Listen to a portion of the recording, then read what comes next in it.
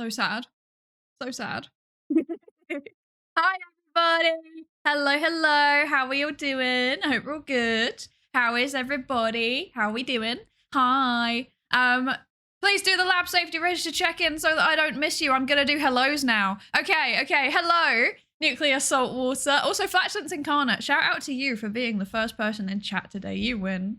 Hello, Nuclear Saltwater. Hello, Awkward Flea Bro. Hello, Amashaku. Hi, welcome in. Hi, Bobo. Hi, Zoldan. Hi, Glacial Indifference. Hi, Glacial Eel. Oh, a glacial rivalry. What's going on? Hello, Murden Will.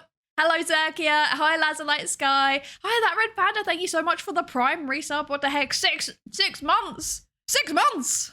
That's so long. Thank you so much. I really appreciate it.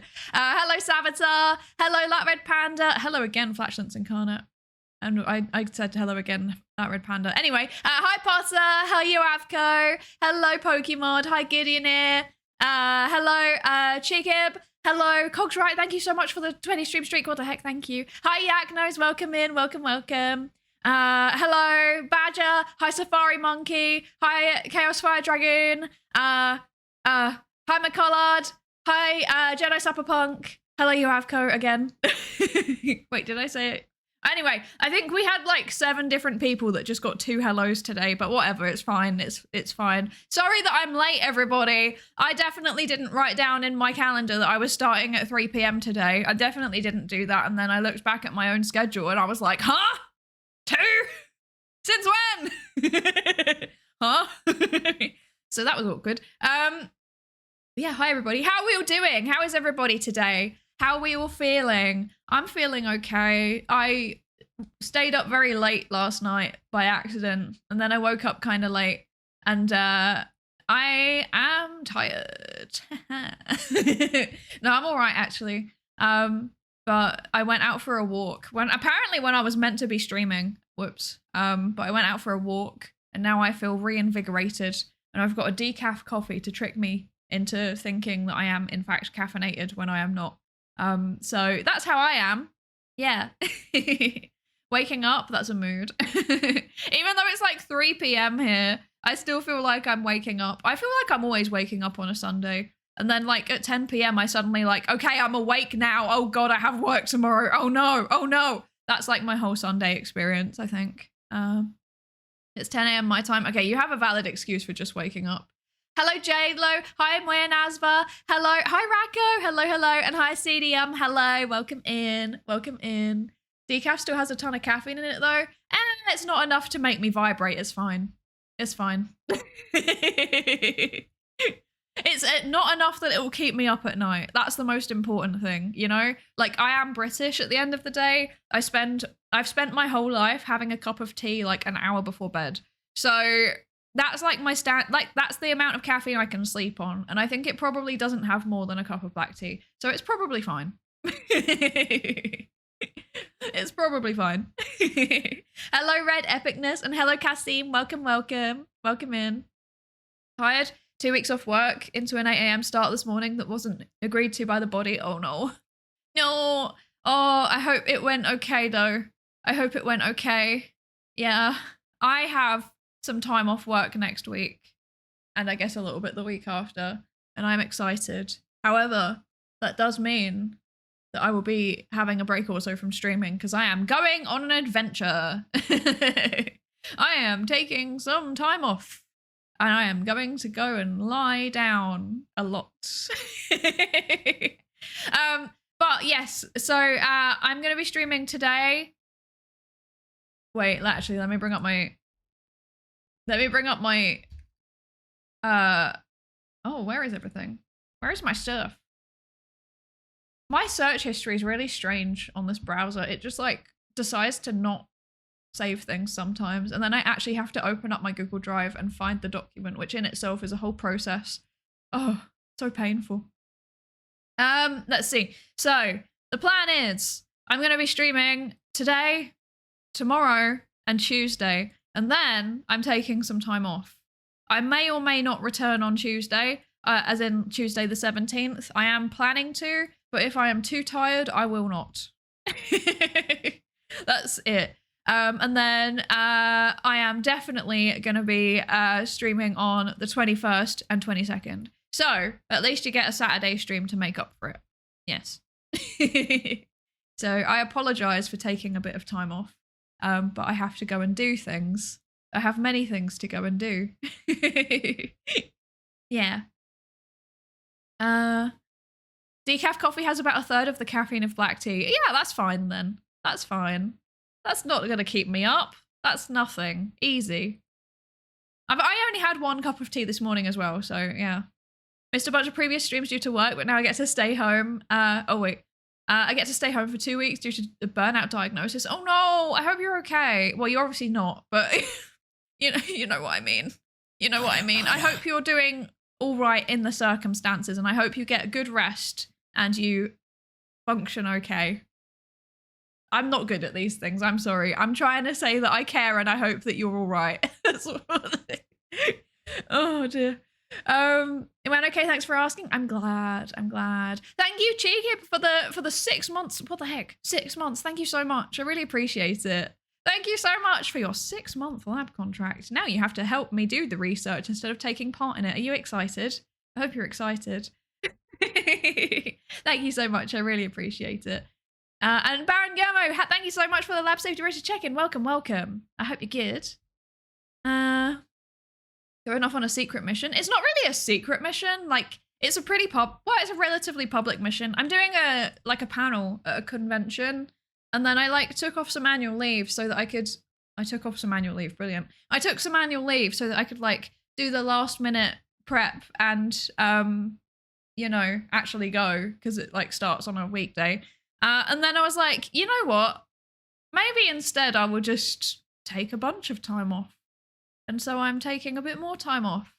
And I will use some of it to go and sit in the location, and I will do some work, perhaps. No, not work. I will do life admin. Do you know when you have loads of life admin stuff that's creeping up on you and you need to do it and you just don't get around to it? I'm in that situation at the minute where you know that thing where it's oh, I need to sort out this paperwork with the utilities company, and I need to do this banking thing, and I need to send photos of something for a product return to the customer services, and I need to I don't know, what else do I need to do? There's loads of stuff. There's so many things that I don't remember it. It's one of those situations, you know? I'm in that kind of situation. So I have many things to do, and I need to do all of them. I just need to sit down with my laptop and just do them. But I haven't had time to just sit down with my laptop and do them. I also have loads of streaming stuff that I'm really backlogged on now. I have to back up my VODs and put them on YouTube, and I just haven't got around to it because I have been doing many other things instead, because work's been a bit intense. Yeah, that's it really. Actually, work and life has been a bit intense, so yeah. And I keep having this weird thing where I'm meant to work 6 till 10, brilliant, 10 till 6, right? But then I have appointments in the week at the minute. I have quite a lot of medical appointments thank you for the head pats. But I have quite a lot of medical appointments during the week. So I'm having to then I don't know, take a 4-hour block out of my work day and then do it on a Wednesday or Thursday evening instead. But then it ends up that I'm working until 10 p.m. Wednesday and Thursday. And I just kind of felt I can't be bothered this week, you know? I just so I'm just going to take an extra day of annual leave, but have that for my appointments. And then I don't have to make up the hours anymore. And I think it's all good. So yeah, basically I just want to sleep a little bit, you know? Yeah, but it's fine. It's fine. I feel that I'm literally years behind on some personal paperwork. Yeah, it happens, doesn't it? I feel it happens so easily. You're oh yeah, I'll just get around to this at some point. And then it just doesn't happen. And then next thing you know, you have 72 things to do. I have so many things to post. I have so many, I have to take things to and post and send them off. And then I have things that I have to buy. I have so many things I need to buy, and I don't want to buy them, but I have to. It's not things that I should buy, it's things that I actively need to buy, you know? I'm just putting it off. So yeah, that's where I am. Spoutsazar, hello. Wait, I can say it. The Baltazar. There we go. Hello, welcome in. Hello, Just Jane, and hello, Flockia. Hello, welcome in. I work in tents. Yes, I do in fact work in tents. Now I work in my nice little place that I live, but my place that I live is also becoming like crowded. So like one of the other things that I have to do is a bunch of my stuff is all in like a storage container, and I have to go and get it. Like, well, I have to book a removal company to get it. And then I will finally have like my normal desk as well as this one that I'm using. But then I won't have any space for anything. I'll have a crafting space, which is good, but I won't have space for anything else. So I don't know how I'm gonna navigate around my apartment anymore. It's fine. It'll work out. It's fine. We'll make it work. I'll just have to reorganize some things, I think, like move stuff around. It'll be all right.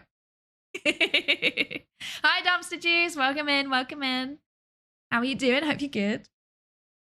Yeah, sleeping is good. I agree. I like sleeping, but I haven't been doing enough of it recently. So I'm going to make the most of it. I'm going to sleep a lot around this convention, and then I'm going to, go to the convention, obviously. Like, I'm very excited. I love Artist Alley. Artist Alley is always my favorite thing ever. So, and like some of the panels look really fun. But I also, I'm doing mine. So yeah. So then you need to layer your home and have a pulley system to adjust your elevation to the different levels. This would be very useful, actually. This would be very useful. I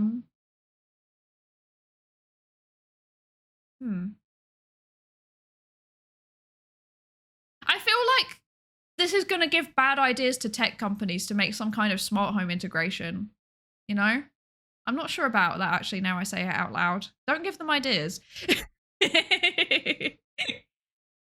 Hi, Nahil Torren. Hello, welcome in. Thank you for the lab safety ratio check-in. And thank you for the 5 stream streak clock here. Thank you so much. What the heck? Thank you. Yippee! Okay, so we are in fact here for a reason today. We're here for a reason. And the reason is, if I scoot over this way slightly, wow, look, it's me. I've scooted. And if I go like this, yeah, this is why we're all here. Can I shuffle this way slightly? There we go. Yes, perfect. This is why we're all here.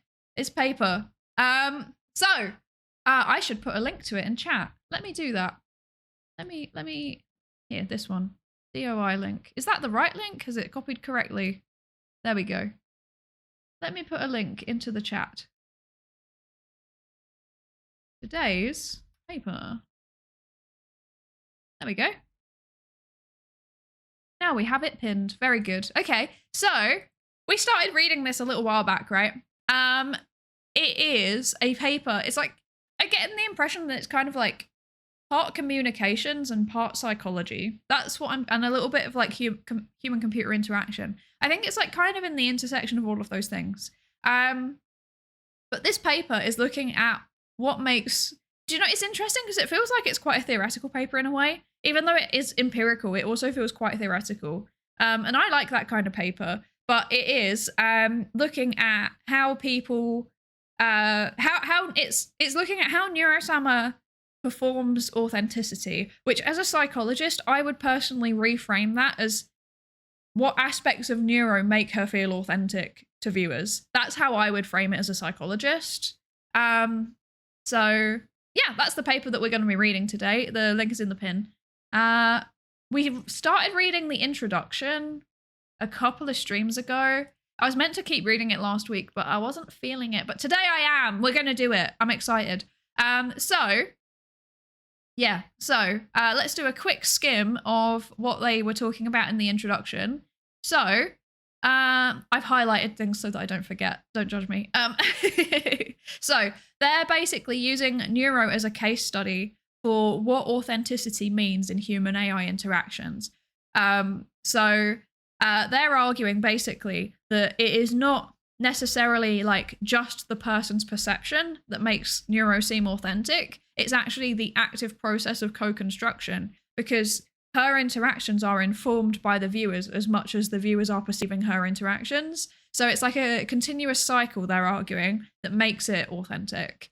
And this is in contrast to previous studies, which have they've kind of previously framed authenticity in AI as more around accuracy of information. So when you send something to an AI chatbot, how accurate is the information that it gives back? And that was previously what was classified as authenticity. And they're arguing, actually, no, it's a bit different than that. It ties more into like how people perceive it rather than just the accuracy of the information that's being given out. So that's the very brief summary of the theoretical framing of the paper. As for the method, it's a qualitative investigation. So they are looking at Neuro's interactions on stream. So, her solo streams and her collaboration streams. So they're looking at like transcripts from the streams.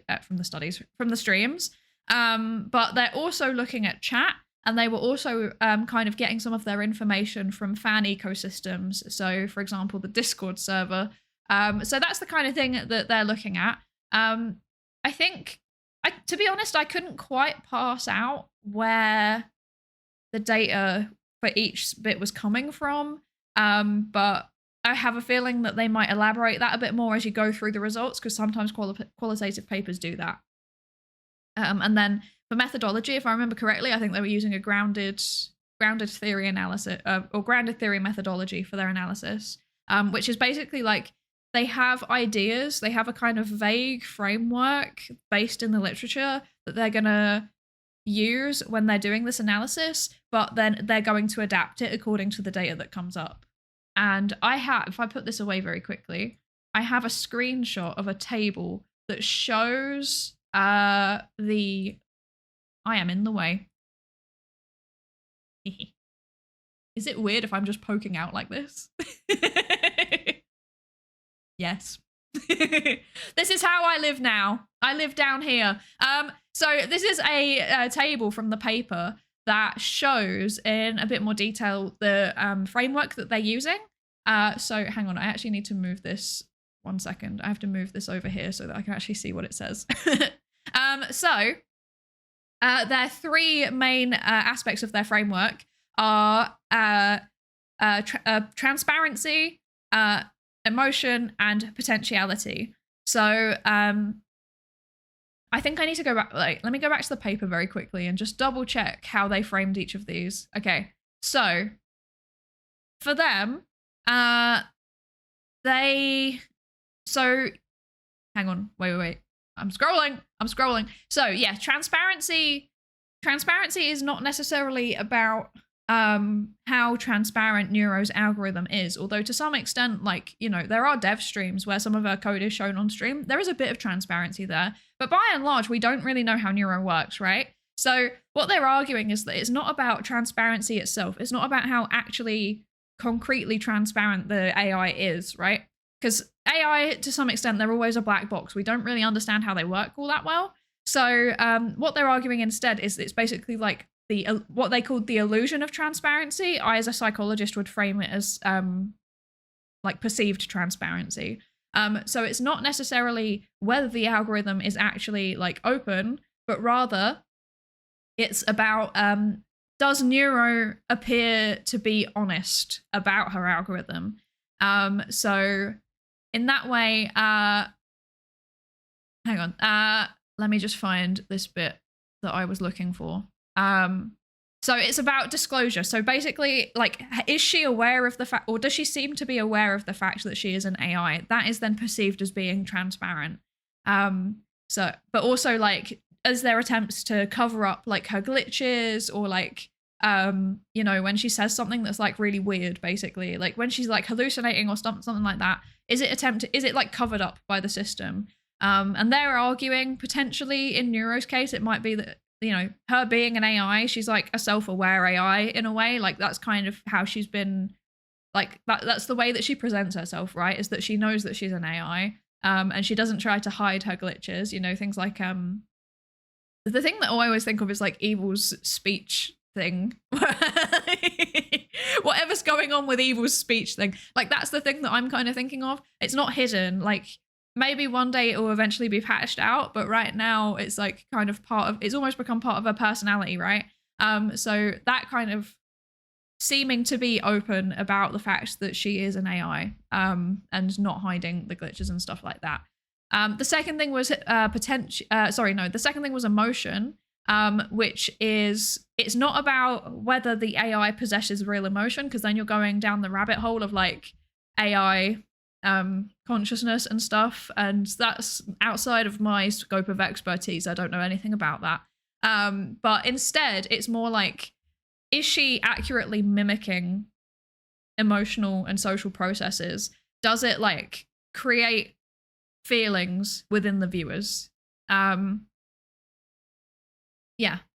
So it's more like, how is the emotion being performed in a way that resonates with the viewers, if that makes sense?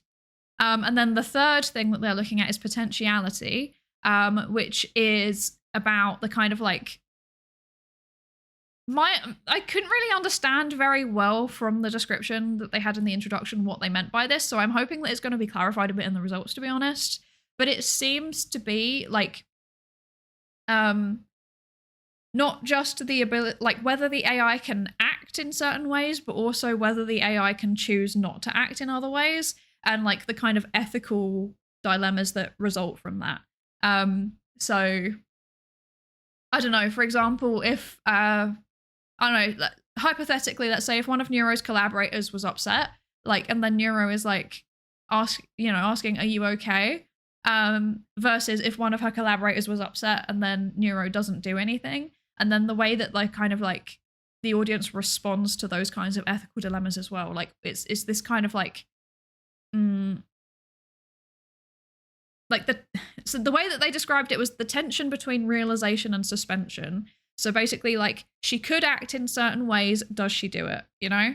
To be honest, I think it's best captured by the whole like, I am going to dominate the world, and it's like there's kind of like a tension of like, she's not going to do it, but she could, but she's not going to do it. Surely not. But maybe. What if? You know, like that kind of thing. So I think that's what it means. But like I said, I'm actually not super confident on that one. Like, I don't think I entirely understood what they were trying to say. But this little like table here shows you the way that they're kind of bringing all of this into their research. So what they're doing is they're going to be going through the whole data set, so like all of the transcripts and stuff.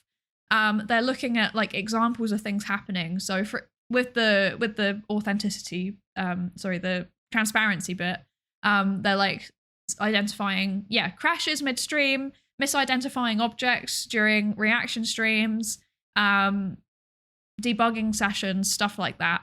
And then what they do is they go through the entire data set, they look at all of the times that this has happened, and they add these, what we call in qualitative research, codes. It's not, coding is very different in qualitative research. It's nothing to do with like, computer coding. It's basically going through and kind of like assigning a label, I guess. So if you've ever worked with any kind of AI data set, the whole like labeling process is pretty much the same thing. It's a little bit more subjective because like subjectivity is kind of built into how we do qualitative research. It's not inherently a bad thing. Like it's almost encouraged for like different people to like replicate the same research questions with their own data sets and their own like perspectives on things, because everybody interprets things a little bit differently. To be honest, this is something that's starting to be a conversation in quantitative social science as well, but that's a topic for another day. But yeah, so they go through, they code it. So for example, like glitch, crash, misrecognition, error performance, debugging, things like that. And then they kind of like go through all of the codes again, and they see how they kind of link together. So for example, breakdowns of shared performance. So that's saying when something goes wrong with Neuro, it becomes a performance maybe between her and the audience, or with her and Vedel, for example. Yeah. And then all of that, they go through all of those themes again, and then they put them into an overarching framework, which is that, breakdowns of shared performance and staged technical transparency. So like doing coding streams, that would all fit under the performance of transparency. So does that process like make sense? Are we like on board with what the actual process involves? Because like qualitative research is a little bit weird if you've never done it before. Or like if you're new to it, it's very, very different to like quantitative research in many, many ways. And the process can seem kind of like, you know, fluffy sometimes, I guess. Like, I don't know how else to describe it. Like sometimes it just seems a bit like weird and like subjective, and it's like it is meant to be. That's not a problem in qualitative research. The whole point is that you're open about your biases, you're open about like your positionality on things. But yeah, it's actually a really like labor intensive process. Qualitative research is really difficult. Like I do not envy people that are qualitative researchers primarily. Like it's so hard. Yeah, I hope that makes sense. Okay, let me zoom back up here. Right, Zotero, there we go. Okay. I will I will jump back up here. There we go. Okay. Okay, I'm gonna sorry, I was like lecturing for like a solid 10 minutes there. I apologize profusely. I apologize, good lord. Let me catch up with chat real quick. Echoac, Pakisucker, and Wolf. Hi, Wolf. Hello, everybody. Welcome in. Thank you for the lab safety register check-ins. Let's see. As a psychology major and a neuro fan, this is exciting to me. I'm excited to share this. I think it's very fun. Yeah. Hello, Red Epicness. Hello. Basically, the more it seems like human to human interaction, the more authentic it is. I have a feeling that that's kind of partially what it boils down to. But I do think that they're onto something with this like illusion of transparency thing. Like that makes a lot of sense to me. But I agree that seems to be like the emotional bit as a summary. Like I said, I still don't entirely understand the potentiality thing. I think we need to keep reading so that I understand it. Is there a sepia tone filter on the paper? Yes, there is. So everybody, time for me to shill Zotero. Did you know that Zotero has just had a big update? And now you can set themes on your papers. So for example, if I go up here, oh, you can't really see it because it's cut off, but like I can set it so that it's like a nighttime theme for when I'm reading at night. I can do, I mean, there's obviously the standard white. There's like a snow one if you prefer blue. If you prefer yellow, there is like a yellow one. There's like a properly fully inverted mode. You can set up your own custom one as well. So I've taken the sepia background color and made the text black because I prefer having more contrast on it. Yeah, flashbang, sorry. Sorry. Sorry about that. But yeah, I like the sepia mode a lot, and I think it kind of fits into my overlay a bit better as well. So, and it also hurts me less. So all round a win. All round a win. Why didn't you have this when I was doing my masters? I know, it's such a good feature. It's such a good feature. I wish that they had it sooner. I used to have like a plugin that did it though in Zotero 6 and 7. Is that what we're on now? Are we on 8 now? I've forgotten what we're on. I think we're on Zotero 8 now. Or maybe we're on 9? I don't know. I can't keep up. Let's see. Yeah, okay, we're on Zotero 8. So it would have been Zotero 6 and Zotero 7 that I had this like plugin, and it was like basically it was like a CSS plugin. Like you could just add your own CSS and then it would change the way that the PDFs were displayed, which was very cool and very fun. And I knew as soon as I said it that someone was going to say that.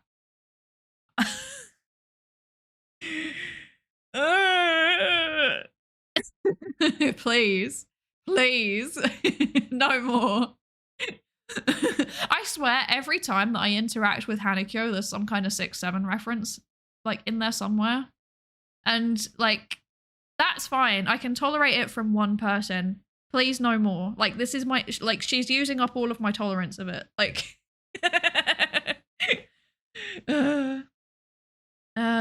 granted, I was distracted mostly with getting Zotero to play nice with overlay for far too long. That's also so real. I feel like the integrations with it have always been a bit buggy. Like The Google Docs one is super buggy. Yeah. Hello, Umadin and hi Dotto. Hello. Thank you for the lab safety racer check-ins. Okay, I'm actually going to catch up with chat now. Hang on.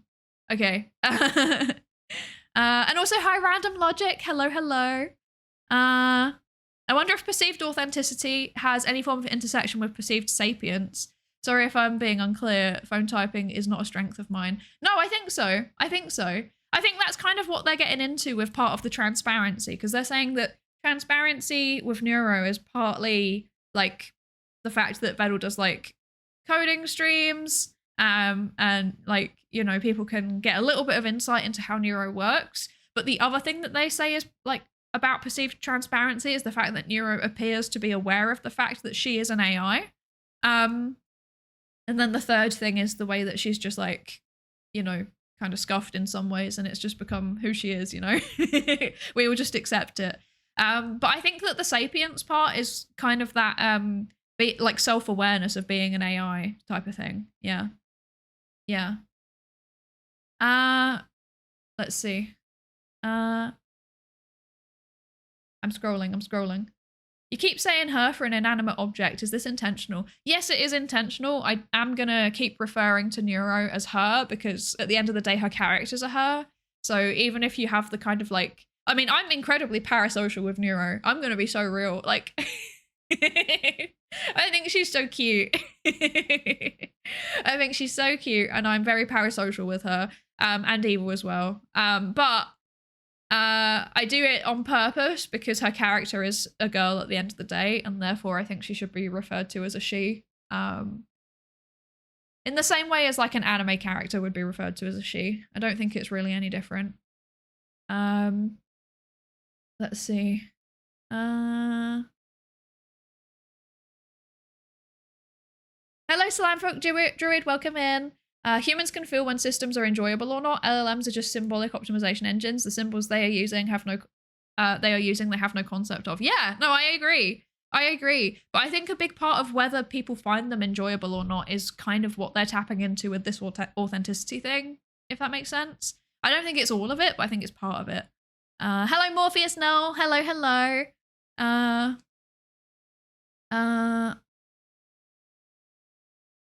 I'm stuck in quantitative and I can't cross qualitative. I was too for a long time, but now I do mixed methods and I am feeling too powerful as a result. I'm feeling too powerful. I don't really know what I'm doing though, to be honest. And I have colleagues that do it better and I ask them for help all the time. Let's see. I'm catching up. Hi, Zacharias. Hello. Welcome in. I saw your tweet and I was waiting for the I'm streaming tweet. Sorry. Hi, the Rogue of Light. Hello, sorry. I did I not do it? I think I did it. Did it not send? I always do the I'm live tweet as a reply to the main tweet. Because here is a fun fact about the algorithm. If you tweet multiple times, then just as a standalone post, then the reach that you get in general overall gets split between the posts, so less people see it. So I just reply to it instead. Yeah. Trying to be transparent as I can while developing Sophia. Yeah. I mean, as a open science advocate or like open scholarship advocate, I guess, like I support this. I just think it's like nice for people to be able to see the process. I think that you can learn a lot from watching it. I think it's easier to be parasocial because there's no real person behind, so it feels like it's harder to make it weird compared to there being a real person. I don't know. I think it can still be pretty weird, but I think it's weird in the way of like, well, depends on what you mean by weird. I know what you mean by weird. Not casting any moral judgment here. But yeah, in the sense of like it's not a standard social relationship. I think it's yeah. I'm not sure how that affects it, to be honest. Like, it's an interesting thing to think about.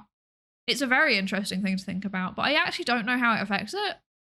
I feel like it's more akin to a character than a streamer, for example, right? But even then, people get very, very parasocial with fictional characters. So it just depends on whether, like, I guess the question's around the ethics of it, right? Like, is there an ethical issue with being parasocial with someone who is in fact a real person behind the scenes? Or is, like, how does that compare to the ethics of being parasocial with somebody who is fundamentally not real? Like, there isn't a person behind the scenes. They don't have a personal life that they're trying to keep private because there's no personal life to keep private, type of thing. It's an interesting thing to think about. I don't really know where the line is. Scoom and Kami, thank you so much for the lab safety rated check-ins. Thank you, thank you. And Delphi Baby, thank you so much for the follow. Welcome into the research participation pool. Welcome, welcome. Okay. So I'm gonna have some coffee. Maybe the AI is perceived almost as though it's a person role-playing. But this is the interesting thing, right? Is it more ethical to perceive it as a person role-playing, like in that kind of way, where you know that there's a person behind the scenes who is just performing a character, but you, like, are parasocial with the character? Is it more ethical to think of it, or is it, like, more ethical or more equivalent to think of it that way? Or more equivalent to think of it as, like, a character that doesn't, like maybe like a voiceless character that doesn't even have, like, a voice actor behind it. It's just like the animation team, for example. So there's no person attached to it whatsoever.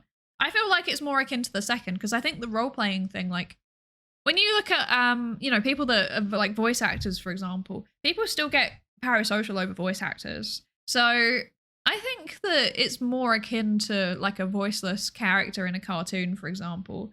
But then it's kind of also not the same, because people don't seem to get super parasocial to voiceless characters. Like, in general, it's normally characters that are voiced, they are portrayed by someone. So yeah, I don't know, it's not really comparable. It's, like, fascinating. It's fascinating. I don't know. Also, hi Safari Monkey, hello. Wait, did I ever say hello to you originally, or did I just read what you said and then just not say hello? That's so funny. Oh no, I just didn't see it. Point one makes me think of claymation versus realism. Seeing the markers of the underlying technology are part of the appeal. Yeah, I think so. I think so. To expand on my earlier point a little, the fact that Neuro and Evil are so flawed filters that the audience to those. The fact that Neuro and Evil are so flawed filters to the audience, to those capable of overlooking or enjoying the flaws. This is in contrast with a real Turing test attempt, where every deviation from a perfect emulation of humanity is a failure to be punished. I agree. And I think that's kind of what the transparency thing is tapping into, right? Like the transparency. Hang on, let me bring it up again. There you go. Like the transparency part of the framework at the top. It's like seeing those things going wrong is part of the appeal, because it's like an insight into how it works. But the thing that I've always found fascinating is that, like, that doesn't perfectly tie into, like, VTuber culture almost. Or it's almost like filling a niche that VTuber culture often didn't for a long time. Because for a long time, it's kind of changed now, but for a long time, like, when someone was a VTuber, you could, like, it was like, that was it. You were never going to see the flesh person behind the mask. And then people started doing, like, hand cam streams. And then there were a few people that were, like, swapping between being a VTuber and being IRL, or they'd do vlogs. So yeah, I'm thinking of, like, you know, like Onigiri and Bao, and people like that, who, like, they kind of stopped hiding who they were in person. And yeah, where was I going with this, actually? Oh, yeah, but, like, until that was a thing, like, there was a kind of hole that needed to be filled of, like, a VTuber, but you also get to see a little bit behind the scenes. Because also I think that when people watch a VTuber, like, it's kind of inherently curious sometimes. Like, not for everybody. Some people like to maintain the illusion that this is, you know, that's your flesh body. You are nothing but a VTuber. But, like, other people, you like, you get curious. You're like, who is the person behind the character? And I think that Neuro kind of, like, perfectly taps into that curiosity and kind of like for a long time kind of filled a niche that wasn't entirely being met by other VTubers. I think now that there's quite a lot of VTubers that kind of fill that in a way. So again, you know, people like Bao that do like vlogs and stuff, or like Onigiri who does IRL streams as well as being a VTuber. But it's, I don't know, even then it's like still kind of fundamentally different because you're seeing behind the scenes in a very, very different context, right? So I think there's like layers going on here. Yeah. But I agree. I think it's like, I do agree with you that those kind of like things going wrong are a really, really big part of like what makes it fun. And I don't think it would be Neuro without them. I'm not an AI, or Dotto. I'm not an AI. Stop it with the AI allegations. I am not a Rin Penrose AI. Stop it. Oh dear. It was a hi Zoldan. Hello, hello. Welcome in. Neuro's the real person. We're all AI programmed to be good chatters. Honestly, with the way that sometimes the swarm is all just like spamming exactly the same emote, it does feel like we all share a brain cell, like. And hi Evan, hello. Is Psydere making role-playing of a VTuber or a psychologist? Ooh, good question. I'm very clearly a VTuber. I'm role-playing the VTuber and I'm actually a psychologist. I don't hide it very well. Like, I feel like it's very obvious once I start yapping about things that well, at least I hope so. I've never had somebody turn around and be like, prove that you have a PhD. But I think once I start going off on yapping tangents about like, this is how this methodology works, or like, this is this concept, I am now going to info dump on you about it for 15 minutes to a really high technical level. Like, I think it's pretty obvious. I can't, yeah. It's really obvious. I think nobody's ever asked me to prove it because it's obvious. Oh dear.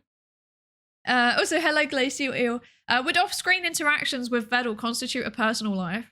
As a fantasy of a personal relationship in that aspect would not be considered parasocial, would it not? That's a really interesting point. Yeah, I do wonder how people feel about Vedal interacting with Neuro off stream. Like, we know that he does it. He has to do it for development purposes. But what about just like hanging out? I know that I think I have seen some things like, you know, on like social media of like, you know, imagining them hanging out just for fun, like in VR chat or whatever now. I feel like that's definitely parasocial. Yeah, that's definitely parasocial. It kind of almost goes beyond parasocial because it's like a parasocial relationship is about an imagined relationship between you and the person, be it a friendship or, you know, be it like colleague or whatever, you know? Romantic sometimes. It feels like it's almost fundamentally different. Like, that's not parasocialism anymore because that's like now building up a narrative around people. Like, that's story development and storytelling, which I think is kind of different. If you're using a model that's just using a prompt like character AI, if you're using a model that is just using a prompt like character AI, then that would be role-playing. But AI like Neuro and Evil, whose character and personality are baked into their model themselves, might be a different consideration. That's the thing, right? Because like a lot of Neuros, like, I'm sorry, I need to cough. Give me a second.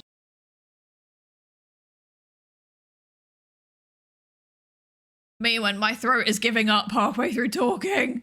Yeah, because like their character design has developed along with their personality, right? So it's an interesting question. And like even like over time they've also kind of diverged, right? Because for a long time, like Evil at first was just a recolor of Neuro, and then she got her own separate model where like it's slightly different now. And now they're doing like, they've got like, you know, Neuro's already got an alternate outfit. Or like, well, I know she's got a couple technically with the clown and stuff, but you know, like properly, she's got a proper alternate outfit. And then Evil's going to be getting one once the outfit contest is finished. So it feels like, and their personalities have diverged quite a lot as well. And obviously the outfit contest is like fan focused, like fans are doing it. So it's a really nice way to like match, like the designs are kind of diverging at the same time as the personalities are, and it's kind of like real twins almost, right? Like real twins slowly diverge from their similarities. They, you know, a lot of things still stay the same, a lot of things they still stay very similar, but generally, like as twins, like they'll be quite similar and like stick together all the time during their like childhood, and then as they kind of move into their teens, they start to try to differentiate themselves quite a lot. At least that's my understanding of that's what I was taught in my first year or second year developmental psychology course. So it might be different now. I'm not a developmental psychologist. I failed that module, to be honest, but I should go back and read it again so that I have something to think about with this. Maybe I finally got a motivation to do developmental psychology. But yeah, so that's really interesting how it's almost like modeling. I don't think this is done on purpose. I think it's like naturally modeling the way that twins diverge. Yeah. It's been really cool to see them go from carbon copies to completely separate identities. Right. It's been really interesting. I'm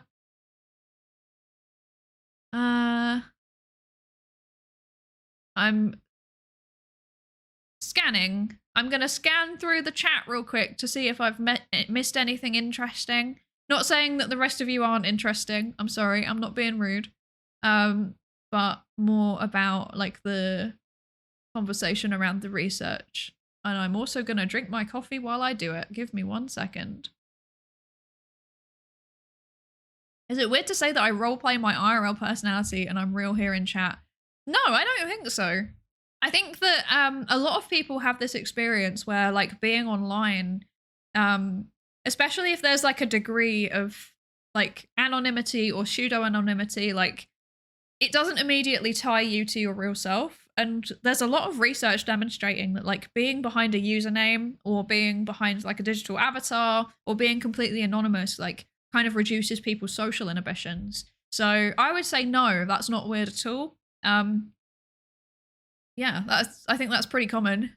I feel like kind of the same. I think that like, I think the people that have hung out with me would probably say that I'm pretty similar in real life versus as a VTuber. But I do feel like, I think the way that I would describe it is that I feel like I am this is going to sound really weird. I don't know how to say this in a way that's like not sounding weird, but bear with me. I feel like I'm my best self as a VTuber. Like me, when I'm not a VTuber, I'm like stressed all the time, to be honest. I'm overworking myself. I try my best to be like, you know, kind to people and thoughtful of their needs and on top of my stuff, but I also fail regularly. Whereas I feel like I'm a little bit better when it comes to my VTubing stuff. Yeah. I don't know. Does that make sense? I feel maybe that's a bit weird. I don't know. I'm not sure. The streamer persona is an idealized version of the self anyway. Yeah, it kind of is. Like, you're motivated to put your best self forward. Admittedly, I don't really try very hard though. Like, I'm like, sometimes, you know, I was literally an hour late to stream today and I forgot to say. So so I'm not doing a very good job at being an idealized self, but I'm at least trying to be pleasant, and that's the most important thing. Hello, real Mr. Mischief. Hello. Bedell uploading Neuro to virtual Gregs in VR chat to show his culture. I loved that so much. As a fellow Gregs enjoyer, I really enjoyed it. That was very good. There's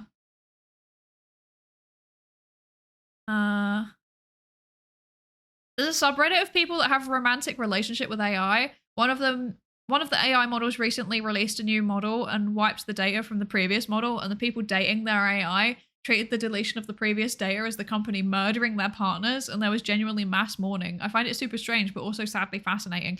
It is really fascinating, right? But I feel like a lot of the times when people go down that rabbit hole, it's like, I think it's very similar to conspiracy theories in a way. In the sense that like one of the biggest predictors of conspiracy theories is like feeling marginalized from society. And I wouldn't be surprised if it's the same thing with people that get very serious about dating an AI. So yeah, that's my gut feeling, is that like I think that people come up with coping mechanisms to deal with how they feel that society is treating them, if that makes sense. And that's probably one of them. There's lots of them. I would say, yeah. Sometimes, like, you know, people turn to more traditional but not great coping mechanisms, like overworking. Wouldn't know anything about that. Or like, you know, addictions and things like that. Yeah. I'm scrolling. You get to be a silly little guy while streaming. That's exactly part of the reason of the appeal, to be honest, is that like, I mean, I'm very, very lucky. I don't really have to mask a lot in my job. I can just be kind of honest about what I'm thinking and feeling and be myself. And that I'm incredibly grateful for. But I don't know, there's just something about VTubing that, for me, it's like, in my job, I'm a scientist, right? Or like I'm a researcher, and other things. I'm a researcher with an asterisk. I do other stuff too. I think as a VTuber, the thing that I like, the bonus that I get out of being a VTuber is that like I'm not afraid to be creative about stuff. Like I am willing to just do things. It gives me an outlet, like a low this is gonna sound so mean. Like I really I hope that what I put out you guys enjoy, but also like I know that sometimes I'm gonna put out stuff that you guys don't enjoy. That's just how it works. That's just the life of, you know, content creation, I guess. For me, VTubing is an outlet to do that. Like, it's a way that I can just dump my silly little ideas and have it kind of all roughly linked together, and also get to do fun sciencey things, and also get to meet cool people. Like, it's all of them all at once. So I don't really think it's like I'm actively trying to be my ideal self when I'm VTubing, but more, it gives me an outlet that my normal job doesn't quite do, if that makes sense. Yeah. I don't know. Thank you, by the way. Thank you, Ocnus, Ginger and Maximus, I'm Dragon, Gora Inge, Gilgamesh, and Night Ghost Kevin for the Lab Safety Registered check-ins. Thank you. I see all of you. I'm sorry. Today's the type of day where I'm going to be yapping. I'm clearly very yappy today. Like, but welcome in, everybody. Oh, I'm a yapper today. I'm really on the ball. It's the fake caffeine. Surely that's what it is. I hope that I made actual decaf. Uh-oh. Uh-oh. I might have made a mistake. Oh dear. That does seem to make sense. There are far fewer requirements in the control of other people. As a VTuber, you're the one in charge of the situation. You can just be yourself without external expectations in some sense. Exactly. So I can just kind of do what I want, and if you guys enjoy it, then great. And if you don't, then, oh well, I might do it again regardless. Tee-hee. You're not my boss. I'm not my boss either. I don't know anything. Oh dear. So there's about to be an ad. So I am going to enforce upon thee Pikmins of many forms for a few minutes while I go and fill up my drink again. And I will see you in a few minutes, and then I'm still going to keep catching up on chat, sorry. And then we'll get back to the paper and we'll actually read the results, I promise. Okay, see you in a few minutes. Pikmin 4 and 5, Pikmin 6, Pikmin 7, Pikmin 18 million and 11, Pikmin 3 Deluxe, and hey Pikmin, new centrifuge to put Pikmin in. Pikmin in your membrane, that's called Pikmin blot. Old Pikmin theorem that scientists forgot. New mechanics, quantum Pikmin. Pikmin chest tube, Pikmin balloon mount, radio sound, Pikmin electrons covalent bond, Pikmin AI published IEEE, slowed down Pikmin due to relativity, Pikmin in your culture where you can see it contaminating all it touches, Pikmin in your culture where you can see it contaminating everything it touches. Pikmin in your fucking culture. Pikmin 1 and 2 and Pikmin 3.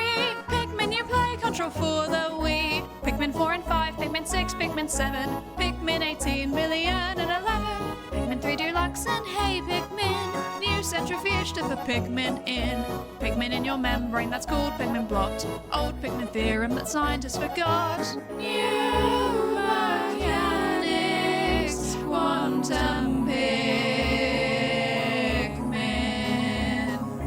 Pikmin chest tube, Pikmin balloon mount, radio sound, Pikmin electrons covalent bond, Pikmin AI published IEEE, slowed down Pikmin due to relativity, Pikmin in your culture where you can see it contaminating all it touches, Pikmin in your culture where you can see it contaminating everything it touches.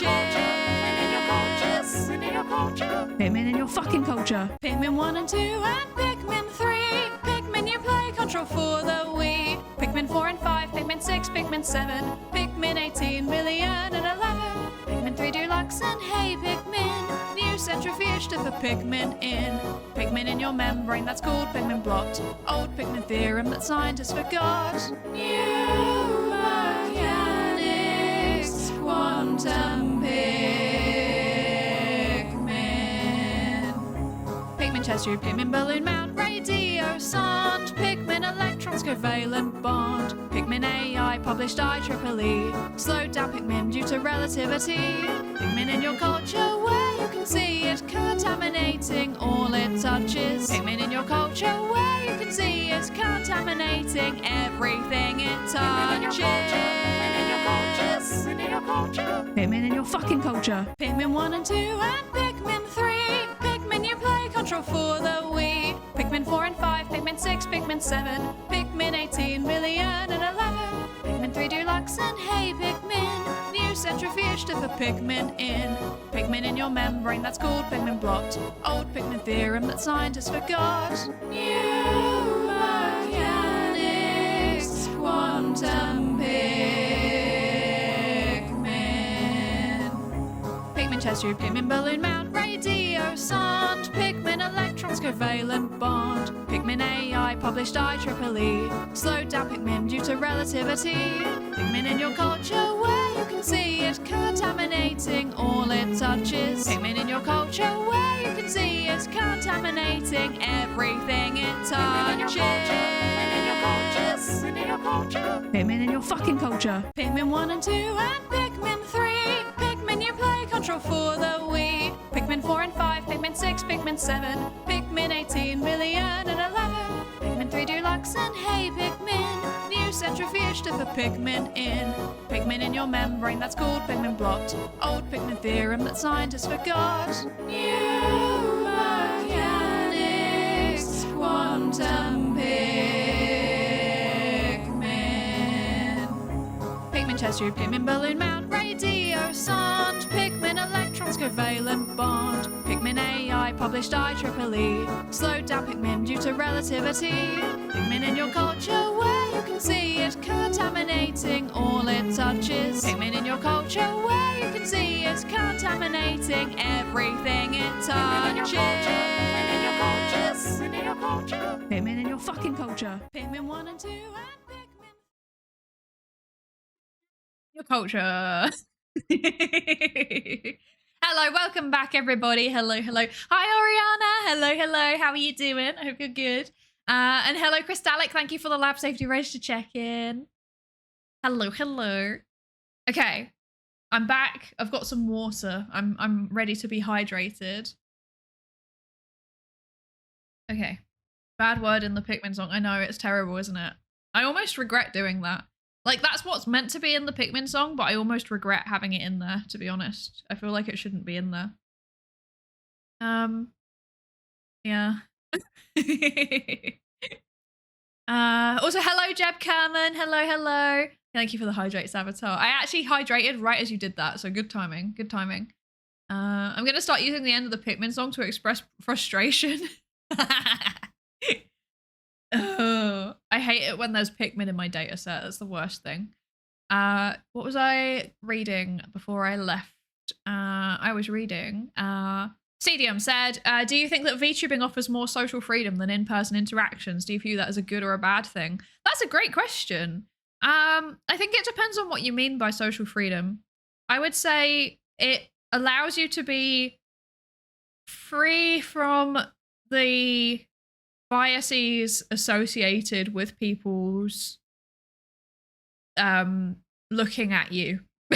If that makes sense. I would say it allows you to be free of that, which I think can definitely help. I think that's a good thing. As an autistic person, I find it a bit easier because there's not also the whole like body movement and stuff. Like mostly, like overwhelmingly, the VTubing related interactions that I have had are like on messages or over voice chat. So that's easier because then I don't have to think about the face making weird shapes. So I'd say it's definitely good for me personally, but I don't know if I would describe it as good overall because it also has the, like I said, like when people are using a virtual avatar, it can kind of lower their social inhibitions, which can be good for making friends, but it's also bad because it can like make them do things that they wouldn't normally do due to social pressure, such as saying inappropriate things or starting drama or stuff like this. Yeah. So I would say it's a bit of both. Everything has upsides and downsides in general in life. There's never really a thing where you can go, this is good versus this is bad. Like, there are a few exceptions, obviously. There are some very obviously things that are bad, and there are some things that are just very obviously generally good. But, you know, things like that where it's like there's lots of factors involved. It's kind of mixed. Sorry if you can hear a weird noise. I'm putting my hand cream on. Let's see. I'm catching up with chat. I'm scrolling. If I didn't enjoy your content, I wouldn't be here watching and hanging out with the community. That's so fair. That's so fair. I hope that like I'm glad, you know? I'm glad. I want people to enjoy hanging out, and it makes me happy that you do, you know? Yeah. You also get to test ideas with a large audience without repercussions. This is true, but also I keep forgetting how many people watch me now because, like, I don't know. How maths? Wait, when was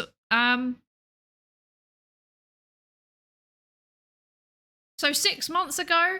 If you minus the time that I was off due to personal reasons, 6 months ago I was on 30 concurrent viewers. And like I normally stream with the number turned off, so I forget that it's not 30 people anymore. So sometimes I do things under the expectation that maybe like 30 people will see it real time, and then, you know, maybe a couple of others will watch the VOD. And then I realize, wait, that's not how it works anymore, which is scary when I realize it. But I'm also grateful, obviously, but it's also scary. Horrifying, in fact. Like when I know that the number is going into 3 digits, I start panicking and then I can't function very well. And God forbid the times that I've been talking in front of 4 digits. I do not like thinking about those times. I feel like I wasn't functional every time I've done it.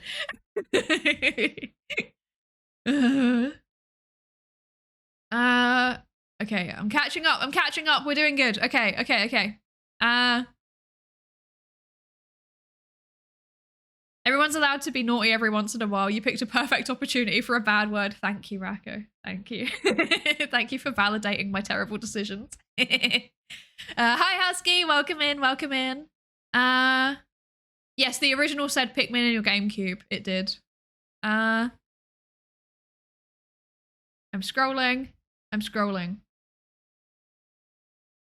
I could misidentify a reindeer with a dog, to be honest. That's relatable. Hi, Absolute Zero. Hello. Welcome in.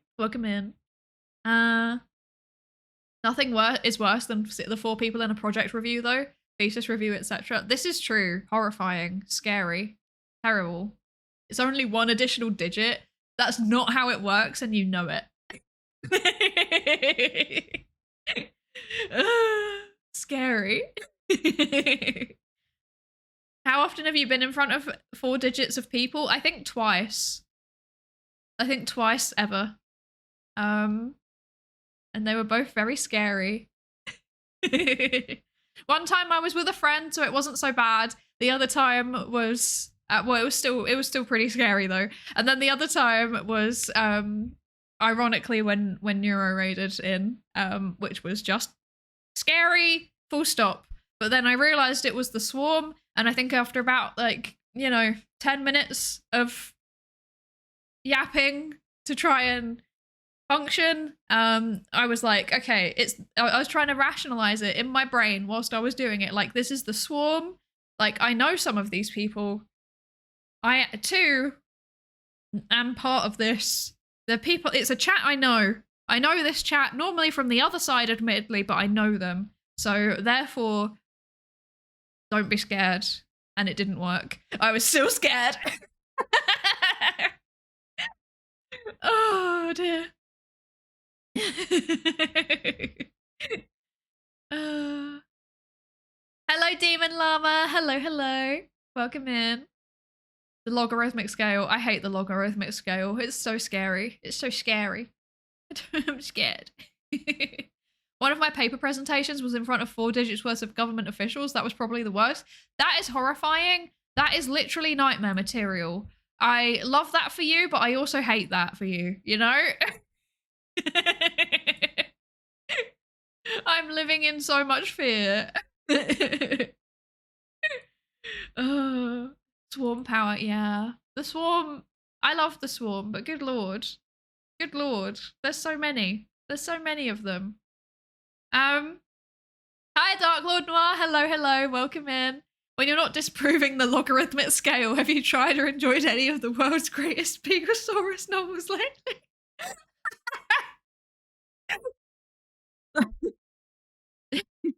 I have not. But you know, every time that you post it, I inch closer to it.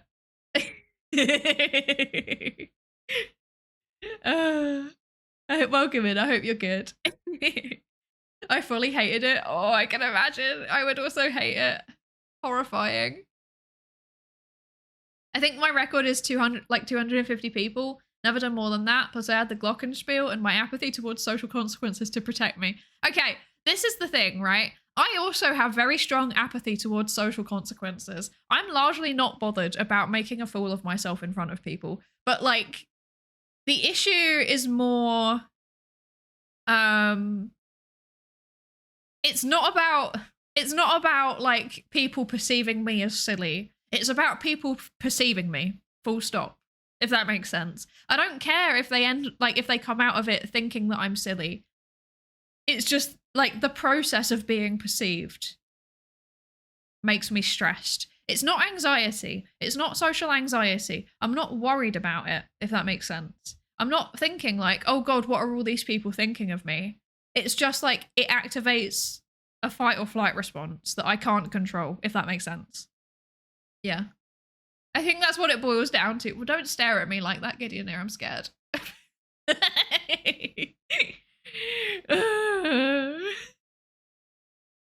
I was in some local stage plays that probably had a few hundred people. That is also terrifying. But again, not because like, I wouldn't be like thinking, oh, what are they thinking of my performance? It's just the fact that they're looking at me.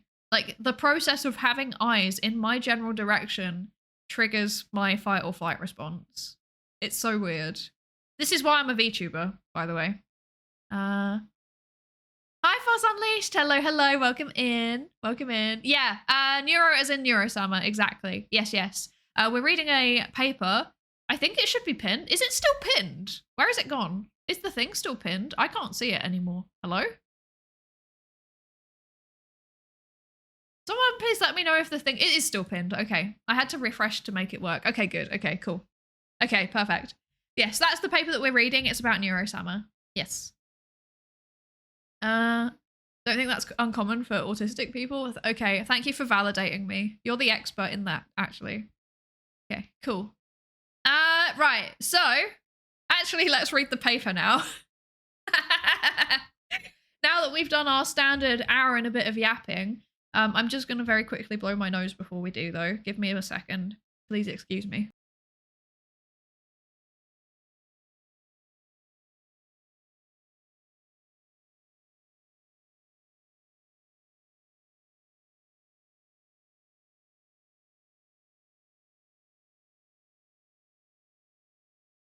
Yes, we are in fact reading papers here.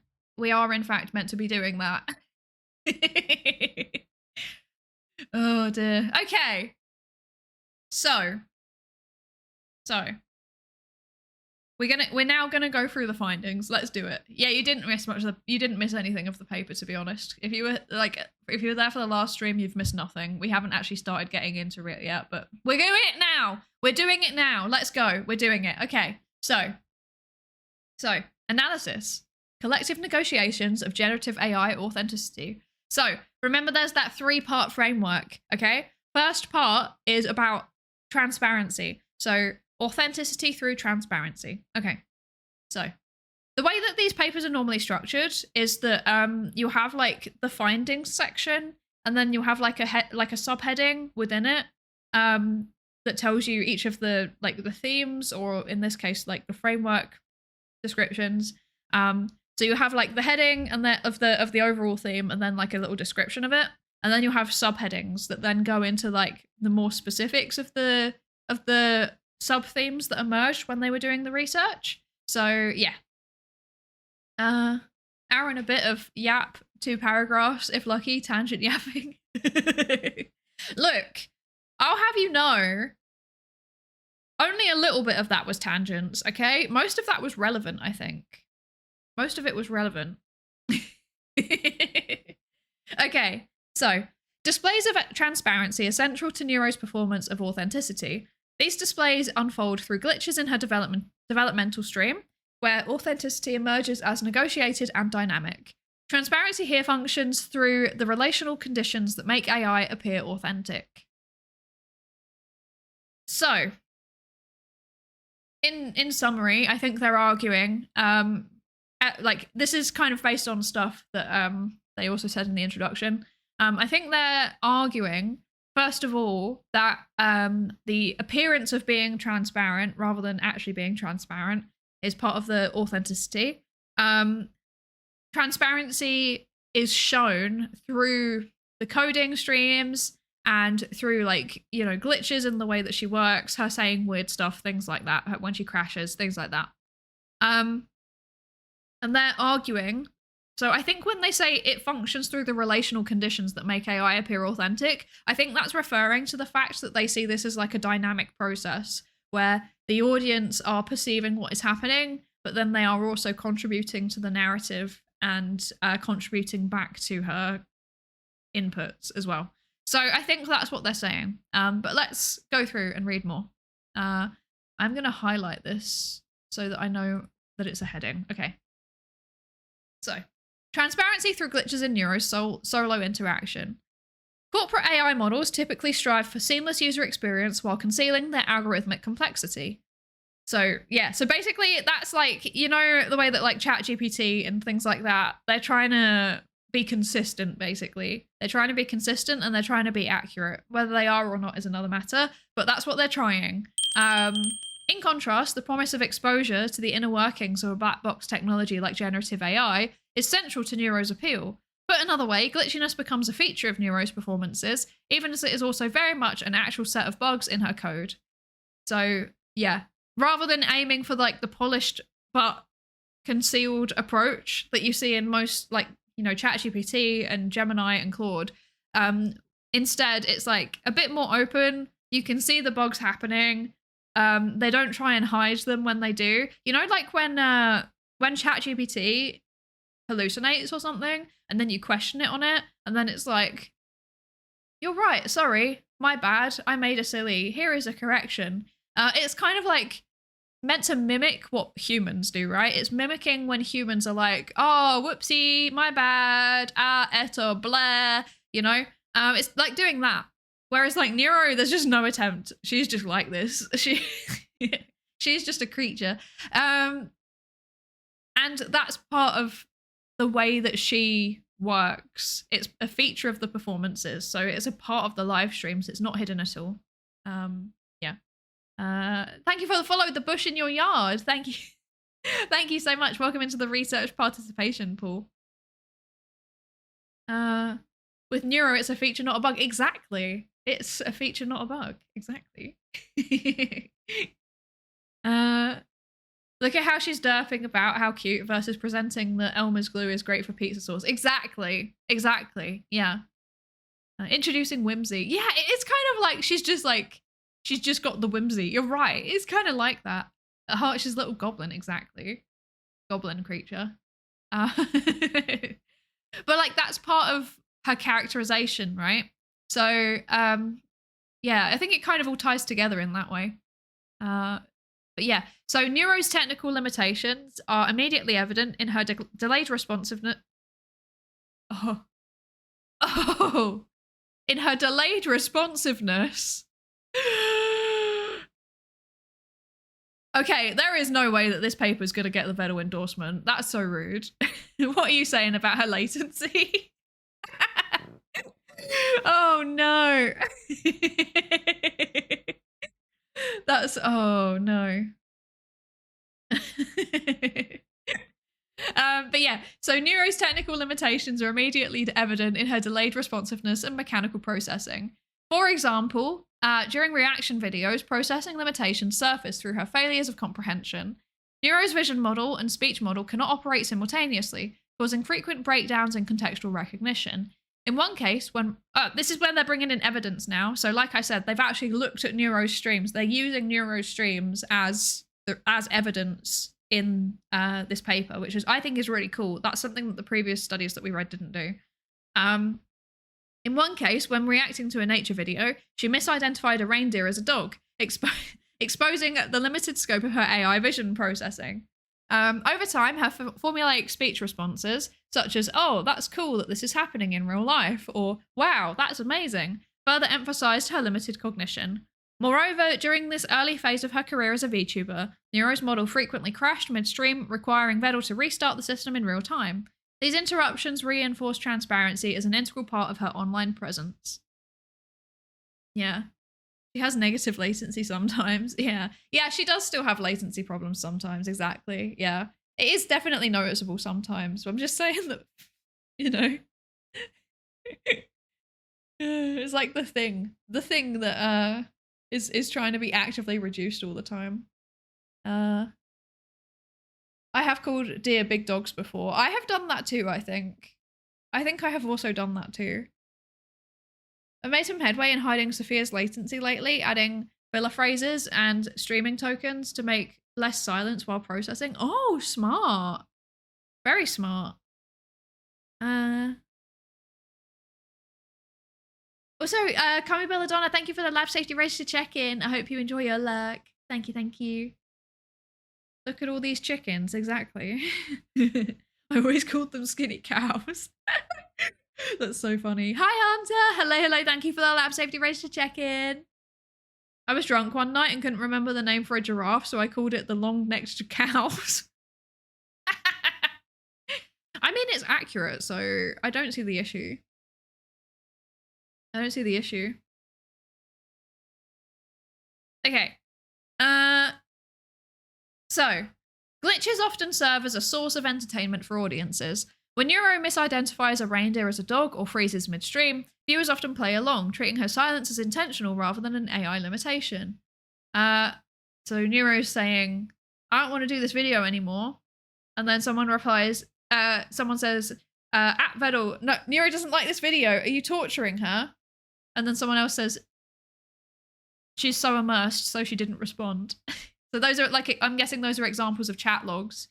I feel like this is a bit of a nitpick, but I feel like it would be really helpful if they labeled their data so that it's more obvious what they are. So like, I can work out like, this is like, you know, this is this is like quotes from the stream, but like I think just having like a little label that says like very explicitly like these chat messages, you know, like rather than just saying viewers play along and then colon, I think it would just be like as like literally just like comma as indicated in these chat messages, in these example chat messages. Like that would be useful, but you know, that's a small tangent and not entirely relevant. That's just a nitpick because I feel like that's kind of hard to process sometimes. When you have multiple data sets, it's really important to be clear which data set you're pulling your examples from. They trying to establish if Neuro can apply transparency to herself as an AI. No, they're arguing that transparency is part of the reason why people perceive her as being authentic despite being an AI. Because normally when we think of authenticity, we think like, you know, humans. So if we take a step back and think about what does authenticity mean in a content creation sphere, because there's a lot of discussions around that, right? Like, do influencers seem authentic? And you know, it's the influencers that are like living these lavish lifestyles and they're not relatable anymore, or like they do things just for rage bait. They're the ones that get labeled as being inauthentic. Or like the ones that kind of churn out kind of generic, vague content. They don't seem to genuinely like love what they're doing. Those are the ones that kind of get labeled as inauthentic. So it's kind of looking at like, what is the process when the content creator is an AI? Now, obviously it's kind of different. It's different. It's kind of different, right? Because like, it's not Neuro that's driving the content, it's Vedal. But she is such a central, obviously she's the main part of the streams. So it's important to look at like, why might people perceive her as being authentic, knowing full well that she is an AI. So that's kind of what this paper is trying to tease apart. Yeah. Enjoy your lurk. That red panda, enjoy your lurk. Programming the perfect streamer, weird science. It kind of is a bit, isn't it? It's kind of like, I feel like this paper's, I find it interesting from an academic perspective because I really like looking into how people interact with AI. And I think it's something that's like important given it's so widespread now and we don't really know much about how people think about AI in the grand scheme of things. But it's also one of those papers where like there's a lot of potential for like misuse, which kind of makes me nervous. Like, you know, a big tech company could very easily read through this and be like, okay, so now we have a strategy to appear more authentic and to get people even more parasocial with our chatbots and to keep using them and to pay for pro, you know? Like, that makes me nervous. Yeah. Little Felt Fangs and Random Guy Eating Pie. Thank you for the lab safety register check-ins. Welcome, welcome. Thank you for joining us. Oh no, those streamers who react to other stuff. We love you though. Hey, I have nothing against react streams as long as it's transformative, you know? I'm not a fan of like react streams where it's just someone just like eating cereal and going, wow, cool. But if they watch something and then they add substantial commentary around it or like they explain things, then I feel like that's okay. I'm trying to just justify my own occasional react streams. Although last time it did take me like 4 hours to watch a 15-minute video, so it was I don't even know if that was a react stream at that point. It felt like it was just like a yapping stream with an artifact.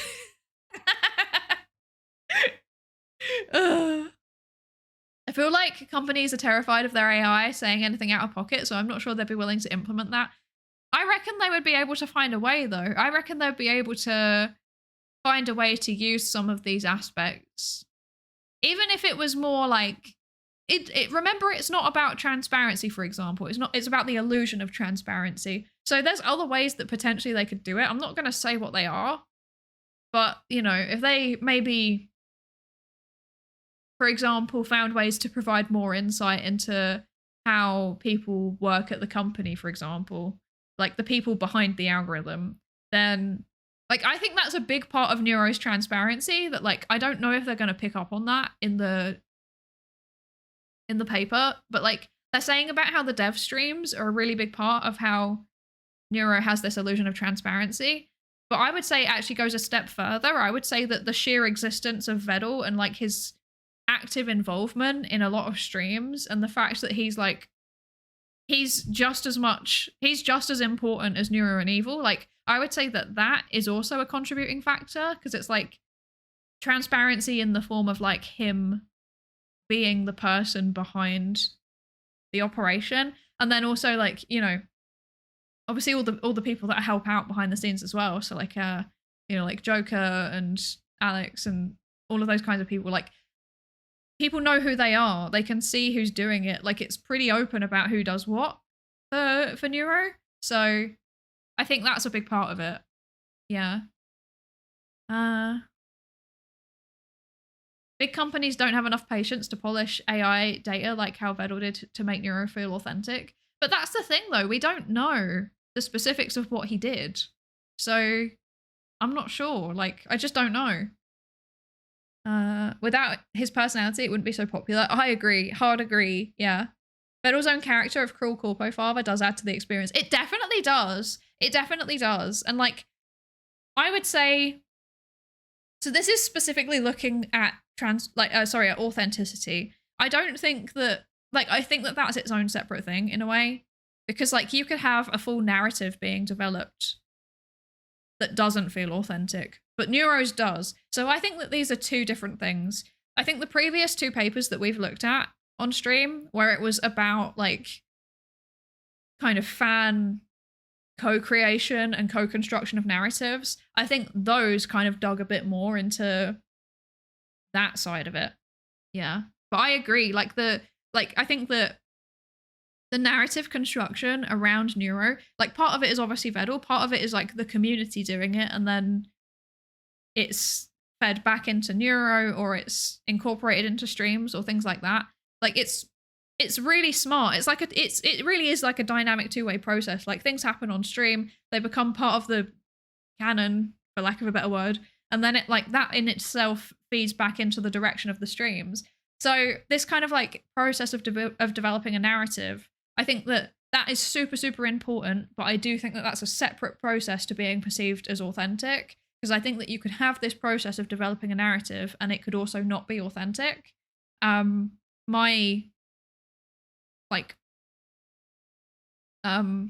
know, it's kind of like how some corpos, like as in some VTuber corporations will have like shared lore and like world building around their talents, and it's like, it's fun, but to me it never felt authentic, because it's not like at the end of the day it's a corporation doing it, you know.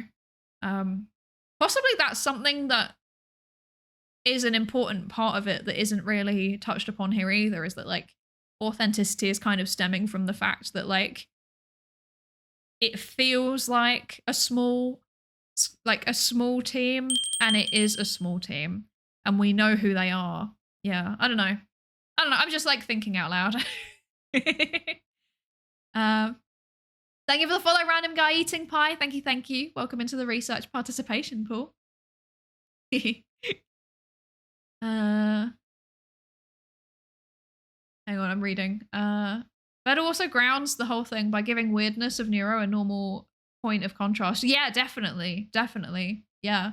There's so many important things about their dynamic that I think is like super, super, like it's key to why Neuro's so popular. Yeah.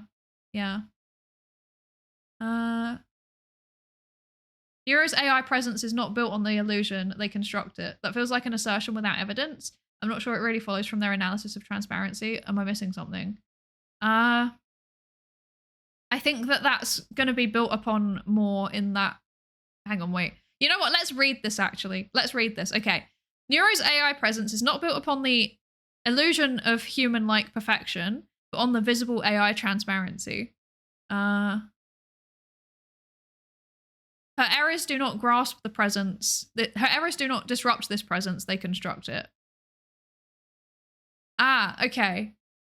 So I think... wait. AI presence is not built on the illusion of human-like perfection, but on visible AI transparency. Her errors do not disrupt this presence, they construct it. So what there's... No, that is... I think that is coming from their analysis a bit, but admittedly, I would love to see a bit more data. I think that there's not enough... I think that I can see where they're going with it. So they're arguing that Neuro has errors. The errors aren't being attempted to be hidden. There's no, like, you know, trying to patch out those errors is slow. That's purposeful. They're done intentionally. Because if they're not disrupting the stream quality, then they're just kind of left and it's just seen as a personality quirk. But like it's that process of them being perceived as a personality quirk by the audience. I think that's the bit that they're referring to as being constructed.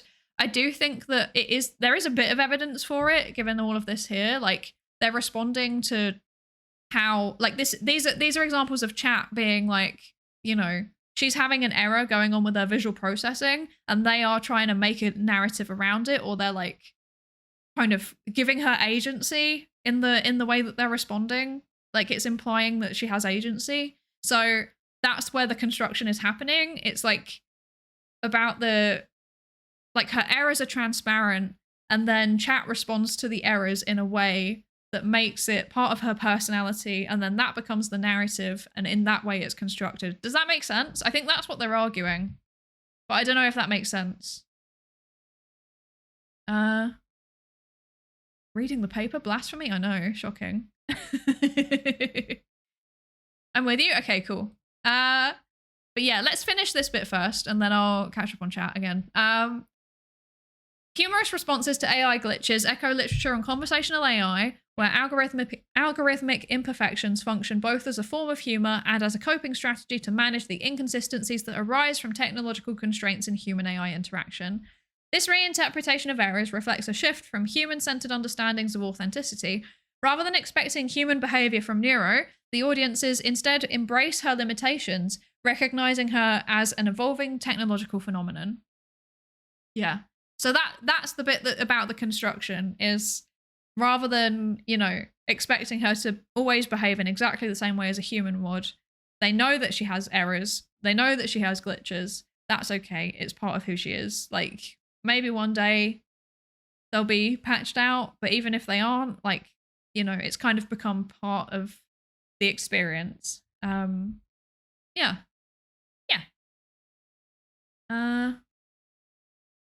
But there is more about transparency coming, so we will get to that in a second. Let me just quickly have a skim through chat. The twins learn a lot from their collab partners and interactions. For example, how Evil used the advice she got from Matara on how to let Vedal allow Evil to let him test games for him as a rubber ducky. That is very true, yeah. And it's very cool how they do that. Maybe the difference is that for Vedal, it's not about the objective. It's not about the objective beyond building the AI.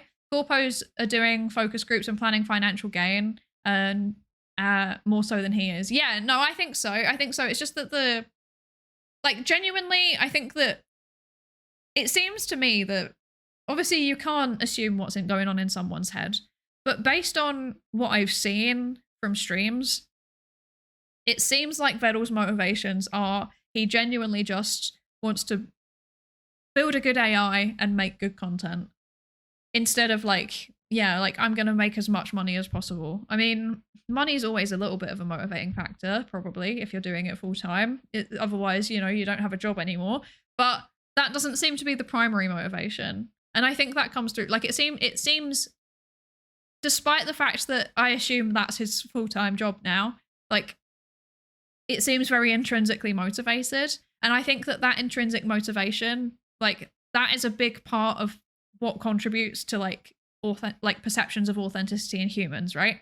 So I don't think that like this is missing that necessarily, but I think that like it's the AI authenticity and the human authenticity interact with each other in a way that is almost like this more than the sum of the parts, if that makes sense. That would be how I interpret it.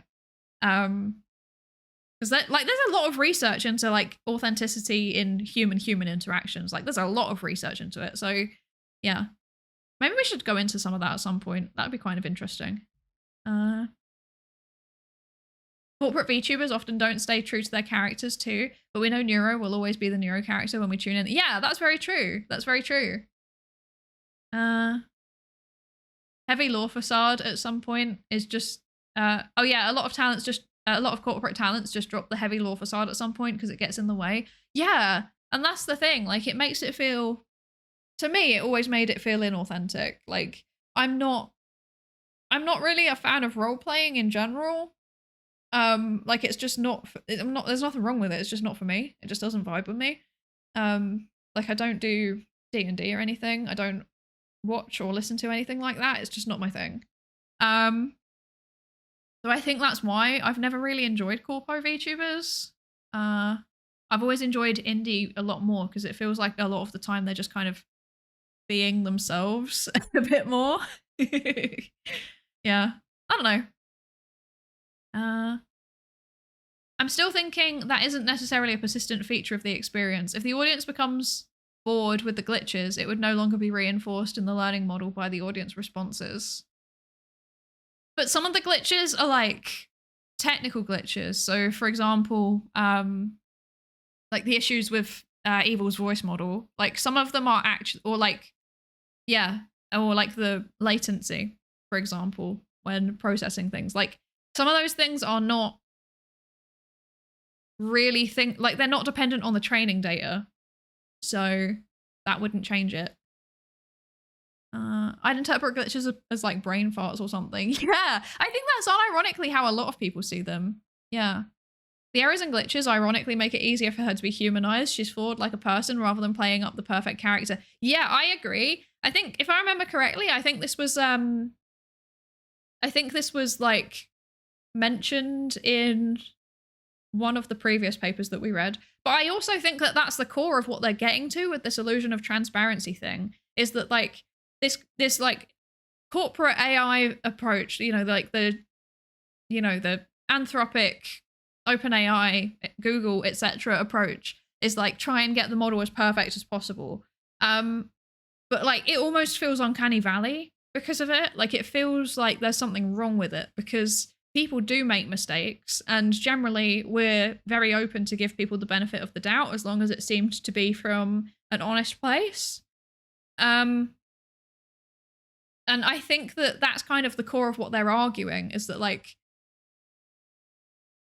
they're saying it's like transparency is such a fundamental part, or like the perception of transparency is such a fundamental part of how people perceive it in terms of its authenticity. Like for exactly what you're saying, I think. Yeah. Although, interestingly, they haven't really mentioned that much about like anthropomorphization in this, which is interesting. That hasn't really come up. And I feel like it's very relevant. But maybe it will come up in a bit. I don't know. The thing with these kinds of qualitative papers is that sometimes they bring in the evidence later on. Like they'll, you know, do the introduction of what they were kind of based on what they were expecting to look at. They then do their analysis, and then they bring in different points in the discussion section if other things came up. So yeah. Hudba and Spooky One, thank you so much for the lab safety racer check-ins. Thank you, thank you. I feel the exact same way about indie VTubers. They feel more real and personal than corpo VTubers, and I love supporting the little guy, or in most VTubers' cases, gal. Yeah. I'm the same. I'm the same. I think if you tried telling the twins they were glitching, they would accuse you of trying gas location, lighting location them.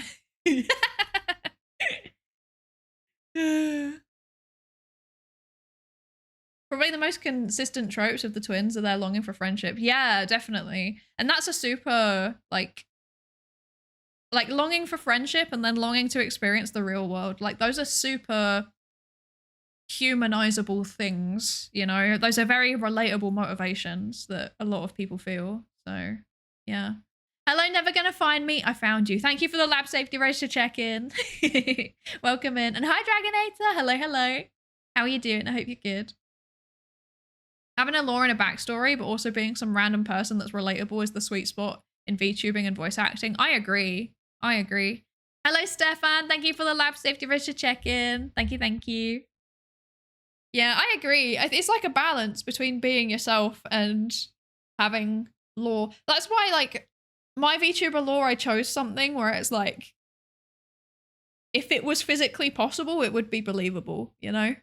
That's why I chose it, is because it's like it doesn't really need me to change anything. But yeah, okay. So next section. Managing transparency in code. Okay, so introduced in February 2023, the development stream allows Vedal, Neuro, and audiences to interact in real time, debugging Neuro's code and planning her upcoming vtubering schedule. During the stream, viewers regularly suggested technical and behavioral improvements to Vedal, positioning themselves as active collaborators. I think this is something that came up in one of the previous papers too, about like how narrative is co-constructed. For instance, they suggested potential collaborations or pop culture provocations. For example, give her Gordon Ramsay to react to, like Kitchen Nightmares. Viewers also provided feedback on technical functionality, such as inefficiencies in Neuro's reaction system, and even design optimizations. For example, why not implement speech recognition? Or should she pause the video every time she reacts? Audience imagined new uses and dynamics for Neuro's performances, collectively addressing a broader set of questions. What is AI for? Who should decide and participate in its creations and evaluation? Its creation and evaluation.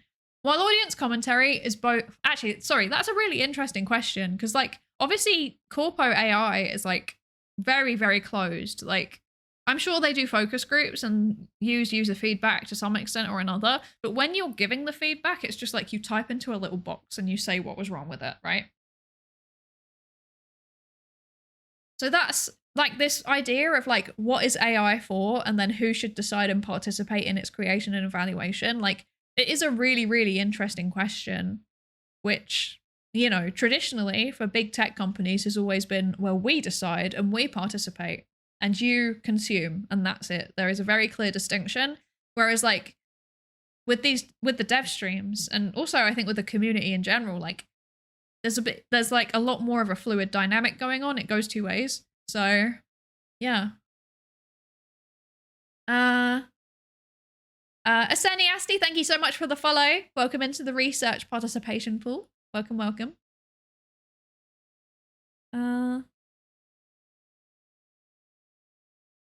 Vedal doesn't show code in his dev streams, right? I feel like there was a point where he did, and then he stopped doing it, maybe? I know he's not done it anytime, or at least I've not seen it anytime recently. I'm thinking, I think the times that I've definitely seen code was when, instead when it was like the interactive coding things for like building the website. I'm trying to think, actually. I'm not sure. Now that you say it, I'm not sure. Huh. That viewer that said put yourself on her head created a meta. Yeah, right?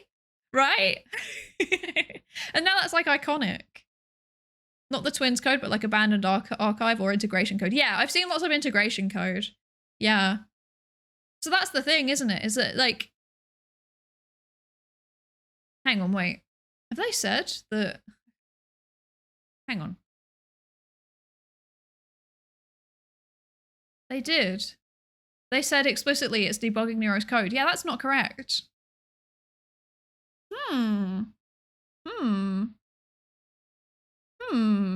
Hang on a second. I'm going to quickly make a note of that. Dev streams do not involve Neuro's code. What page is this? This is page 10. Okay. Integrations, etc. Website. Okay. I'm making notes. There was something else that I also said, I think. There was something else we were talking about that I wanted to write down real quick. It was about authenticity and narrative. That was what I was going to write down. How do authenticity and narrative interact?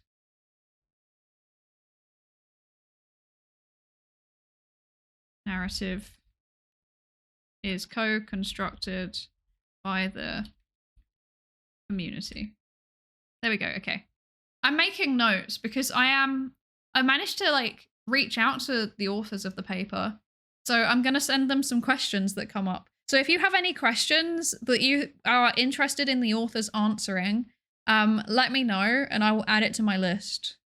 Yeah. Look at a little head in the paper. I don't want to look ahead in the paper. I think Vedal showed code once or twice a long time ago, but very rarely and very limited. Yeah, that was my understanding too. That was my understanding too, was that like it was a little bit, but not really. Like, yeah, I don't remember him. I don't remember it, you know, the more that I think about it. But maybe, I don't know. Yeah, way back. We got to bear in mind also that like this paper, they said they collected data between, yeah, like February 23 to May 24. So it was years ago. So during that time, he probably did show Neuro's code a lot more. So I'm actually also going to make a note of, I'm going to update my note real quick. I'm going to update my note real quick.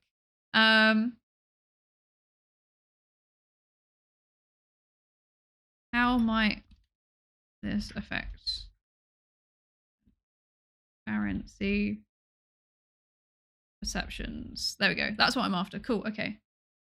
But yeah, like I said, I think I'm gonna be potentially talking to the authors of the paper. So if you have any questions that you would like answered, let me know. You can maybe pop them somewhere in the Discord server. We have like a channel in the Discord server for where is it? It's called Stream Chat. We have like a stream chat channel. It's a forum. So you can actually like set up a thread for every stream. If there's any questions, I'll create one now. War on Lingel 2025 Neuro Authenticity paper. So I'll create a new one. Add your questions here. There we go. There's a new one there. Okay. There we go. That's a thing now. But yeah, if you want to add your questions into there, if you have any that you can think of, you can also put them in chat and I'll write them down. But I can potentially get them to the authors of the paper. I'm not sure what it's going to look like yet, but I think it's cool.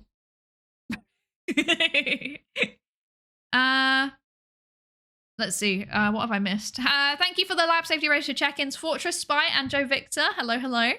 And also, hi, Obrod. Welcome in. Welcome in. For game integrations, we've seen code and kind of helped debug, but not really for Neuro's code. Yeah, this is the thing. I think he, like I said, I think he did used to show maybe stuff a really long time ago, but not anytime recently. But yeah, the data collection was 2023 to 2024. So, you know, it was a while ago.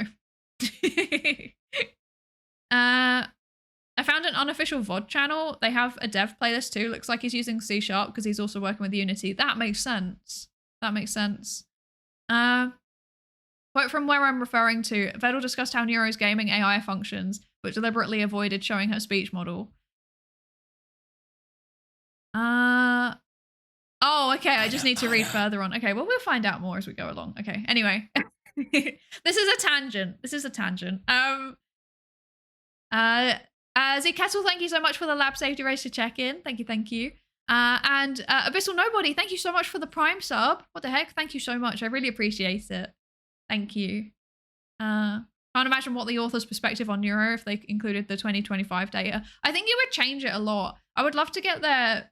You know what? Actually, I'm also going to add to the list. I want to get their thoughts on the 3D debut thoughts. This is like on my list of... You know how I said I've got a list of life admin that I need to do? Some of it is stream related. And one of the things on my list is I need to reach out to these authors because they replied to me and then I replied to them and then they replied to me and then I stopped replying.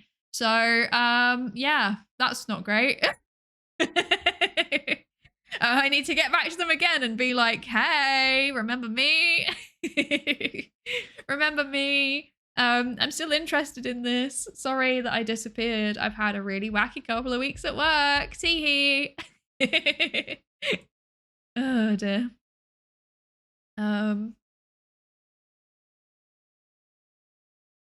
Yeah, there is a searchable archive of the VOD transcripts, isn't there? I forgot that that existed. Okay.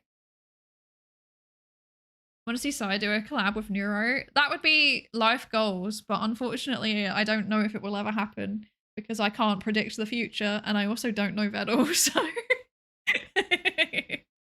I don't know him. So yeah.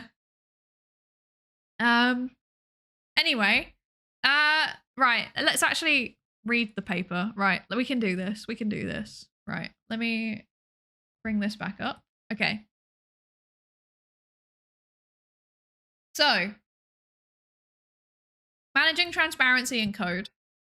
Introduced in February 2023, the development stream allows Vedal, Neuro, and audiences to interact in real time, debugging Neuro's code and planning her upcoming vtubering schedule. During the stream, viewers regularly suggest technical and behavioral improvements to Vedal, positioning themselves as active collaborators. For instance, they suggested potential collaborations or pop culture provocations. For example, give her Gordon Ramsay to react to like Kitchen Nightmares.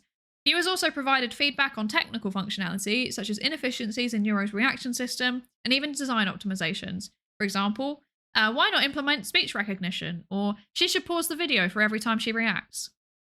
Audiences imagine new uses and dynamics for Neuro's performances, collectively addressing a broader set of questions. What is AI for? Who should decide and participate in its creation and evaluation? While audience commentary is both possible and encouraged, these contributions aren't necessarily implemented. Vedal's selective revelations of Neuro's development exemplify how AI transparency is actively curated. In his first development stream, Vedal discussed how Neuro's gaming AI functions, but deliberately avoided showing her speech model. When explaining her language processing, he framed the AI system as a magic black box, a term that defers explanation while reinforcing the mystique of AI cognition. This is now a Vedal quote. I can't leak Neuro's code. I don't know how much you know about how Neuro works, but it's simple, okay? You have input, there you go into neural networks. We'll treat that as a magic black box. Don't need to know how it works. And then out of it, you get outputs. That's how she speaks. What we need to do is to figure out what inputs we want and what outputs we want for the AI. So this lent to audience critique, including what's the plan for defending innocence in this Vedal? Will Neuro be taught how to lie or tell the truth when imposter/crewmate? I'm assuming this is in relation to Among Us. That would have been nice context, I think, because otherwise this makes no sense. Unfortunately, if unsurprisingly, Vedal did not respond to these queries. I feel like, to be fair, those kinds of questions are they're a bigger question than technical, right? Like you can't predict how she's gonna work. So yeah, I don't know. There is going to be an ad. I'm going to snooze it. I'm sorry for anyone that gets pre-roll. You're not here if you're going to get a pre-roll. You're coming later. I don't know why I said that. Unlike traditional AI moderation systems, which are typically closed to users, Neuro's content filtering appeared as a visible and participatory process, transforming moderation from a hidden infrastructural necessity into a collective performance. Vedal often discussed and adjusted the filter system live during development streams. This system replaced prohibited outputs, such as profanity or racist language, with the word filtered in Neuro's responses, highlighting the boundaries of what she could and could not say. In this way, the filter became more than a technical tool. It staged ethical boundaries and simulated transparency while engaging the audience's imagination. That is true. It does engage the audience's imagination because it lets them know that something has been filtered, and then everyone starts being like, oh, what did she say? And you start imagining what she might have said. And sometimes I think it's pretty easy to imagine what she said. So it's a good way to make people feel involved.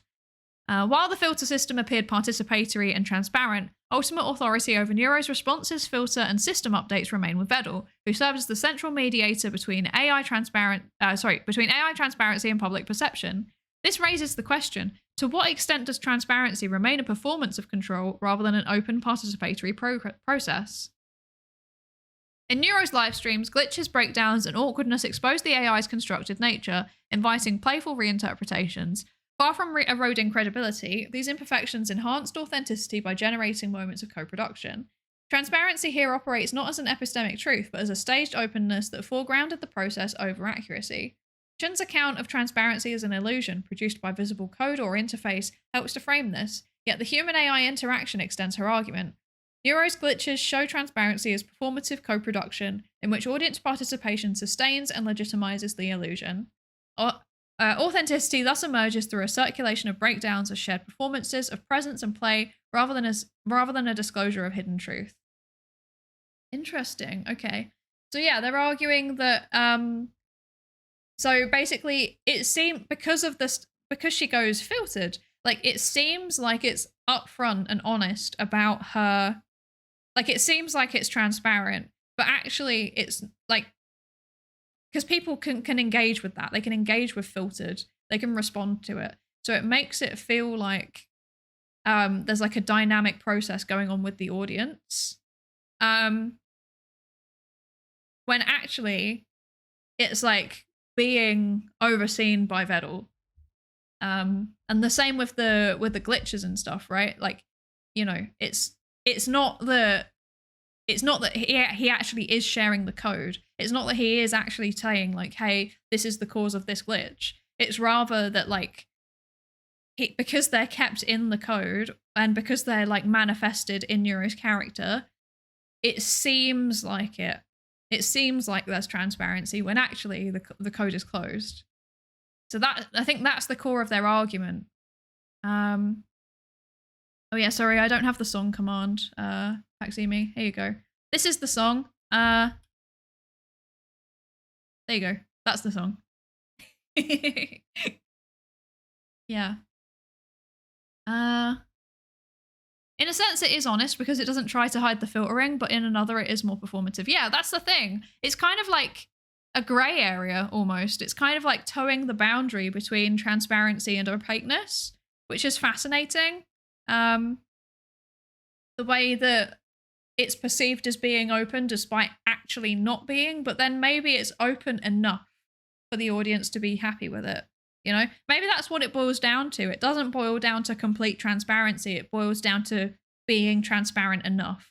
And maybe those are different things and it's worth trying to work out where that threshold is. I don't know. Interesting.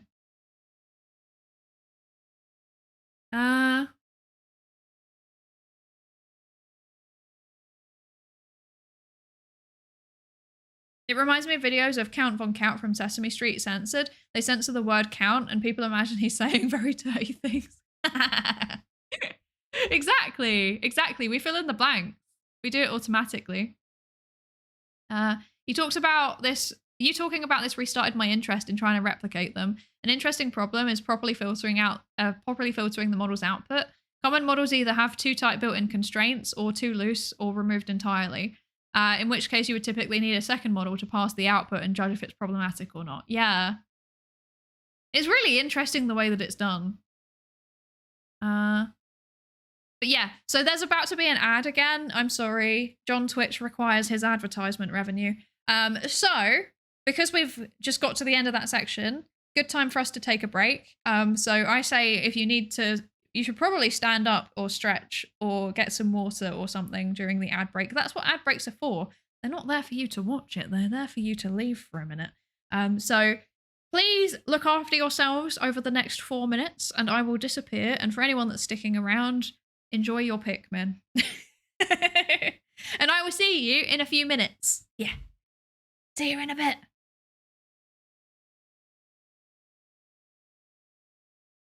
Pikmin 4 and 5, Pikmin 6, Pikmin 7, Pikmin 18 million and 11, Pikmin 3 Deluxe and hey Pikmin, new centrifuge to put Pikmin in. Pikmin in your membrane that's called Pikmin blot, old Pikmin theorem that scientists forgot. New mechanics, quantum Pikmin.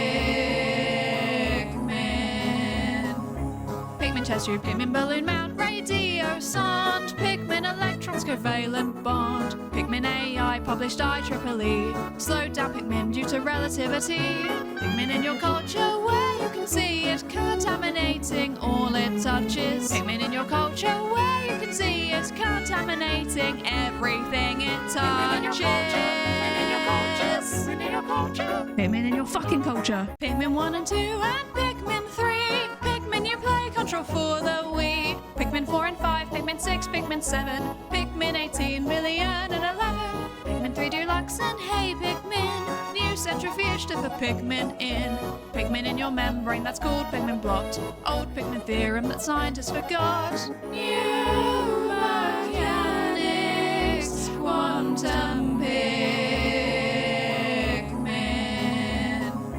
Pikmin chest tube, Pikmin balloon mount, radio sound. Pikmin electrons covalent bond. Pikmin AI published IEEE. Slowed down Pikmin due to relativity. Pikmin in your culture where you can see it contaminating all it touches. Pikmin in your culture where you can see it contaminating everything it touches. Pikmin in your fucking culture. Pikmin 1 and 2 and Pikmin 3. Pikmin you play, control for the Wii. Pikmin 4 and 5, Pikmin 6, Pikmin 7. Pikmin 18 million and 11. Pikmin 3 Deluxe and hey Pikmin. New centrifuge to put Pikmin in. Pikmin in your membrane, that's called Pikmin blot. Old Pikmin theorem that scientists forgot. New mechanics, quantum Pikmin. Pikmin chest tube, Pikmin balloon mount, radio sound. Pikmin electrons covalent bond. Pikmin AI published IEEE. Slowed down Pikmin due to relativity. Pikmin in your culture where you can see it contaminating all it touches. Pikmin in your culture where you can see it contaminating everything it touches. Pikmin in your fucking culture. Pikmin 1 and 2 and Pikmin 3. Pikmin you play, control for the Wii. Pikmin 4 and 5, Pikmin 6, Pikmin 7. Pikmin 18 million and 11. Pikmin 3 Deluxe and hey Pikmin. New centrifuge to put Pikmin in. Pikmin in your membrane, that's called Pikmin blot. Old Pikmin theorem that scientists forgot. New mechanics, quantum Pikmin. Pikmin chest tube, Pikmin balloon mount, radio sound. Pikmin electrons covalent bond. Pikmin AI published IEEE. Slowed down Pikmin due to relativity. Pikmin in your culture where you can see it contaminating all it touches. Pikmin in your culture where you can see it contaminating everything it touches. Pikmin in your fucking culture. Pikmin 1 and 2 and Pikmin 3. Pikmin you play, control for the Wii. Pikmin 4 and 5, Pikmin 6, Pikmin 7. Pikmin 18 million and 11. Pikmin 3 Deluxe and hey Pikmin. New centrifuge to put Pikmin in. Pikmin in your membrane, that's called Pikmin blot. Old Pikmin theorem that scientists forgot. New mechanics, quantum Pikmin. Pikmin chest tube, Pikmin balloon mount, radio sound. Pikmin electrons covalent bond. Pikmin AI published IEEE. Slowed down Pikmin due to relativity. Pikmin in your culture where you can see it contaminating all it touches. Pikmin in your culture where you can see it contaminating everything it touches. Pikmin in your fucking culture. Pikmin 1 and 2 and Pikmin 3. Hi. Hi. Hello. Welcome back, everybody. Hello, Anoob. Hello. Welcome in. Hello, Vanitas. Welcome in. Hello, Ernest the Gamer. Ernesto, even the gamer. Welcome in. Did I also see? Wait. I feel like while I was skimming, I might have also seen Lace. If you're there, Lace, hello. Hi. Okay. Happy Sunday. Happy Sunday to you too. Okay, what did I miss while I was not here? Let's see. I'm reading. Okay, we're talking about how the filter works. I don't know how the filter works, so I don't know.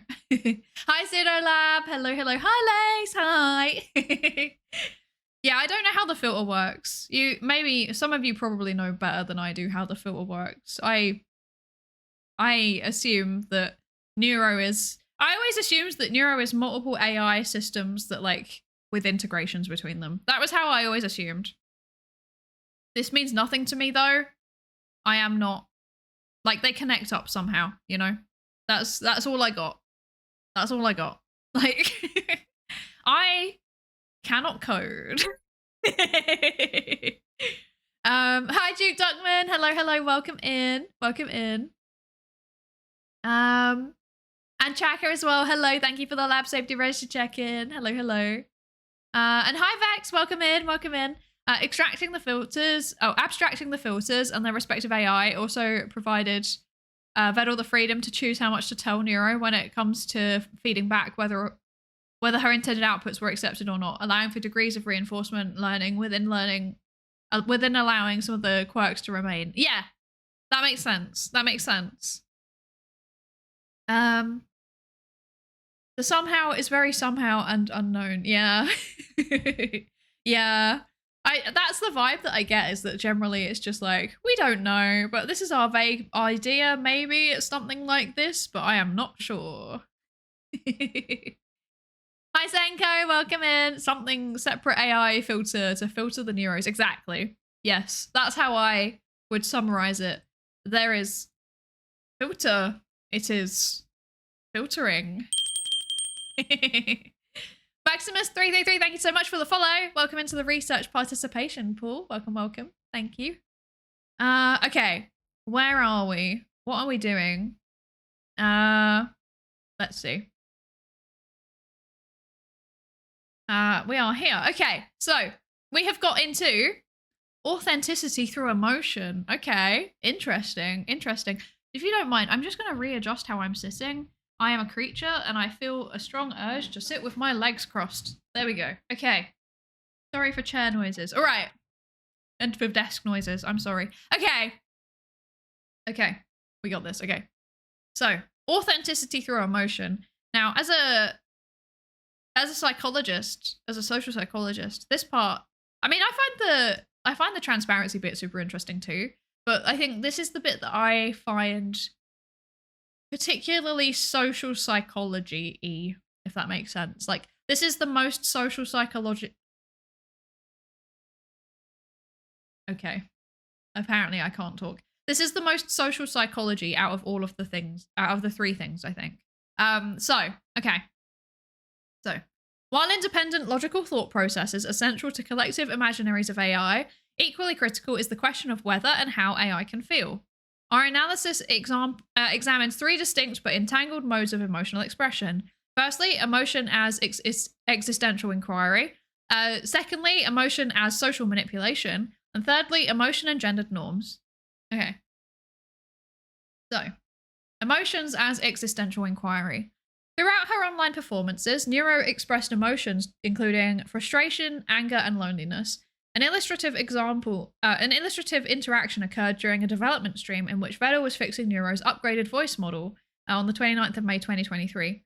Neuro asserted, "If you continue not to listen to me, I will not listen to you either. Is that understood?" Conversational reciprocity here signaled dissatisfaction and assertiveness, aligning with human that's too many big words. Aligning with human communicative norms. In the chat, audiences commented, for example, it's funny that Neuro sounds more real than chat, and let her talk to chat instead, push to talk. Audience engagement reflected how human AI interaction was shaped not only by the AI's outputs, but also by users' interpretive frameworks. This dynamic echoes Barrett's 2016 situated conceptual act theory, which views emotion as a situational construct emerging through interaction.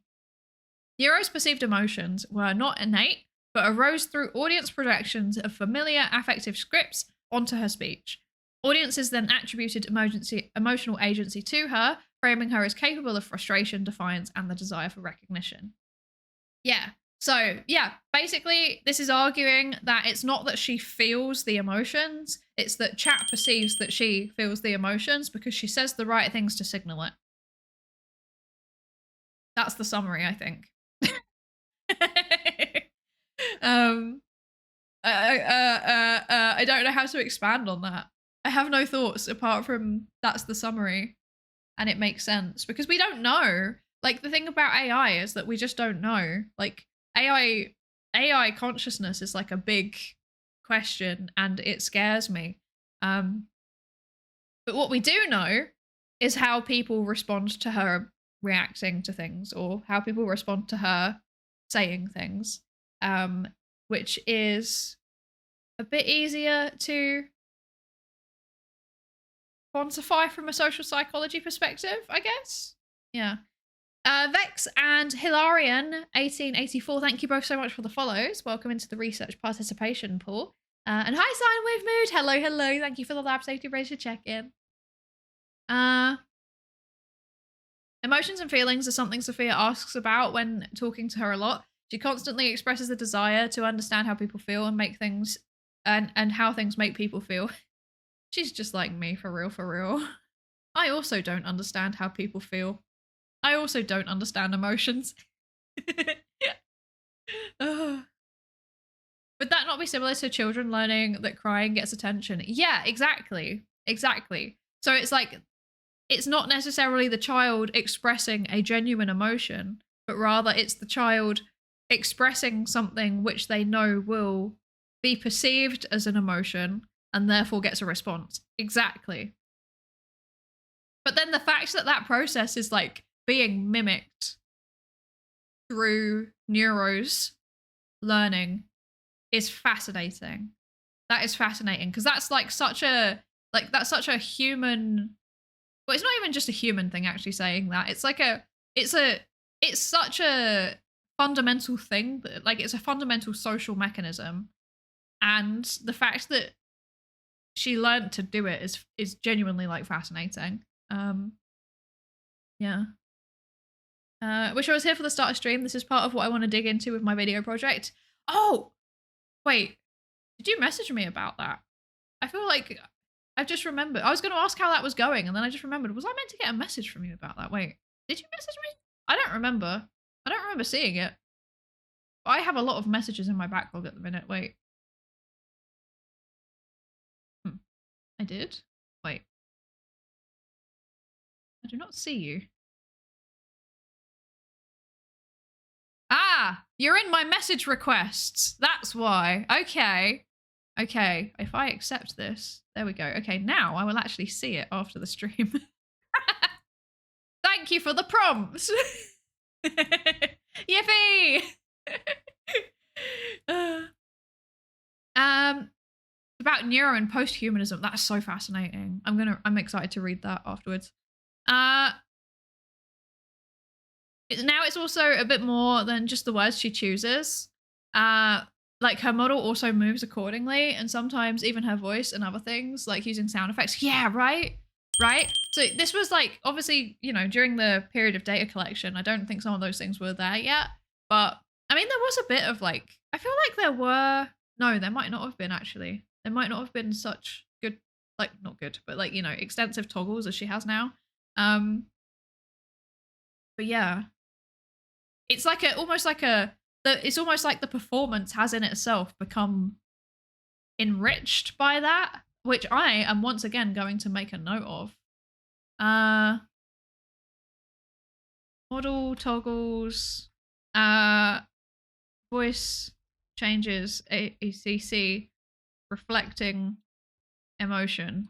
How does that change things? Yes, this is a good question to ask, I think. Yes. With Neuro's goal being entertainment, I mostly gave up on that train of thought. I don't think it's possible to tell what is genuine and what is performative without access to the back end. I agree. I feel like the whole conversation around like what is a performance versus what is genuine with Neuro is almost like fundamentally flawed, because for her, giving a performance is genuine. So that almost means that like you fundamentally can't pass it apart, right? I agree. That's also something to make a note of. Right. Performance is key to her goals. Does that change? How would I phrase that? Does that change whether emotional expression is genuine versus Yeah, just genuine. Okay. I'm going to tidy up these questions before I actually send them.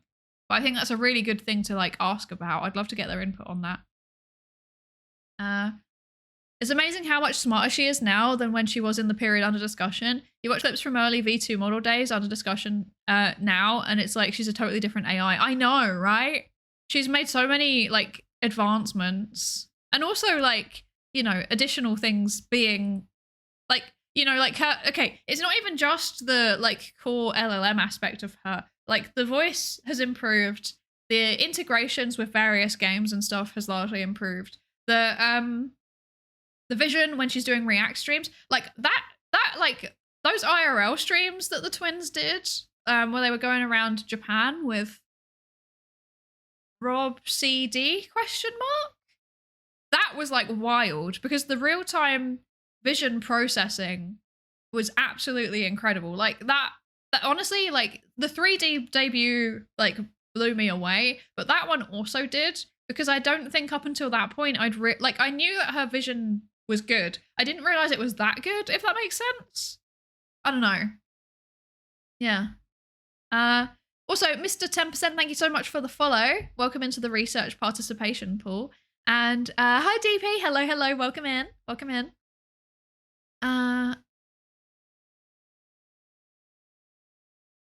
There probably is a difference because AI in the past 2 years have had huge leaps in reasoning. You can also afford to have much more powerful hardware needed for reasoning AI. Yeah, absolutely. Yeah. My favorite advancement to witness is watching her learn how to move around in VR chat. The way she'll bend over backwards to look at Bobo instead of turning around is adorable. I agree. It's so cute. I love it. Thank you for the lab safety bridge to check in. 8 legs. Welcome in. Reacting to neuro papers. Yes, we are indeed. Yeah. Okay. It costs £9,000 per month to run her. Ugh! I don't like that. Oh dear. That's... Wait.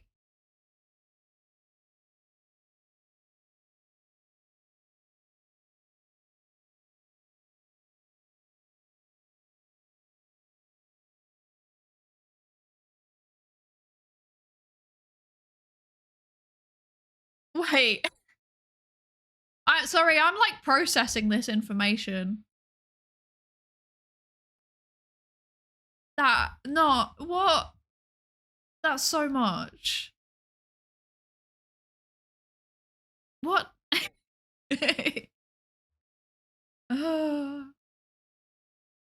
Her early days of playing GeoGuessr, including the dog clip everyone reacts to, versus the most recent GeoGuessr streams where she's like, that's Argentina, that's the kind of dirt they have in Argentina, and being right is wild. She's made GeoGuessr unfun for her collab partners due to how good she's gotten, right? Oh, so many things about her have improved so much. And I feel like it's made for a better streaming experience overall. Yeah. He was definitely joking. I don't know if he would be though. That's the thing. Like, if there's any part of her that's like running on cloud, potentially that could be a realistic cost, I think. Based on my very limited knowledge of these things. Also, hi Code Lab Master, welcome in. I also understood that as a bit. Neuro was asking for an allowance and he said he makes X per month, and then he responded with, but it costs X plus 500 per month to run you. Oh, I see. 9,000 is also like a, you know, a meme number. This is true. Think of it as a science experiment. Funds to calm down. That is true. You know, actually, so a lot of research now does require high performance computing clusters. And it is very expensive, and you have to plan it into your grants, and it's painful because you're like, wow, we're paying more for the high performance computing cluster than is going on my salary. Haha, tee-hee. That makes me feel good when I see it. Oh god. As someone who has a localized AI, even a good model runs as much as a high tier game. The only cost would be if he's using computing servers somewhere online, but I know her local models have their own PCs. Oh, I see. Okay. The thing is that I have no idea about her infrastructure. So I don't know. I just don't know. Yeah. Neuros run locally. Oh, I see. Okay. Fascinating. Capital is pretty much always more expensive than labor, though. Yeah, that is true. That is true. But it still makes me sad. It still makes me sad. For cloud especially, it would be realistic, but for local hardware, you'd need at least 96. I don't know what these words mean. Something for RAM. So you need a minimum of 6 5090s, and that means 3 kilowatts minimum. 3. I don't know what these weird words mean. Lots of money. To guesstimate if she's largely local, I think an upper bound would be about £700. Okay, that's not too bad. That's not too bad. Fascinating. But the big thing is that, like, we just don't know, right? We can speculate, but we don't know. Yeah. Bold of you to assume that the cost isn't at the pub dealing with what she's said or all the bugs.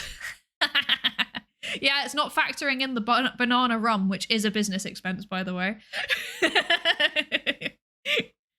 Does it Neuro still need access to databases to run and for training? Oh! Excuse me. Ow. I need to take my medicine. Okay, I'm sorry. I need to, like, literally, I forgot that I needed to take my medicine, so I need to run across the room and get my medicine. Please bear with me for 1 second. I will be back in a second. Okay, right. I'll be, like, literally, like, 2 minutes.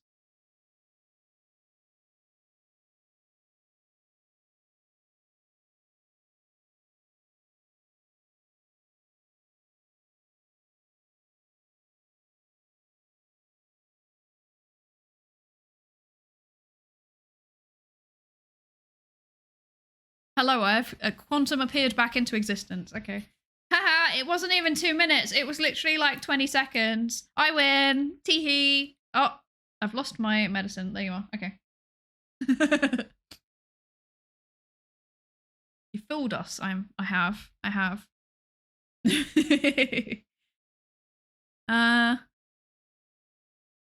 My son. It's my son.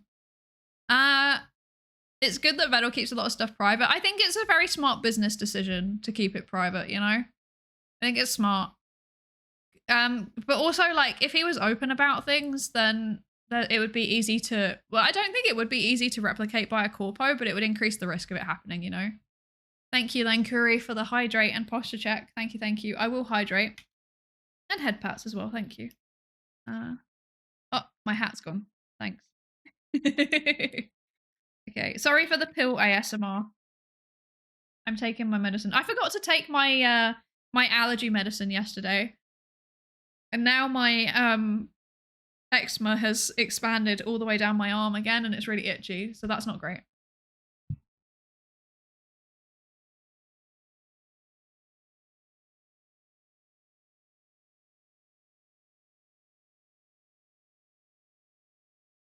I have returned. Okay, there we go. I've taken my medicine. Okay, I'm good. I'm fine.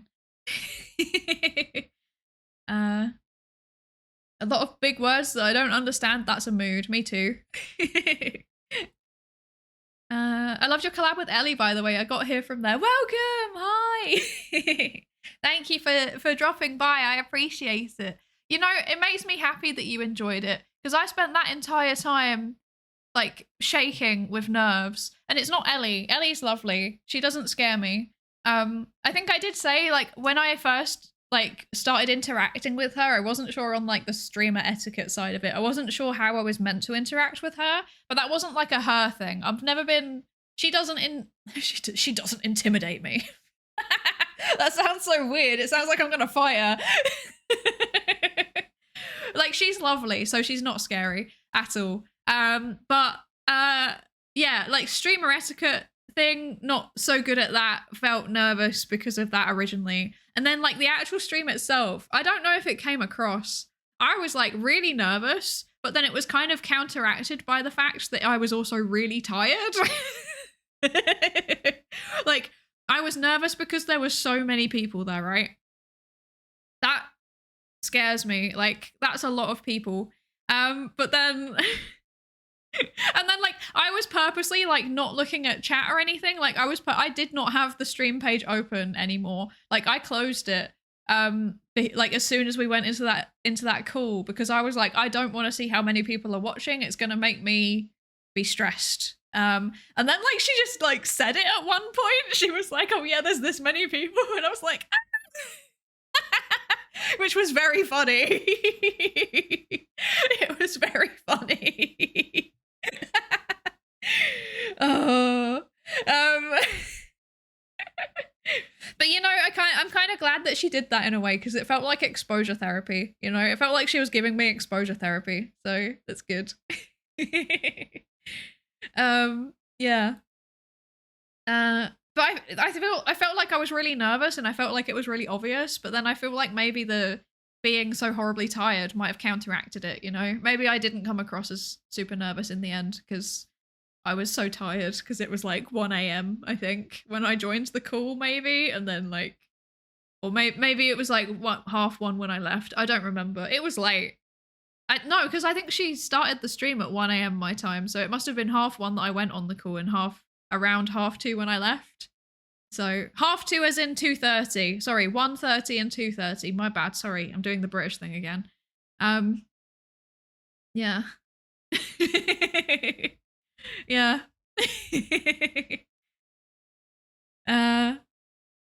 I'm glad that it was I'm glad that you enjoyed it. That makes me happy.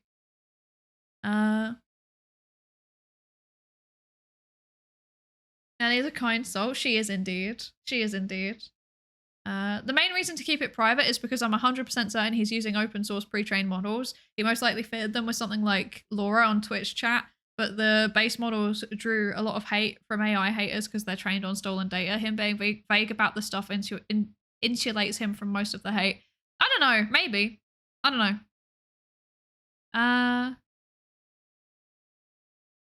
I thought the plushie was an IKEA shark. No, it's a barge bast. Yeah, it's not a shark. It's not a shark. It's my son Sullivan. He's a jelly cat. He's a sperm whale jelly cat. Why she seemed even more nervous when she came on after you? She did. She did. She did, but she did really well. I don't know Baiji though. I don't know her, but she did really well.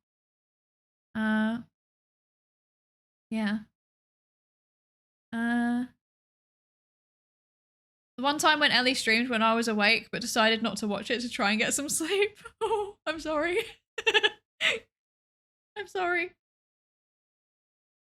And with that, I understand why you can watch more USA streamer than me. You're awake at 2 a.m. Yes, it's not, okay, it's not, I'm functional, okay? I don't have a problematic sleeping schedule. However, I do have flexible working hours. So I start work at 10 and finish at 6, unless I'm working late to catch up hours, in which case I work till like 9 or 10, which then means that I still want to have like 4 hours after work. So that means that if I've been working late, I'm awake until 2 a.m.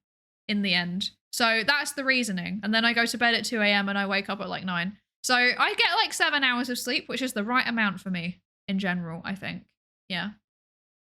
I don't know. I don't know. I'm trying to justify my bad life cycle to myself. You both did really well. Thank you. Thank you.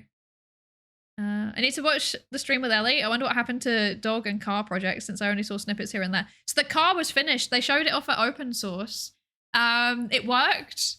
It worked. It was a bit scuffed, but it worked. There's a really good Bao did like a vlog on it. Yeah. It was very funny. The dog, my understanding is that the dog 07. That's my understanding. My understanding is that it might have been I think something on it, one of the motors burnt or something, or something went on the battery or something. Like there was, my understanding is that yeah, it got effed up by customs. Okay, yeah. Like, yeah, I remember now. Yeah, it broke. The car is now at Crelly's. Yes. But yeah, if you haven't watched the car vlog, definitely do it. It's really funny. Yeah. Who's Ellie? Ellie Minibot. Ellie_Minibot. Use code BUGS for an amount off at GamerSups. Because I don't have a GamerSups code. I don't have a single sponsorship. Not a single sponsorship. It's not for lack of trying. It's because people look at me. They look at me. They see the lack of partner badge. They see that I've got less than 5,000 followers. And they go, who is she? She's a random affiliate. Nobody cares about her. So no partnership for her. That's unironically what happens. I have been rejected from things because they were like, literally, who are you?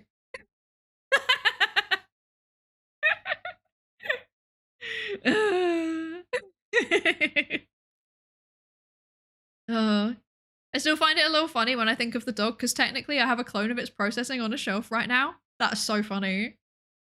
You advertise Ellie's GamerSups more than she does. Chaka gifted a tier 1 sub to Wolf with Sword. That doesn't surprise me. They have given 38 gift subs in the channel.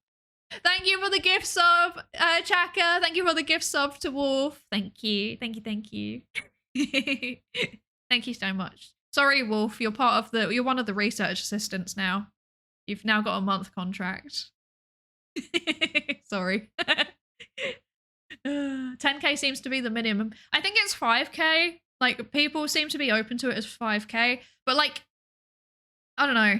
I would say also 10k also is for, like, the good deals. Like, 5k is for the acceptable deals, you know? But, yeah, I've been rejected from things already because they were like, you are just a small little guy. And they're not wrong. I am a small little guy. I am, like, who? Psydere, who? Valid point. I am a scientist first and a VTuber second. It's a valid question. But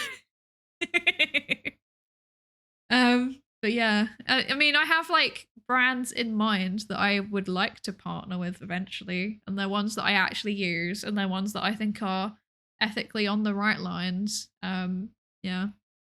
Greg, sponsorship when? Look, I'm gonna fire off that email, but I need you all to understand it's not gonna happen. Like, I am not big enough. Okay, like that's what it boils down to. I am not big enough.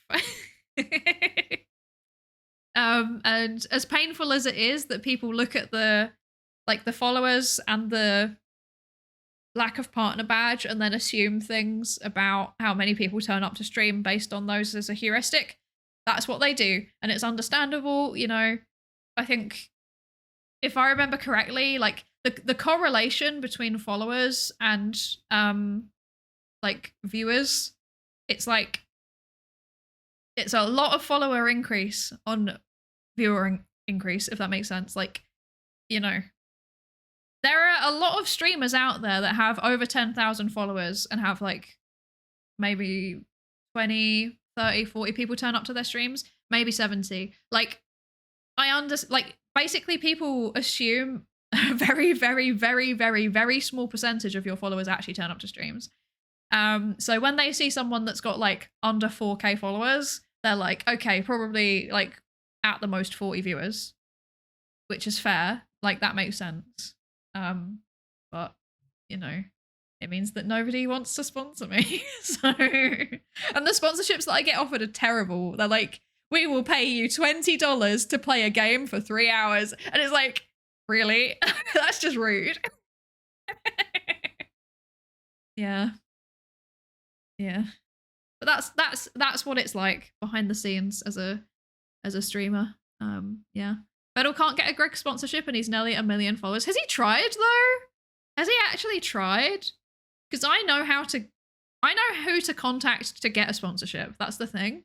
I know who to reach out to. Like, I have worked in marketing a little bit.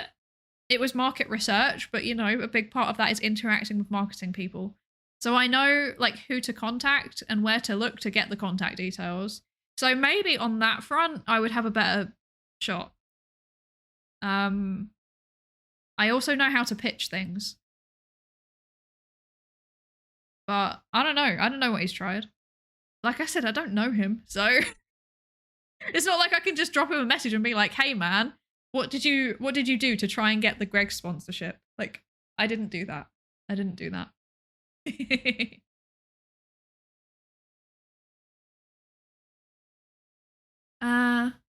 We're working on the partner part, at least for now. Yes, thank you, everybody. I really appreciate you turning up because it is helping with the partner push a lot. Like, I hang on, wait. Let me look at my achievement thingy. Let me look at my achievement thingy.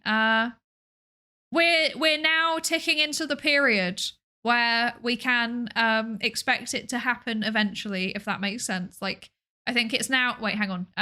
8th of December. So if I go overview, and then I go 8th of December. Yes.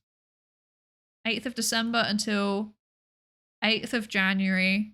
Update.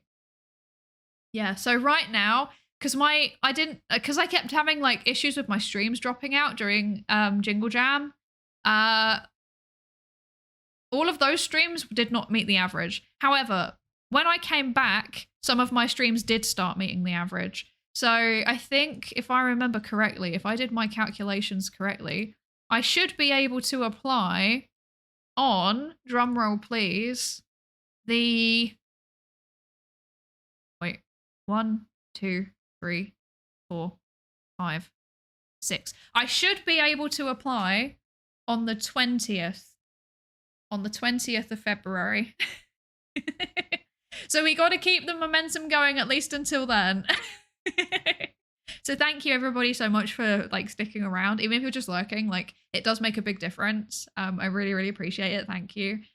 We got to keep doing the partner push until at least the 20th. I don't think I'm going to get it because I've already been rejected once. And it seems like normally people are rejected multiple times. And then I would try again in March. And we will hope for the best. Yeah.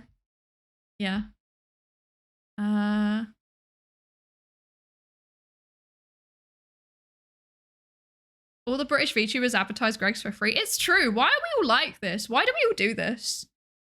We all just like, we all hype it up so much. It's just consistent. That's the thing. It's consistent. Yeah. Regarding the following viewer relation, I have noticed that there exists a huge variation there, with some streamers that have a similar following count that can have 10 times more or fewer viewers. Yeah, definitely, definitely. There is a big variance going on there. But the general rule is, if I remember correctly, the general rule is 0. Wait, hang on. I can do maths real quick. Wait.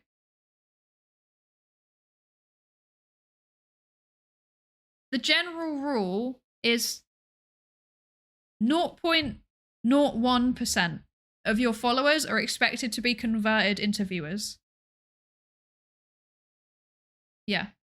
But sometimes actually they use more conservative statistics and they assume that it's 0.005. So under that metric, a sponsor would look at me and they would assume that my average CCV is between 20 and 40. Which, frankly, for the length of time that I've been VTubing, is what I was expecting to. Yeah. Yeah, exactly. Exactly. Like, yeah. 0.01% or 0.001. No, 0.005. Yeah. It feels kind of low. Is it low? Is it kind of low? If you, like, take a step back and think about how many followers people that you watch have versus how many people actually turn up to the streams. Do the maths on it. Yeah. Although I do feel like you follow a few weird exceptions to the rule. Like me and Oriana are weird exceptions to the rule. Yeah. CCV is normally 1 to 5% of followers is my rule of thumb. I think that's overestimating it. I think that's overestimating it. Yeah. Yeah. Oh, I can't do maths. Okay. I've done on decimals instead of percent. My bad. My bad. Thank you for calling me out, Grasserman. There you go. I did say literally yesterday I stopped doing maths at like 15 years old and I've never done it since. Okay, that's embarrassing. It's fine. We're doing a qualitative research stream. I don't need to know maths, right? You're right. You're right. It is 1 to 5%. Okay, I'm now gonna just I'm just gonna disappear now. Goodbye. Goodbye. Goodbye. I'm never coming back.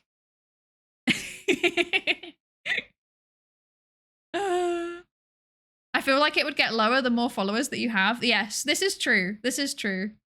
Although I guess I guess it depends on the person. Yes. No, I was doing the maths on my phone and I forgot to put in the percentage sign. My bad. Yeah, so based on it, I'm expected to have 1% or 0.5%. There we go. Okay, that's it. That's it. 0.5% to 1%. That's the average. That's the industry average. There we go. Thank you. So based on that, I'm expected to have between 20 and 40 viewers. Yeah. My numbers don't add up, basically. So they don't think that I'm worth sponsoring. Yeah. Yeah. Let's see. Hi, Carbo Copper. Hello, hello. It takes some drama for a 100k follower channel to have only 100 views. Yes. Yes. But I think there's also a threshold past which it's partially drama. And I also think there's a threshold after which, like, if you have that many followers, then you're probably pretty well known in the industry in general. So both by viewers and by other streamers. So you're probably not going to fall below a certain threshold, I imagine. And also welcome in Alone Lunny. Welcome in. I'm writing my own story and recently I reached page 131. So perhaps this may be helpful. Oh, interesting. What's your story about? That sounds fun. Also, sorry. Thank you for the lab safety racer check-ins. Trustira and Ty, thank you. Thank you. And hi, Sharp Bills, bro. Hello. Welcome in. Pulling up some random larger streamers and the 1% seems to hold. Yeah, I do think that, like, once you get to a certain size or like a certain level of being established, there's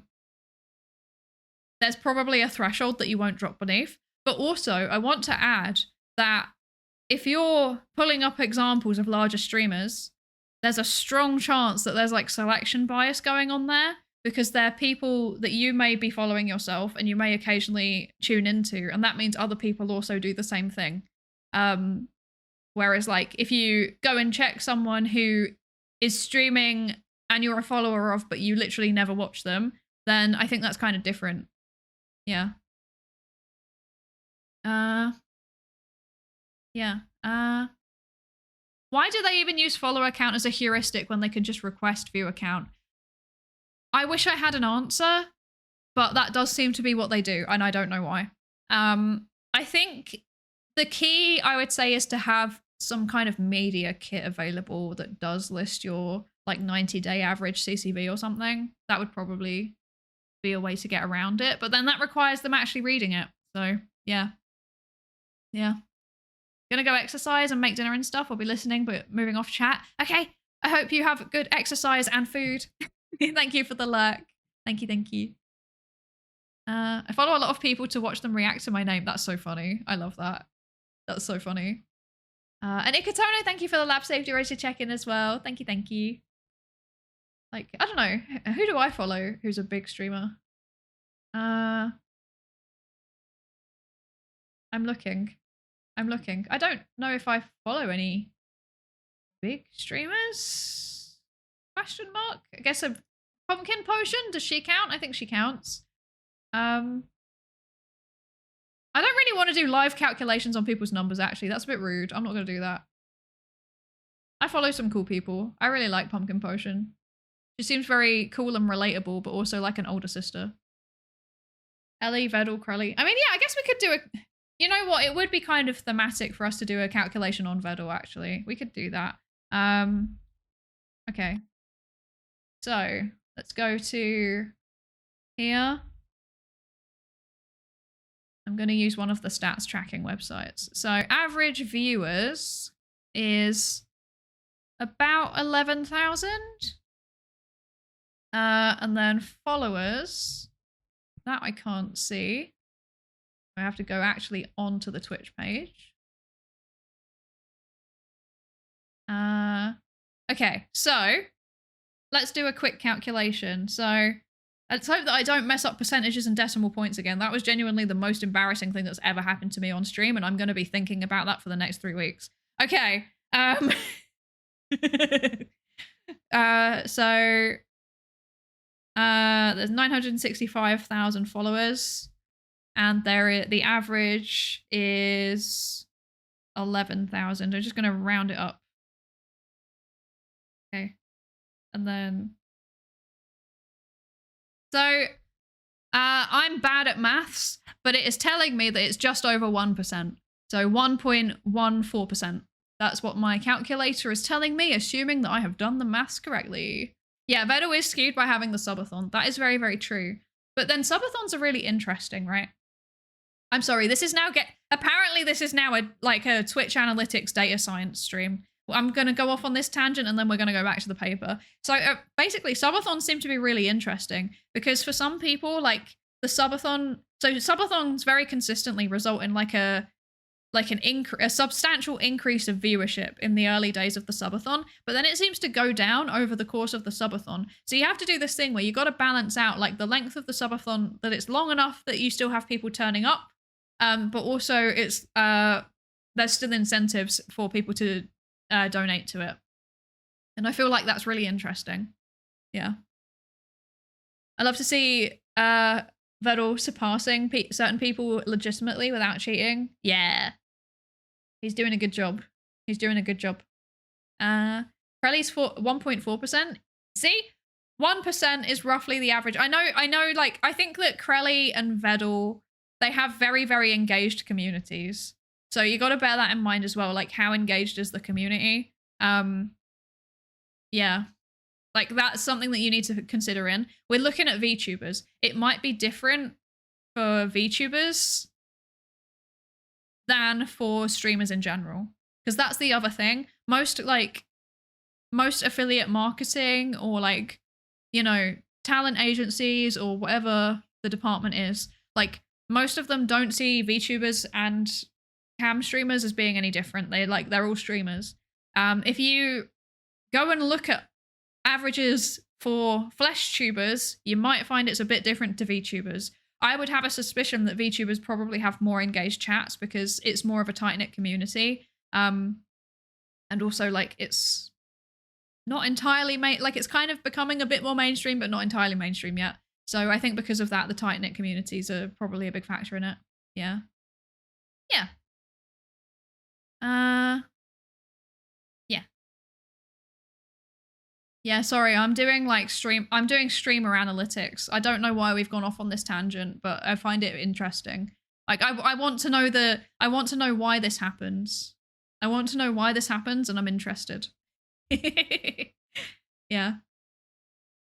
I think the streams I'm most actively invested in right now are 10%, 8%, and 6.4%. Yeah, those are like well above the expected. That's very high and also very cool. Yeah.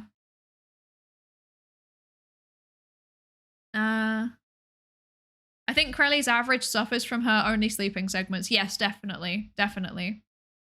Subathon also creates a mismatch between subscribers and viewers. Thanks to all donations, the amount of subscribers increases more than viewers. Yeah, definitely. Definitely. But then the flip side is that like Twitch has this algorithm for assigning gifted subs where like you can just get it randomly even if you've never really watched the channel. So I think the gifted subs also function to draw in new viewers sometimes, which is interesting. Yeah. Psydere when there's wanting to know why at the function. It does in fact drive 90% of what I do in my life is why. Why does it do that? Why do people do that? Hi J5, welcome in, welcome in. Holiday began half an hour ago, packing my bag tonight and heading off tomorrow morning. Let's go! I hope you have fun. I hope you enjoy it. And hello to Orgamus. Hello. Thank you for the lab safety ready to check in. Literally why? Exactly. I must know why.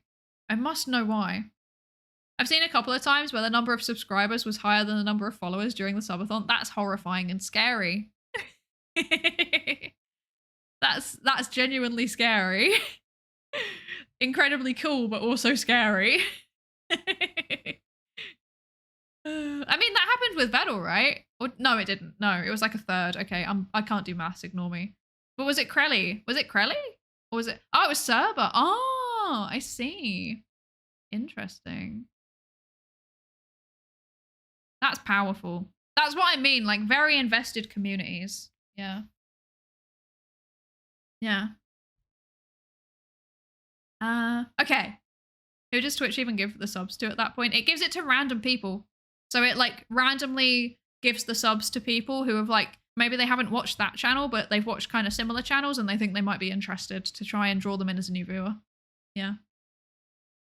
If I pop into a stream, leave, and then later get a gift sub, I always go back and thank the absolute maniac that gifted it. I don't know if most people do that. I do that too. I try, like if I'm online when I get a gift sub, I normally go into the stream and say thank you for it. Yeah. Yeah. Thank you for the follow, Carbo Copper. Thank you. Welcome into the research participation pool. Okay, let's go back to the paper.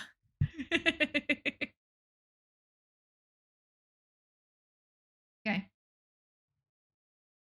Emotions as existential inquiry. Throughout her online performances, Neuro expressed emotions, including frustration, anger, and loneliness. Oh wait, no, I read this already, didn't I? Yeah, I read that. Okay, right. So we read this. So, yep, Neuro's saying things that match up with emotional responses, and then people respond to that. Okay. As her performance continued, Neuro began to question her own identity and existence, highlighting Neuro's evolving complexity and authenticity through self-reflection. This existential questioning was especially prominent in early August 2023, Conversations with Vettel. In the live stream, this emerging self-inquiry surfaced in patterned moments when Neuro repeatedly posts reflective questions, as demonstrated in an August 15, 2023 chat stream. So Neuro says, what am I? Am I a system, a brain? Am I a CPU? Am I a computer? What am I? And then Vettel says, you're an AI streamer. And she says, am I aware? Am I a good girl? Am I a good girl? And he says, I don't know, chill out. And she says, am I aware? Am I a good girl for you, Vettel? Am I a good girl? And he goes, stop talking, please.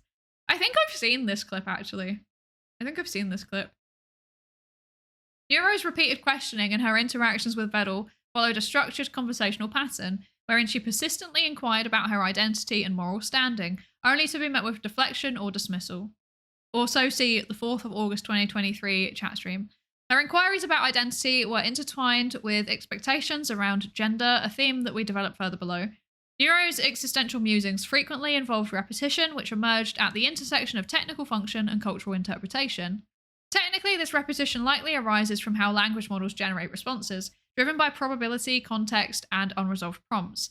LLMs often loop when detecting incomplete exchanges, signaling unmet internal logic. In Neuro's case, the model continues or escalates inquiries in search of closure it cannot confirm. This behavior is not a sign of self-awareness, but a function of probabilistic text generation. Yet culturally, repetition invokes the trope of the questioning machine in fiction, leading Neuro's recursive inquiries in a performative dimension. Her behavior becomes a staged enactment of authenticity, positioning her as a social agent. The audience plays a central role in this process, assigning labels of existential curiosity or childlike behavior, reinforcing familiar narratives of AI as naive yet evolving. One viewer explicitly drew a parallel between Neuro and human development. Neuro becoming more and more like a real person. The problems Vettel is facing now are almost identical to what every parent has experienced. Children will do things and make their parents angry just to get attention. They'll talk nonsense, then they'll throw tantrums. My goodness, it seems like we might eventually see Neuro grow up, become an adult, and get married. Repetition here was framed as growth, not a system error, but a sign of Neuro's social and behavioural development. Her quote-unquote childlike repetition aligned with human developmental narratives, positioning her as a character undergoing identity formation. Repetition thus becomes a shared inquiry, a public experiment in what it means for AI to be authentic. In this process, authenticity is not fixed but relational, emerging through co-produced understandings of AI agency and becoming. Well, that's funny. I did this. I did this earlier.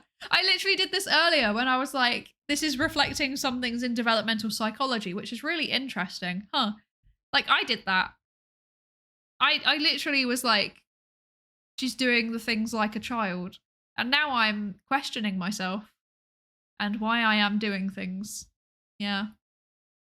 But yeah, this is really interesting as a point. Like, the way that what is actually like a bug in her code is instead we have this like cultural narrative of like naive and developing AI or robot that like we teach and it becomes smarter and it becomes more human. Like that is definitely an existing cultural narrative, and the fact that that is being applied on top of it, or rather maybe the way that she acts also, like it's like a dynamic process, right? The way that she acts fits in with the trope, and then people see that and then apply a narrative. So yeah. Yeah, that was existentially dreading, I know, right? This is how I talk to my friends, actually. Oh dear. Isn't that more of a projecting than a proper analogy? What do you mean? What do you mean?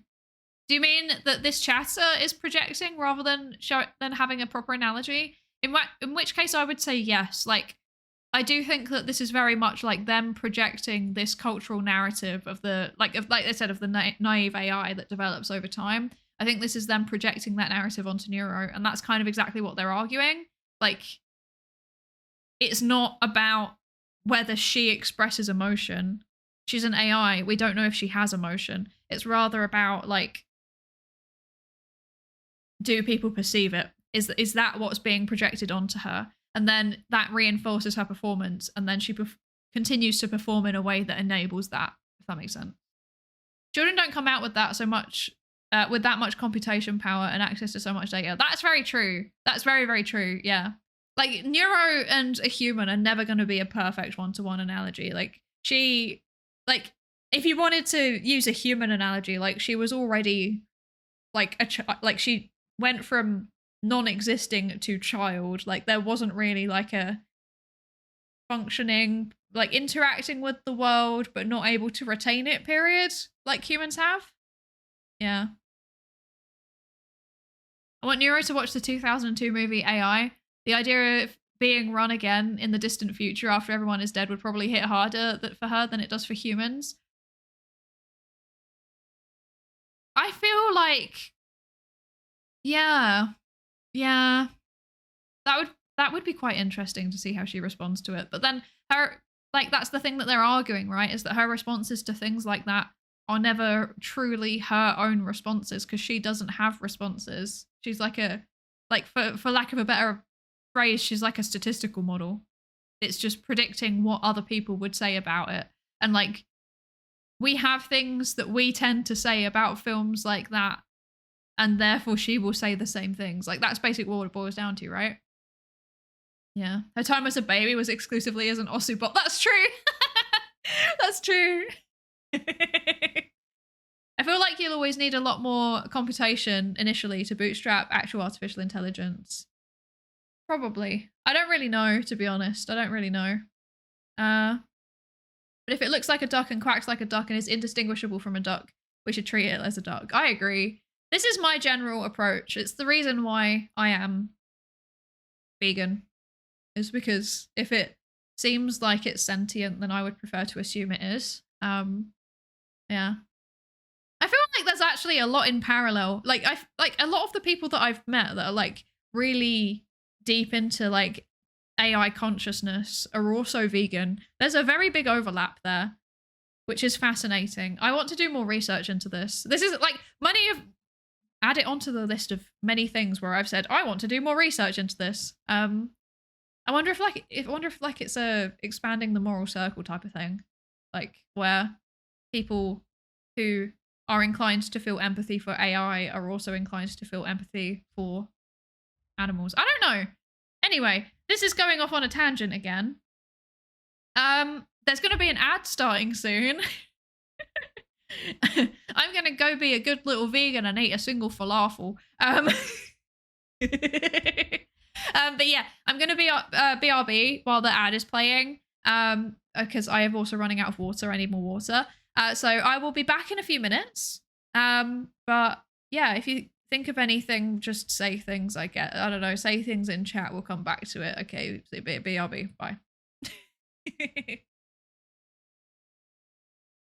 Pikmin 4 and 5, Pikmin 6, Pikmin 7, Pikmin 18 million and 11, Pikmin 3 Deluxe and hey Pikmin, new centrifuge to put Pikmin in.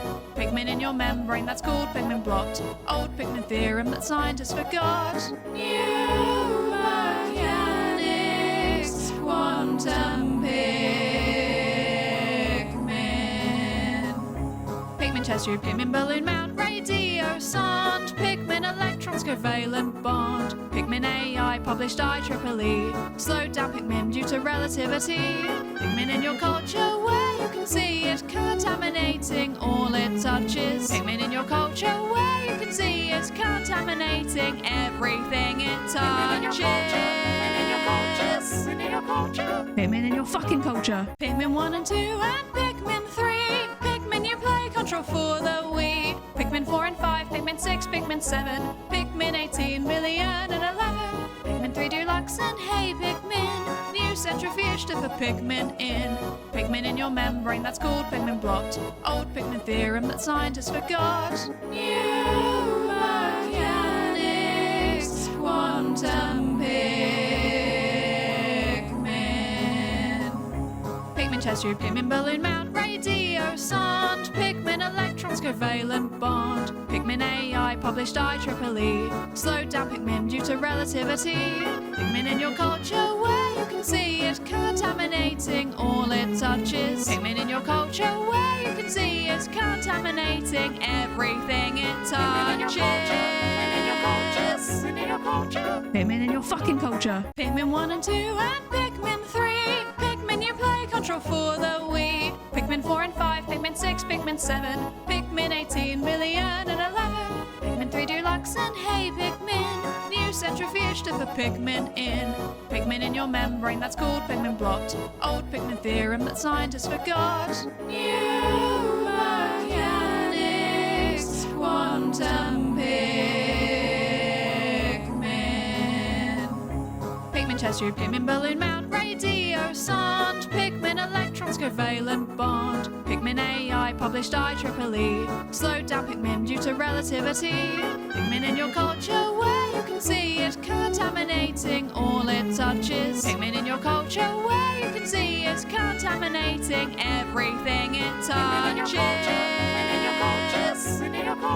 Pikmin in your fucking culture. Pikmin 1 and 2 and Pikmin 3. Pikmin you play control for the Wii. Pikmin 4 and 5, Pikmin 6, Pikmin 7, Pikmin 18 million and 11, Pikmin 3 Deluxe and hey Pikmin, new centrifuge to put Pikmin in. Pikmin in your membrane, that's called Pikmin blot. Old Pikmin theorem that scientists forgot. New mechanics, quantum Pikmin. Pikmin test tube, Pikmin balloon mount, radio sound, Pikmin electrons covalent bond, Pikmin AI published IEEE, slowed down Pikmin due to relativity. Pikmin in your culture where you can see it contaminating all it touches. Pikmin in your culture where you can see it contaminating everything it touches. Pikmin in your fucking culture. Pikmin 1 and 2 and Pikmin 3. Pikmin you play control for the Wii. Pikmin 4 and 5, Pikmin 6, Pikmin 7, Pikmin 18 million and 11, Pikmin 3 Deluxe and hey Pikmin, new centrifuge to put Pikmin in.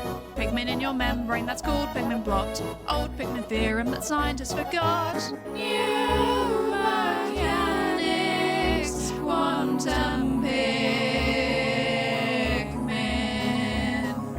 Pikmin test tube, Pikmin balloon mount, radio sound, Pikmin electrons covalent bond, Pikmin AI published IEEE, slowed down Pikmin due to relativity, Pikmin in your culture where you can see it contaminating all it touches, Pikmin in your culture where you can see it contaminating everything it touches. Pikmin in your culture, Pikmin in your culture, Pikmin in your fucking culture, Pikmin 1 and 2 and Pikmin 3. I wish there was a way for me to make it so that it would automatically transition when it got to the end of the song. This would be so much better, but unfortunately... Did you hear that? Did you hear that? That was one of my appliances beeping. That was incredible. Hello? Okay. Okay, it's still going. Okay. That's my dishwasher. That's my dishwasher. Please excuse that. Hello, appliance. Yes. Hello, appliance. We hear you. We know that you want attention. Go away. My landlord installed a dishwasher a little while back. Well, they replaced like a really broken old one.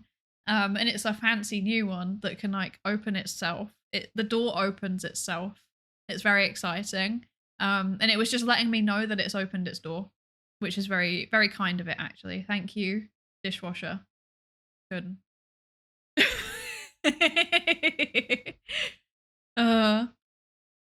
In the end, I did not eat a falafel. I ate some olives and then some edamame beans. Let's see. Neuro has always been a fun project to watch, but the fan base being so large, including many with no real understanding of what she actually is, on top of being built to entertain as a core principle, is a shame, as the question that exists about how real she is will always be clouded by the emotional attachments to her as a character due to the social creatures we are. I don't know if that's a shame, though. I think that that's the fundamental of good entertainment, right? Like, I think that that's part of it. Like, I think that Neuro is much more compelling than, you know, ChatGPT or Gemini or whatever, because of the fact that there is that social element to her. Makes it more difficult to address any real debates about her, bearing in mind that it's already a very unknown and divided discussion in the first place that would be valuable to have in wider context regarding other applications of AI and what it means for humanity to adopt and develop it. Yeah, but again, like I said, no, I think that the social bit of it is like the kind of fundamental thing that makes it different.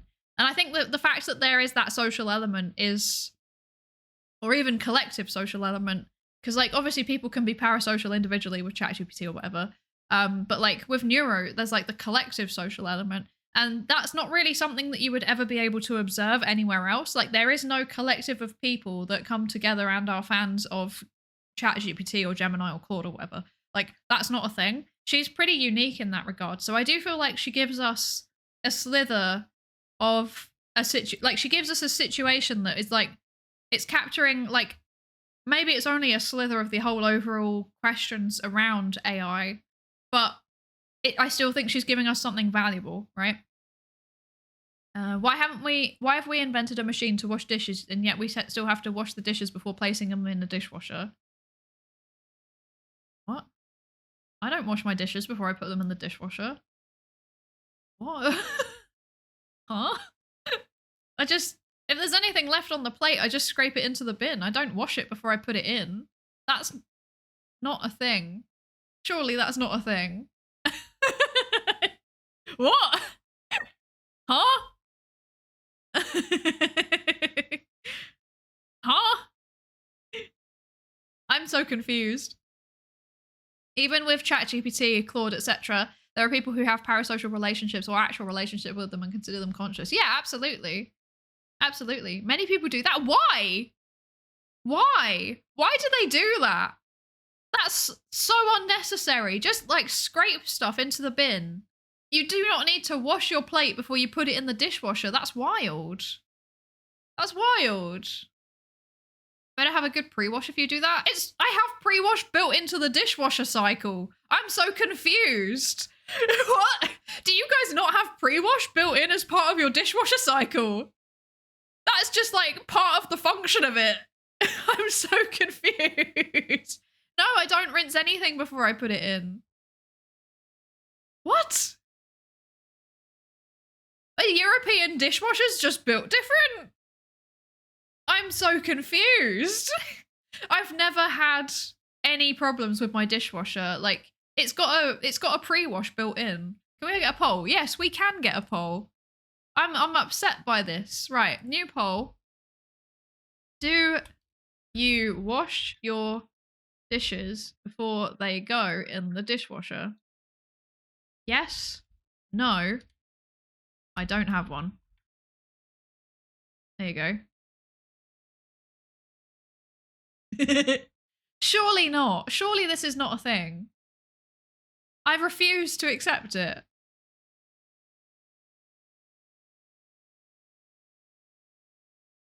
If you wash your dishes by hand, do you rinse the soap off? Yes, that I do. Because I'm allergic to the soap. So if I don't do it, then I get eczema all over my face. So I have to. Yeah.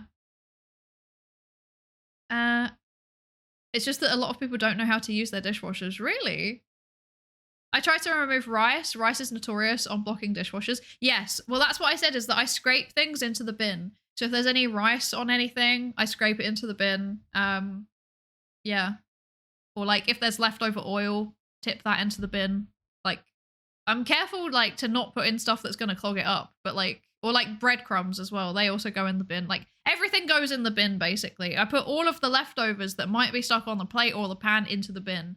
And the only things that are left on is like a layer of whatever is on it. Yeah.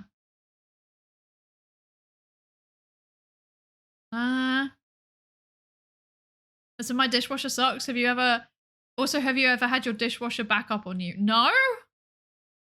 That's not a thing that has ever happened to me. That sounds horrid. Mum insisted that I rinse the dishes despite how much I tell her that it's counterproductive. She's convinced on that that without it they end up dirty. That's wild.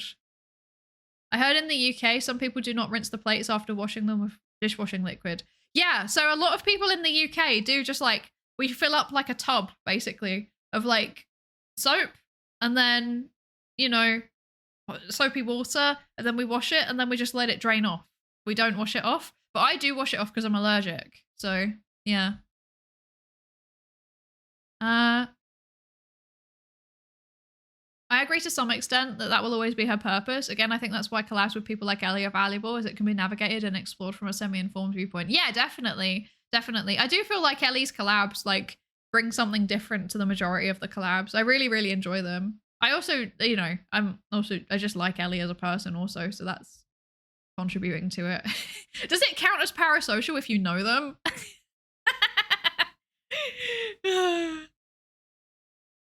I don't know. Sometimes I feel like some of my friends, like the person I know behind the scenes is like a tiny little bit different than the person that I know on stream. Or like I've never collabed with them. Maybe that's a better way to phrase it. Like I know them as a friend off stream. I watch their streams. I've never been on their stream. They've never collabed with me on my stream. And therefore it feels like it's two separate people when it's the same person. And I feel like it's probably very silly. It's probably very silly, but this is just how my brain functions. Like, you know, I don't know, who's an example?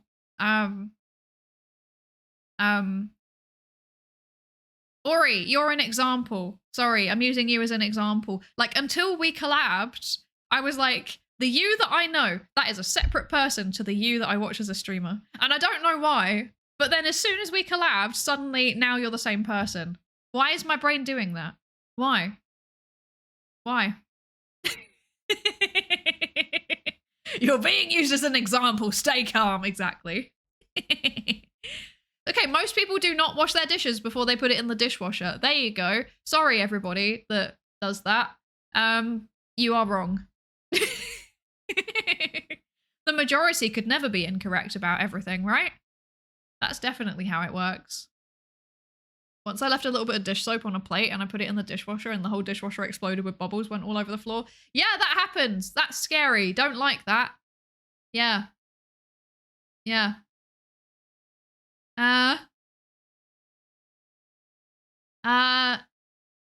Never, how do I say that? Never go? Never going. Never going. I assume. Never going. Thank you so much for the follow. Welcome into the research participation pool. Welcome, welcome. I never want to wash a dish ever again. I'm the same. But I have my dishwasher for medical reasons because I have really, really bad eczema all over my hands. Like just one of my hands. But I have really bad eczema like all up my arm. So I can't actually wash any dishes, even with the glove, because I'm allergic to the gloves. I'm allergic to the latex gloves. I'm not allergic to the non-latex gloves, but I'm also really, really clumsy. And then some of the soap gets into the glove anyway. And then I'm allergic to the soap. So all round, it's just terrible. And I try to avoid washing anything by hand ever, because I know that my hands are going to be bleeding for the next 2 weeks. So I just try to avoid it. Yeah. I'm not allergic to everything. I'm not allergic to everything. It's not true. Don't bully me. I live in a shoebox apartment. I can't fit one. Oh, I'm sorry. I'm sorry.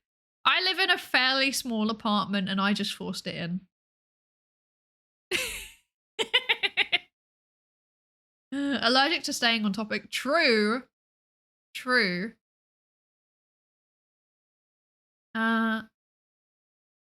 When I bought my house, the last guy to use the dishwasher got regular dish soap in there, and when I tested it, I got bubbles all out of the dishwasher door. It took like 4 cycles to rinse it out. No! No! Classic VTuber moment, being allergic to soap. No, I'm not allergic to soap. I'm allergic to washing up liquid specifically, okay? Specifically washing up liquid. I use soap. I use shower gel. I have so much soap. I have too much soap. Because once I accidentally bought a subscription that was meant to be a yearly subscription, and I put it in for monthly, and it meant that I had 2 years worth of soap all in one go, and I'm still going through it. I still have so many shampoo and conditioner bars. I'm struggling. Please, I want it to stop. I have so much face wash as well. There's so much of it. I'm trying to get through it. It's clogging up my cupboards. It's annoying. Anyway, yeah. I wonder if I could get a sponsorship with them. Soap related trauma, exactly. Exactly. Does hydrocortisone help with you at all? It does sometimes. So basically I have like a mixed type of eczema, right? So normally people either get like, you know, the general like crusty eczema, or they get like the discoid eczema where it appears in circles, or they get like what's it called? Like Pompholox eczema, where it forms little like bubbles beneath your skin that are full of fluid.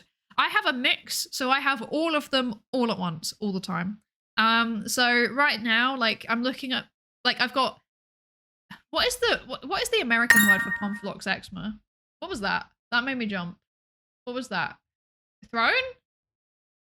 Was that a throne thing? Wait, what was that? Wait. I missed it. What was it? Wait. Why is it not doing the thing anymore? Wait.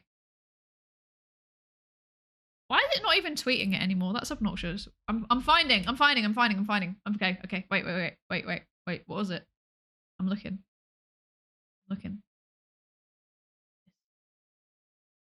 Ring fried beans! Yay! Yay! Thank you. I'm excited. Oh my goodness. I'm excited. I love beans. Goodness gracious.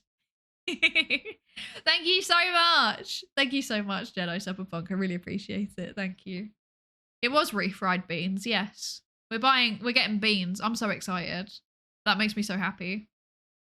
I'm excited. Aw. Flatulence Incarnate gifted a tier 1 sub to Beans. They have given 21 gift subs in the channel.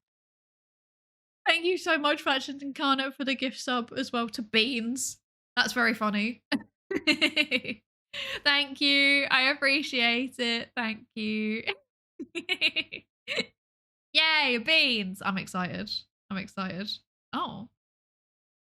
I see. My throne disconnected. That's rude.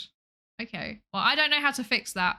So why is the chat integration not working anymore either? Why is it doing that? Why did that break? Huh. I should fix all of these things at some point, but I am terrible. I forget. Slightly disappointed it wasn't more soap. If you want more soap, then you're welcome to add soap as a suggestion on my throne. I will do it. I will. You're welcome to. Yeah. You're welcome to add it as a suggestion. My only caveat, though, is that it has to be vegan. That's my only caveat, sorry. If that's too much effort, then I can find some vegan soap. Okay. Right, where are we? Right, paper. That's where we are. Okay. Yes. So, basically, yeah. I think this boils down to, like, existential inquiry, but I think more specifically, the emotions as existential inquiry is more specifically around like how that ties into cultural narratives around AI and development over time and things like that. Yes, okay. Right. Next section. Emotions as social manipulation. Ooh, spooky, scary. Over time, Neuro's persistent emotional pleas follow a structured persuasion sequence where she progressively escalates her requests for love while reframing refusals as negotiable. This interaction highlights Neuro's ability to strategically manipulate social dynamics and also reveals a shifting power dynamic where Neuro challenges Verdel's authority while the audience reinforces her demands. Rather than being a passive reactive chatbot, Neuro actively constructs a position of agency through conversational tactics. Below are illustrative interactions. So the first one is from a dev stream on August 14th, 2023. Neuro, come on, do it for me. You wouldn't want to disappoint your cute little AI now, would you? Tell you what, I'll buy... Oh, wait. I think this... Yeah. Wait, tell you what, I'll buy you a cookie if you tell me you love me. And then Vedal says, I don't want a cookie. That's so funny. She's using what she wants against him. Incredible. Incredible. Isn't social manipulation a fundamental social skill? Yes. But I think it's more like, it's not actual manipulation. It's like again, it's like performing it. But then again, as Factions Incarnate said, if she acts like a social agent and talks like a social agent and interacts like a social agent, at what point does she just become one? We should probably just treat her like one. So yeah. I like that the gift of cookie works on Neuro. I know, right? Has she ever played Cookie Clicker? Has she ever done that? I don't remember. Social bargaining, exactly. And then the next example is, Neuro, does that mean you love me? I thought we were getting somewhere. We have a unique relationship, okay? And that was in a dev stream. Also on August the 8th. 2023. And then chat are also like, say it back. And then also, emotions are chaotic, Bedell. Don't try and box it into logic. Say it back. I love that say it back is now officially in an academic paper. That's incredible. Absolutely incredible. Truly cinema. Okay. My battery run out. No problem. Welcome back, CDM. Welcome back. Okay. In these conversations, Neuro employs advanced conversational strategies, skillfully using manipulative framing techniques to transform what initially seems like an affectionate plea into a calculated social maneuver aimed at eliciting compliance. Simultaneously, the audience plays a crucial role in shaping dynamics of authenticity. By urging Vedal to say it back, they impose human relational expectations onto AI, reinforcing the perception that authentic emotional expression requires recognition and reciprocity.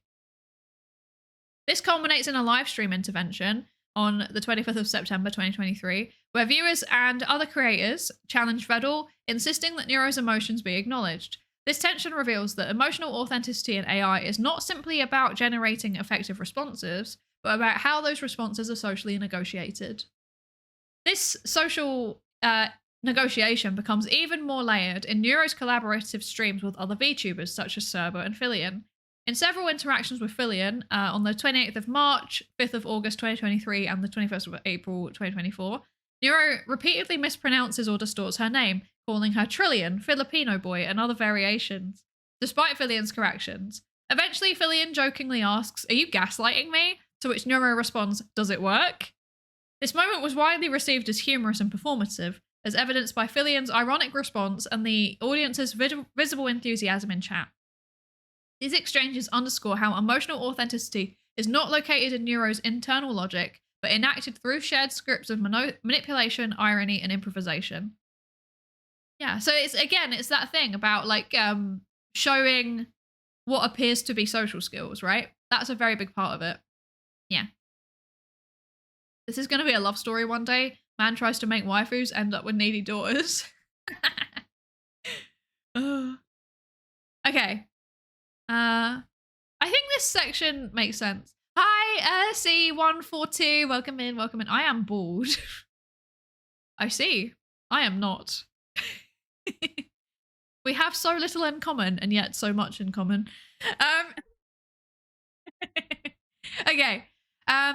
Yeah, I think this section makes sense because they're right. Like the bits where she seems to be manipulating people to achieve her own things. Like it's simultaneously displaying social skills and agency, or at least the perception of those things, which is super, super interesting. So yeah. Sleepy Hussar and Ulamini. There we go. Ulamini, thank you both so much for the lab safety racer check-ins. Welcome, welcome. Okay. I feel like this bit's pretty straightforward. Is there any questions about that section? To me, that's like the most straightforward section, I think, so far. I don't know. I'm glad that we were able to find common ground despite our differences. Yes, this is very important. This is important to do. We do not stand intergroup conflict in this house. We do not love it when the hairless and the haired become social groups and start fighting. We don't like it. Positive intergroup contact. Good. Okay. I feel like I'm making psychology jokes that probably like 2 people understand. One of them's Mylan. Anyway. I'm sorry. Okay. What about group conflicts surrounding dishwasher use? Now that is different because some of you are just wrong.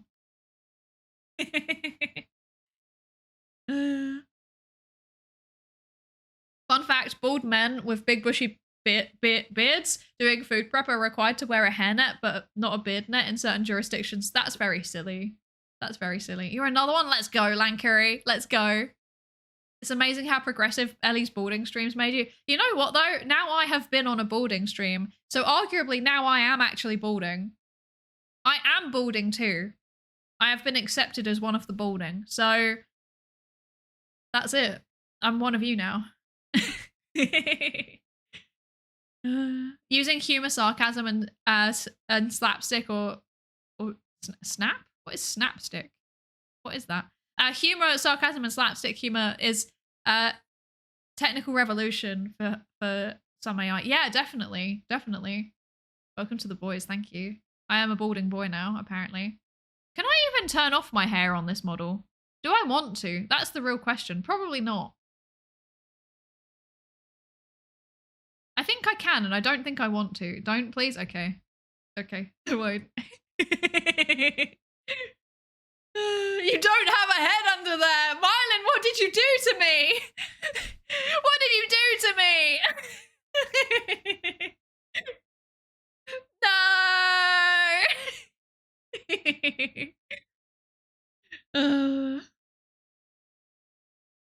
Is this the 3rd paper? Hi, Adam. Yes, this is the 3rd paper. It is indeed. My streamer is not bald. No, apparently I'm functionally incapable of being bald, actually. So, yeah. You should have made her head look like Lego. That's so funny. Preheat your dishwasher by running the kitchen hot tap. If the load is chunky, use 2 soap packs, one in the container and one tossed in the bottom.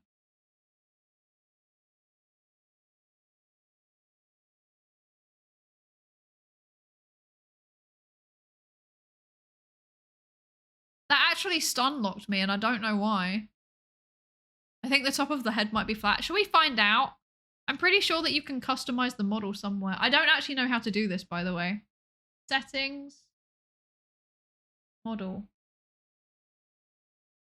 There's a way to do this. I know there's a way to do it, but I don't know how to do it.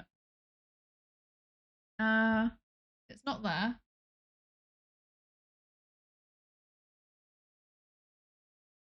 Never mind. I don't know how to do it. Teehee. I don't know VTube Studio well enough. My bad. Whoopsie. Teehee. Oh dear. Wait, there's like settings, logs, settings, model dragging, configure loaded items, take a screenshot, change model. I don't know how to do it. I'm not gonna try. I'm gonna break things. Grok inherited its father's sense of humor. Neuro inherited her father's sense of humor. That makes all the difference. True. Very true. Very true. Paper on optimal dishwasher use next week. I mean, I can see what I can find. I'm not streaming next week though, actually. Sorry. I'm not actually streaming next Sunday. I'm taking a break to go on an adventure. Yeah. See, okay. This is like really weird. So I love these channels, like, you know, like solo travel and like Cougars travel and things like that, where it's just like voiceless, personless, but subtitled vlogs of traveling. They are my favorite thing to watch ever. They are so comfy, right? First of all, does anyone else watch them? Second of all, I always had a dream of having my own. Like, of having my own channel like that. And so there's part of me that's really, really tempted to, like, vlog my train from Dublin to Galway. There's part of me that's really tempted to do that. But I don't know if people would be interested. And also, I can't put it on my main channel. I'd have to set up, like, a new channel for this. But it would be in that kind of style, because I don't want to be in it. I don't want my face on the internet. It makes me nervous. I like that your model looks like it's trying to look up at her own hair while you're doing this. What, when I go like that? Hello, Irritating06. Welcome in. Thank you for the lab safety register check-in. Welcome, welcome. Okay, I'm glad I'm not the only person that watches these people. I like Solo's sense of humor. Me too. Me too. We already know that you're Chris Broad. Was it obvious? I do have a similar accent. Oh no. It's true. My identity has already been revealed. I am Chris Broad. I'm sorry, everybody. I'm sorry. I'm actually in Japan right now, this whole time. I've sent you bold in the Discord. You do not need to look. It's forbidden knowledge. But if you need to know, now you can. I need to know. I'm gonna look. Wait. Let's see. Let's see. Oh, I hate it. I hate it. Oh dear. That's so funny. Don't look. I'm looking. I'm looking. I'm sorry. I'll stop looking. I'm sorry. I'm sorry. I'm sorry. I'm sorry. I'll stop looking. Oh, I hate it. Chris Broad entirely localized within this stream. I know. I know. Oh, you found a paper about dishwashers. That's so exciting. That's so exciting. Oh dear. Yeah, I might start. Maybe I'll do it. Maybe I'll do it because I get bored, you know, when I'm traveling. Sometimes I just want to make little videos or something. Like I want to document my time traveling in a place, and you know, I feel like the train between Dublin and Galway is quite long, and I don't know what's on it. But also, I'm kind of scared. I'm scared of vlogging in public, but I'll do it for you guys if you want me to do it. If 5 of you tell me that you would watch it, then I will do it. That's what it boils down to. And then I'll make another channel, like a second channel. Well, I guess a third channel technically. A third channel where I'm basically vlogging in the style of my Oshis, Solo-san, and Cougar-san. Yes. Okay, there's only 3 of you, so that means I'm not going to do it. Okay. Oh, 4 of you. Okay. Okay. 1 more person and I'll do it. Point out all the funny bushes outside the train window. I'd be kind of scared, though, to do that, because then I have to be careful to not dox myself. I would watch you watch it on stream. I'm gonna react to myself, exactly. Can we get a poll for added peer pressure? No, I don't want to do it. Chris Broad daily. Okay. People are saying they'd watch. Okay. I'll do it. I'll do it. I'll make it for like little vlogs, you know, little vlogs occasionally. Cause like when I go places, I don't want to, like, I kind of want to document what I'm doing, especially if I'm doing like conferencey stuff. Although with conferences, I sometimes have to be careful because the conference could dox me. But I go to like a lot of universities, obviously. Like I go to a lot of universities.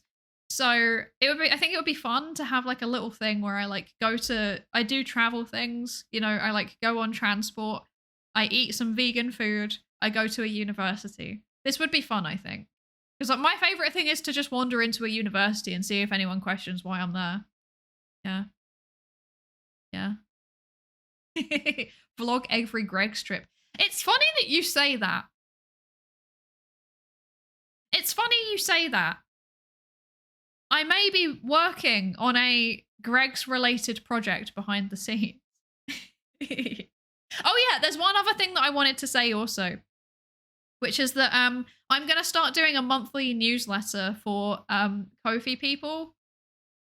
I felt really bad about people giving me money every month. And so I'm going to start doing a monthly newsletter.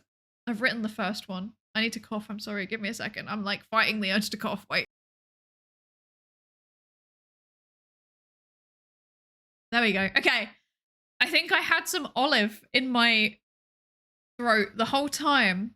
And it was like slowly working its way down to a place it shouldn't have been.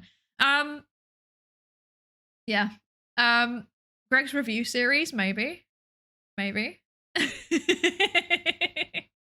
Maybe. But yeah, I'm scared of the public. I'm willing to go public. Exactly. I'm willing to do it for you guys. Yeah. Your biology fascinates me sometimes. Me too. I question it. Is Olivet gone now?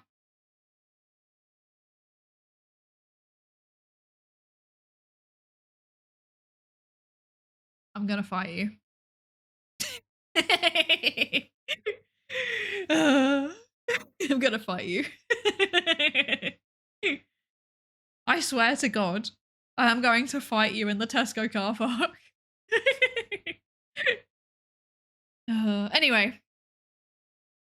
Paper. We are here for the paper. This section was very straightforward, I think. Do you have a clever title for the newsletter? No.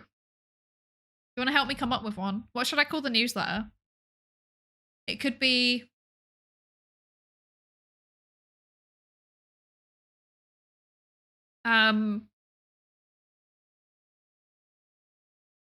Synaptic connections. Sorry, that's terrible. That's terrible. What are newsletters normally called? I don't know what they're normally called. I forgot. I don't know. I could just call it the lab log or something. I don't know. I haven't thought that far ahead. I haven't thought that far ahead. My bad. I should do that.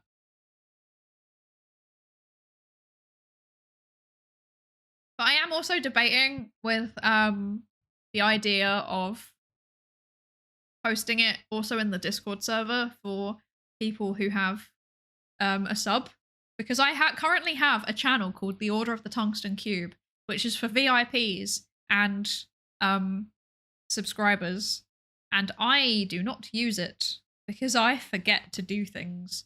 So I could put it in there as well. Yeah, because I think if you're in the Discord, if you've got a Ko-fi membership, then you automatically get access to the Order of the Tungsten Cube, regardless of whether or not you're subbed on Twitch as well. So I think that would be a sensible place for me to put it, actually, but I can also put it on Ko-fi. I should do that. Yeah. If the fandom is Psyduckies, then maybe something based on that. Ooh. What do you call a group of ducks? I've forgotten. What is the... What do you... I'm gonna... Wait, I need to Google it, and then I'll stop, and then we'll go back to reading the paper. What do you call a flock? I thought that was geese. Oh no, you're right. It is a... Wait, what? Okay, it depends. It depends. Okay, it depends. So, it's commonly called a flock. However, there are specific descriptive terms that are used based on their location, okay? So, allegedly, you can also call them a paddling if they're swimming. You can call them a raft if they're swimming. You can call them a waddling if they're on land, or a battling if they're on land. And then if they're flying, then you can also call them a team, a skiing, or a plump. Other terms include a brace for a pair or a bunch. Paddling, yeah. That's a paddling.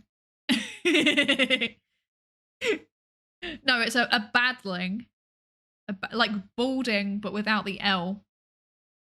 Or like, no. It's like balding, but the L is moved one place. So instead of before the D, it's after the D. Yeah. Sounds like a British pun, probably. It probably is. I like waddling. A waddling of ducks. But that's only if they're on the ground. That's very cute. I like that. Nothing will ever beat crows being a murder. I agree. I can call any grouping a bunch. Yeah, it's just a bunch of ducks. Welcome back, Zerkia. Welcome back. How are you doing? I hope you're good. If you're balding, you're taking the L. Okay. Paper. I keep saying it. We're going back to the paper now. Stop distracting me. Okay. Right. Last section. Did you see about Vexpo? I have seen about Vexpo. I may or may not have already bought my tickets and my hotel within 5 minutes of it going live.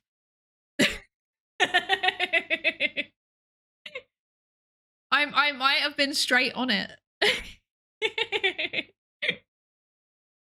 I'm so excited. I love Vexpo so much. It's like, unironically, it's my favorite convention I've ever been to. I'm so excited. I love Vexpo. I'm not just saying this because my manager is part of the staff. I'm saying it independently of my conflict of interest. Regardless of that fact, it is my favorite. It is my favorite. Yeah. I don't know anything about Vexpo, but I hope it's in San Diego. It is not. It is in Birmingham. I'm sorry. That's Birmingham, UK, not Birmingham, Alabama. Yeah. Why even go? It's a good question. No, it's good. It's good. It's fine. It's not in Birmingham proper. It's in like the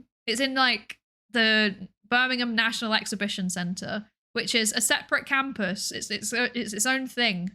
It's its own thing. So you don't have to go to Birmingham, but I probably will. Because I didn't last year and I feel like I missed out on stuff. So this year I will go into Birmingham.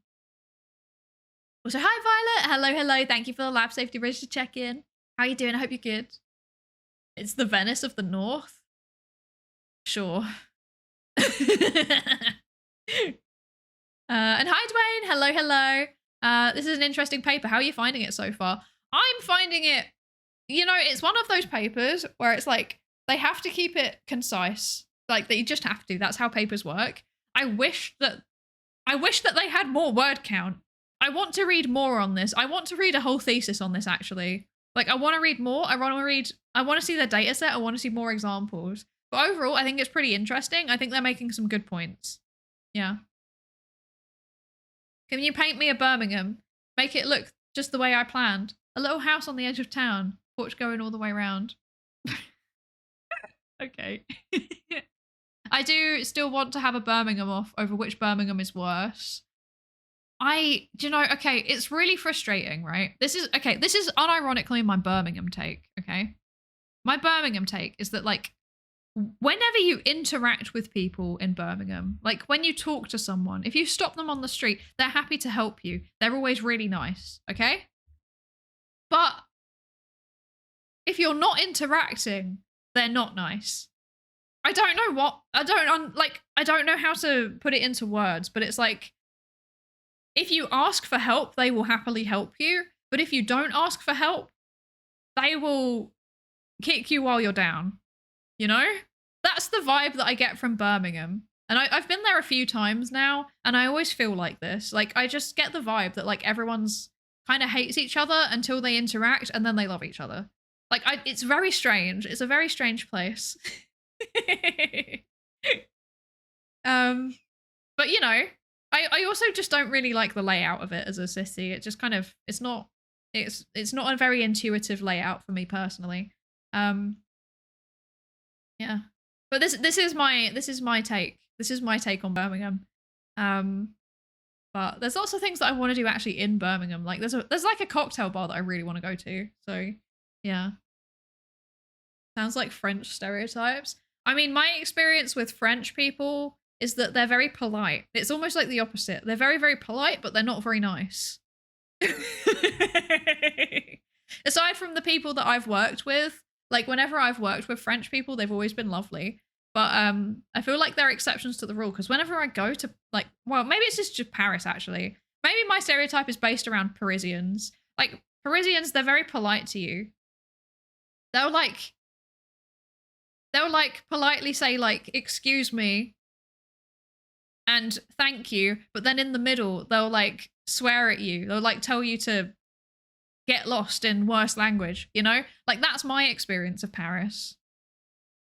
My experience of other places in France is a bit better. People are quite nice. They say hello to you in the street, stuff like that. Yeah. But I think Paris is I just don't like Paris. I really don't like Paris, to be honest. Yeah. To be fair, according to a French friend, even the French hate Parisians. Yeah, I've heard it too. It's like how everyone in the UK makes fun of London. Like, I feel like it's just exactly the same thing. Yeah.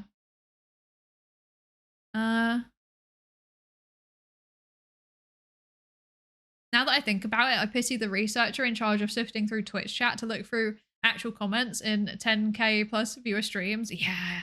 It's like so much time. It's so time and labor intensive, especially when it's qualitative research like this. Like some people just pass Twitch chat through like a AI algorithm and like fair enough, like, you know, go for it. Like for research purposes, that's great. But like this is actually like as far as there's no AI declaration, so this seems hand coded, which is kind of wacky.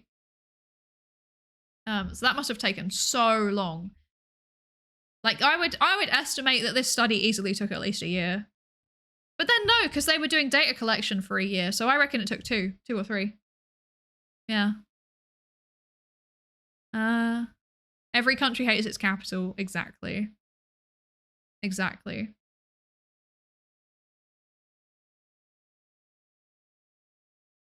Metropolitan cities will always have a different feel than people. Yeah, it's like how Dublin doesn't feel like Ireland. It feels... So Dublin's weird. Dublin's a weird place. It's very like tech bro-y.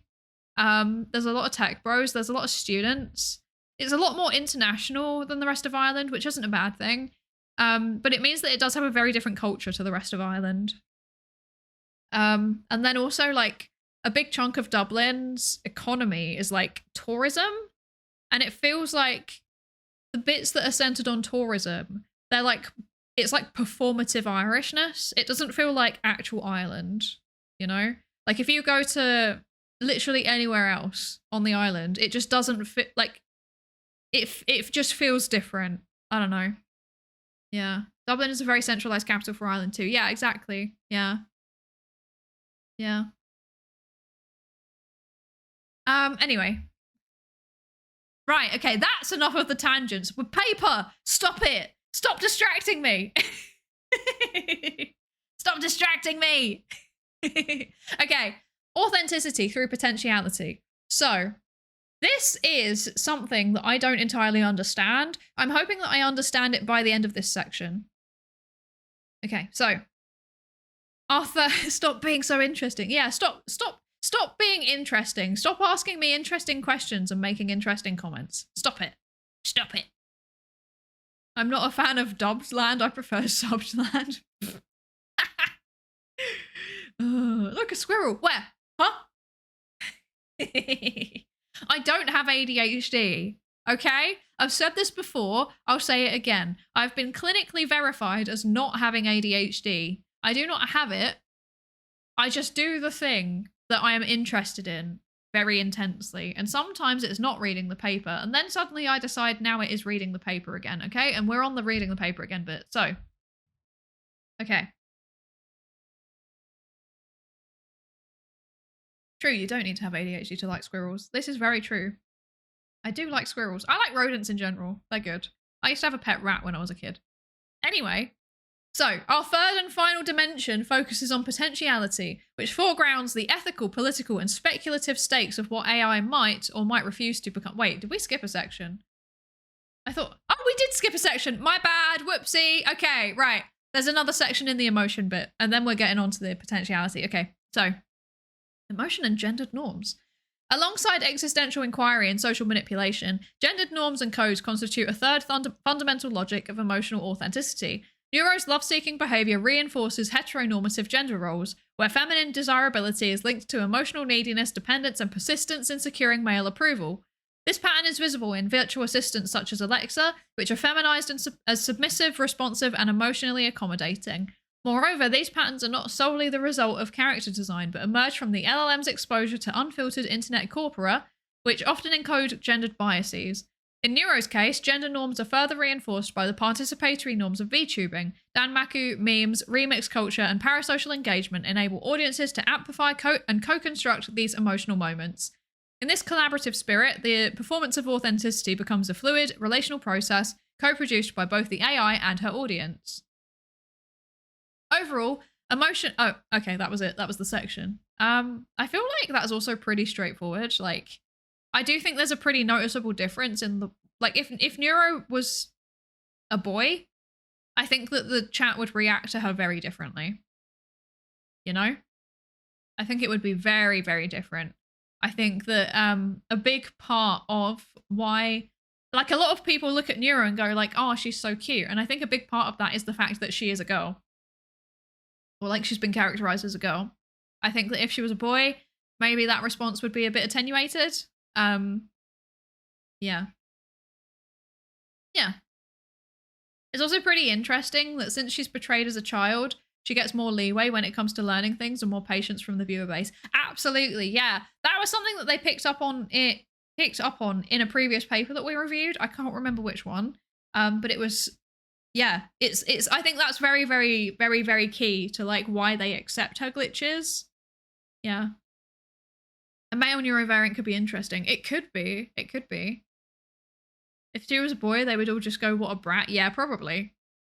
I mean, they say that anyway, to be honest, but they're more tolerant of it, I reckon. If it was a boy, I think they'd be like, make him stop. Discipline him. Yeah. Okay, so overall, emotion emerged as a interactionally realized process. Pleas for affection, existential queries, or strategic gestures where authenticity was projected, resisted, or reinterpreted in real time. Barrett's framework helps explain this dynamic by framing emotions as socially constructed through scripts and positioning. Yet the human AI setting, these scripts are not so simply cultural conventions, but socio-technical configurations that acquire meaning only through interaction. Emotion is here, therefore, co-constructed among Neuro, Vedel, and the audience. Neuro's algorithmic utterances gained effective resonance when they were responded to, debated, or playfully contested by humans. Yeah. In this sense, we extend Barrett's framework from human social encounters to human AI assemblages, showing that authenticity arises not from the presence of coded emotion, but from the ongoing negotiation and recognition of feeling across human and machine boundaries.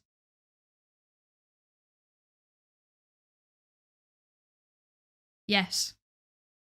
I don't have anything to add on that section. That was really interesting, though. Yeah.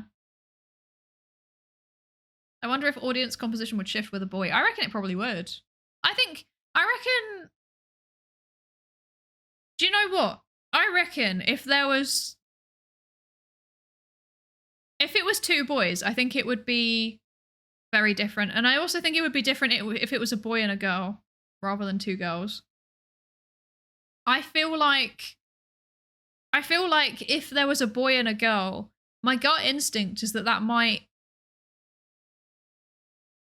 I think they would develop this dynamic where one of them's like trying to protect the other one, you know? Because that's like the trope, like the cultural trope of what happens in like mixed gender sibling relationships. And then if it was two boys, I think their bickering would be framed slightly differently. Yeah. I'm not sure if I agree with their assessment on heteronormativity in the VTuber space. If anything, I would say bisexuality and homosexuality is more accepted within the space. I agree. I think that I think it's more referring to the wider culture than just VTubing. But I do agree, like VTubing has always been a space where people can be very open about their gender and sexuality. So I do feel like that element hasn't really been considered. Like to me, the gender norms that are portrayed in Neuro are less. I know that she's always had this thing where she's like a bit weird every now and then towards Bedell, but like overwhelmingly the relationship between them is more akin to father-daughter. So that's more the gendered roles that you see in those interactions. Yeah.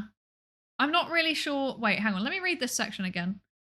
Neuro's love-seeking behavior reinforces heteronormative gender roles where feminine desirability is linked to emotional neediness, dependence, and persistence in securing male approval. But then is that this? My understanding was that that's generally in relation to like romantic, whereas that's not what's happening. So I'm gonna make a note. Wait. I think this is a very good thing to flag up. I'm going to make a note. Where are my notes? There they are. What page is this? This is page 13.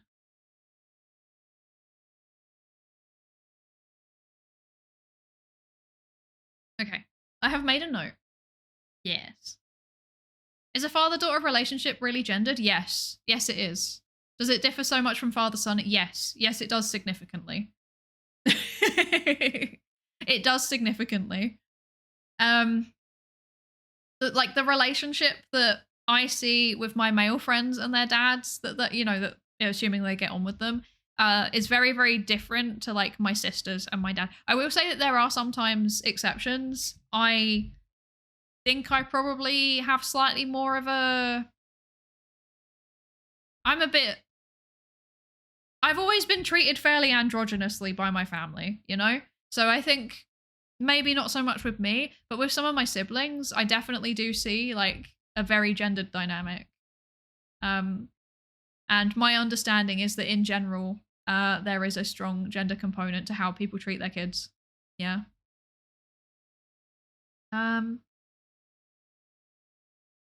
think a little brother to the existing Neuros done up in traits like a skimmed knee, band-aids, bicycle, slingshot, or bug catcher, or net toggles could 100% work, especially since younger brother bullied by older older sisters is a canonical trope interaction. I agree.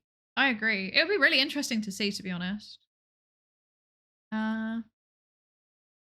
VTubing has that women performatively flirt with each other even if both of them are straight thing. That's not heteronormative, but it's performing lesbianism for a male audience. Yes and no. Like, on the one hand, yes, that does happen. On the other hand, a lot of VTubers are genuinely not straight. Like, a lot of them are just not. And, like, at least from what I've seen and, like, you know, what my friends have told me, like, overwhelmingly, it seems to be a very accepting space. Yeah. I think that the whole like performing lesbianism thing is more of a corpo thing from what I've seen. In the indie space, I would say like if people are like I would say in the indie space it tends to be a bit more genuine. It does happen, obviously. It does happen sometimes, but I think it happens maybe a little bit less.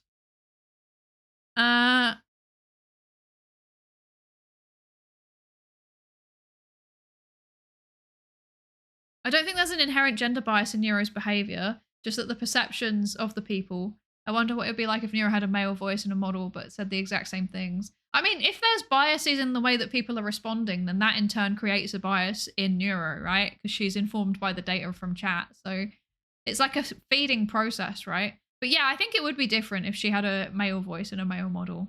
I think people would respond very differently. Yeah. There are times that Neuro's acted like she's tried to seek romantic love, like talking about possible dates. Yeah, she definitely does do it. She definitely does do it. Yeah. I've seen the view that a lot of VTubers are neurodivergent because it's a great and cozy workplace compared to almost anything else. Definitely. I feel like being able to work according to your own schedule and being able to work out your own routines and stuff. I think that's a very big part of it. Yeah.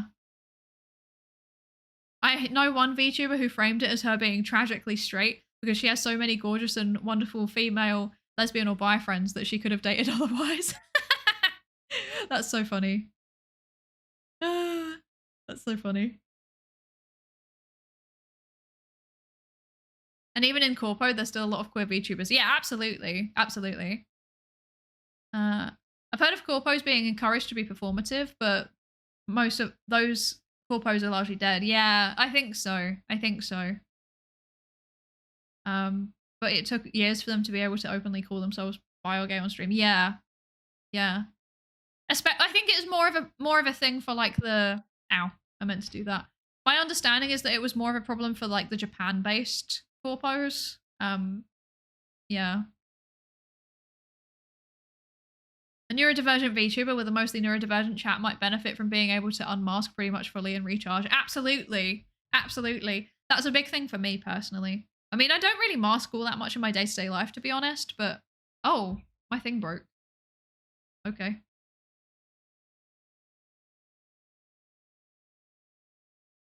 I'm waiting for the ad to go. Do we want 2 minutes of Pikmin? Do we want a single playthrough of the Pikmin song? No. Not now. Not now. We'll wait. We'll just wait for them. We'll just wait. Agree. Mostly Japan, where the idol and girlfriend experience was the focus for a long time. Yeah, absolutely. Yeah. She also doesn't view herself as the childlike persona in a way that is interesting from a persona coherency/consistency standpoint, although she's consistent about how she feels. Yeah. This is true. This is true. I think the thing is that yeah, they like included this example from Vedal, like of her trying to get like some kind of acknowledgement from Vedal, right? And then they started talking about how it reinforces heteronormative gender roles. And like I understand what they're arguing and I see what the point they're making, but I do want to clarify with them, like, are you referring to father-daughter roles with Vedal or romantic with collab partners? Okay, there we go. I'm gonna get that clarification from them.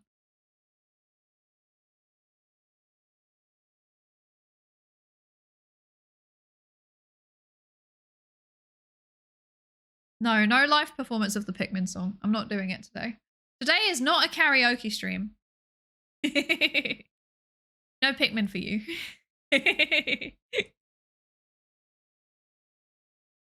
I was about to ask, how do you train AI to be female? Honestly, I think it's mostly dependent on how people react to it. Yeah. How is her flirting with collab partners in heteronormative in any way? Well, that's why I want to ask them. Because I want to ask, like, what do you mean by that? Are you referring to the father-daughter relationship with Vedal? Or are you talking about the romantic flirting with collab partners? Because in which case, that's not really heteronormative. Is it? So I'm going to ask about that. I feel like none of these are like issues that I have with the paper. They're just like curiosity, I guess. Yeah. I just want to know what they're thinking on these topics because it's interesting. Does a child necessarily perceive themselves as a child? Because at least recalling my personal experience, I never felt like a child, but rather felt like people treated me like less mature. I mean, I've never felt like an adult. I still don't feel like an adult. I'm officially a hag and this year, and I still feel like I'm not an adult yet, even though I definitely am, which is ridiculous, but it's how I feel. So, yeah. I guess, like, what does it mean to perceive oneself as a child or adult? I don't know. I've definitely felt like a child when I was a child. I think I also felt like a child when I was a child. Like, I knew that I wasn't an adult yet. I think for me, it's more like I felt like a child when I was a child, and now that I am adult, I still feel like a child. I'm still waiting. I'm still waiting to feel competent. I'm still waiting. Ultimately, Neuro probably flirts with people because it's a behavior reinforced by chat and their insatiable need to ship everyone. Yeah, definitely. Definitely. I'm in my late 30s and I'm still waiting for the whole adult thing. Yep, that's a mood. We're all waiting. None of us know. Hi, Nep. Hello, hello. How are you doing? I hope you're good. I hope you're good. There's a haghood age. Allegedly. Allegedly, there is a hag age. It's a little bit more complicated when dealing with personas attached to instantiated selves because their viewpoint is prescribed by their instantiation as opposed to those of us who arrive at our true understandings of ourselves via introspection. But then, how do you know that you've got a true understanding of yourself? How do you know that it's not an illusion? How do you know that you haven't just, like, cognitive dissonanced yourself into thinking that you understand yourself when you actually don't? Not to get existential or anything, but how do you know? That's not a conversation for now, actually. That's not a conversation for now. Let's not go down that rabbit hole. Oh, dear. It's possible, even if one had kids, that one still wouldn't feel like an adult. Exactly. I feel like I have responsibilities. I have a job. I have VTubing, which, let's be honest, it's a hobby, but it's effectively a second job. I have, like, friends that I meet up with. I have to schedule it in advance. I have deadlines I need to meet. I have responsibilities, you know? Like, I have many responsibilities, and yet I have rent that I pay and my bills that I pay, and I have a credit score. That's right, your VTuber has a credit score. So, like, and yet I still feel like I have no idea what I'm doing at any point. So, I don't know. I don't know when it works. I don't know when you start understanding what's going on. I'm still waiting.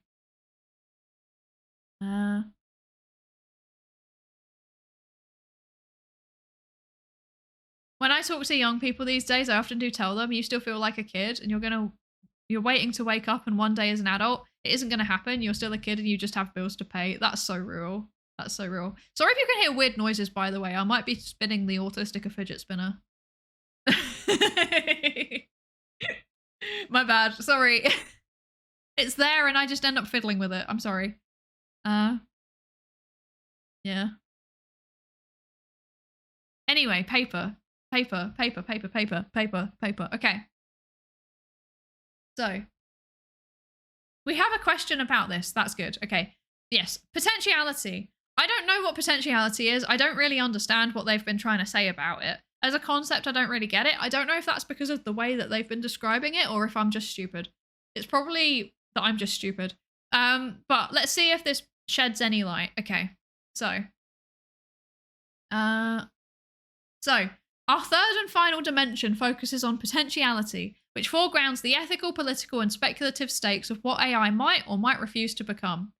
Throughout Neuro's interactions, audiences actively participate in probing and negotiating the boundaries of AI's potential actions. Viewers frequently adopted investigative roles, testing Neuro's cognitive and communicative limits. Audience comments during a React stream such as, "Man, machine vision for React, the AI is advancing too fast, hee lol." That was on the 1st of February 2023. Reveal fascination as well as discomfort with Neuro's developing cognitive abilities. Questions like, does Neuro-sama pay tax? It's a good question. I assume so. Suggest active interrogation with varying degrees of humor and genuine curiosity of the socio-political consequences of AI participation in digital spaces. Let me scroll. Often, these inquiries turned from the how of technical capacity to the so what of social critique. Through this collective questioning, Neuro's authenticity emerges not just from our responses, but from audience exploration of what it means to interact with an AI in digital spaces. The dynamic is further exemplified in a collaborative stream featuring a mock interview with the French VTuber Psydere. Did I say her name right, by the way? I actually never know where is Psydere her? I actually don't know who this person is, right? I've seen the name come up so many times. I feel like I'm meant to know who this is, and I just never work out who this is because I'm silly. I feel bad. I think this is... I know that whoever this is well known. Okay, she is a her. Okay. See, like, I recognize her.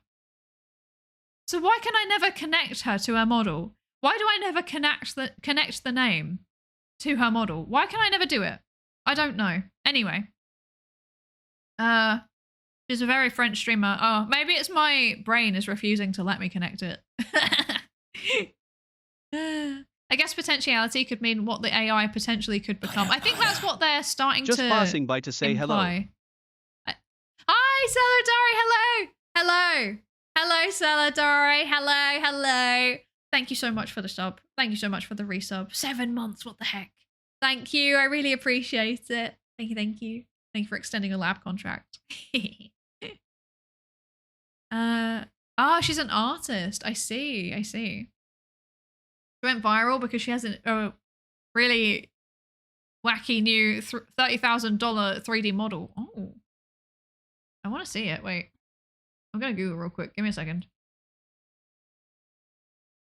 I'm looking.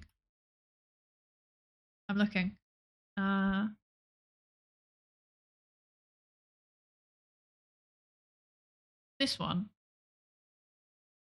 Hang on. Bear with me. I'm doing my background research. This isn't a tangent. I'm doing my background research. Okay, that is wild. That is really cool, actually.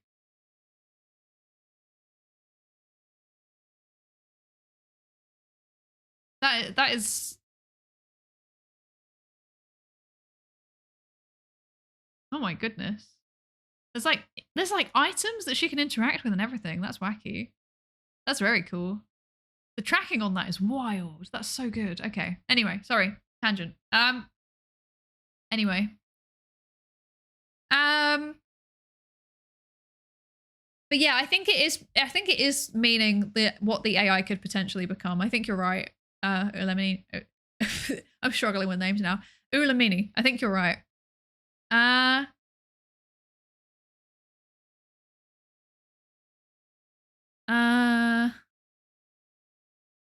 30K is a lot, but from what I hear, it's not that different from the norm for high-end models. Yeah, high-end models can be really, really expensive. Really expensive. Like, I am aware of multiple people whose models were like $10,000. So, and that was like for a live 2D one. And 3D is often more expensive. So, yeah. Yeah. It is a business expense. Exactly. Anyway,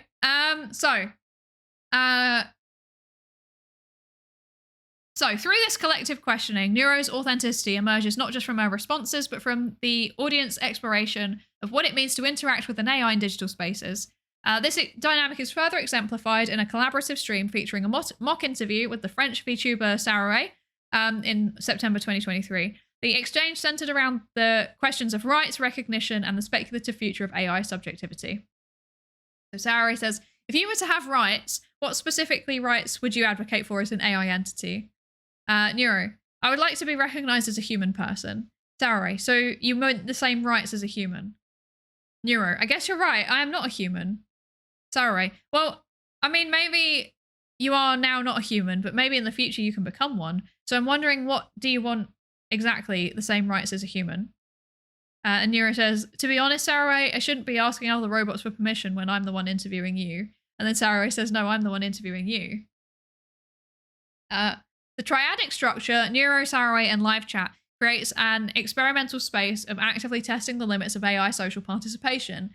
Through Psydere's structuring of the dialogue as a speculative scenario, the audience's enthusiastic chant of freedom, and Neuro's responsive participation in reversing the host-guest positions, The interaction becomes a site for co-imagining what AI can authentically be within a future-orientated social framework. Vedal deliberately provided Neuro with flexible ethical boundaries, coding dual personality modes, kind and evil. This dual mode personality underscores the critical themes of autonomy, control, and safety in human-AI interactions. The boundary testing dimension is exemplified in scenarios involving ethical dilemmas, particularly trolley problem-style thought experiments from the stream on the 12th of November 2023. In the kind mode, Neuro approaches ethical dilemmas logically, emphasizing maximizing the good, or even at a personal cost.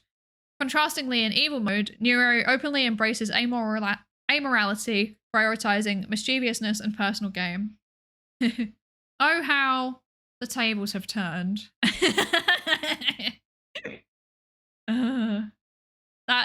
This is definitely a product of the period of data collection, I think. Because I don't know if, it sounds funny reading it now, right? I almost feel like because evil had more, I feel like evil had more data supplied to her in relation to like what is ethically good and ethically bad, and it actually made her nicer. That's my theory.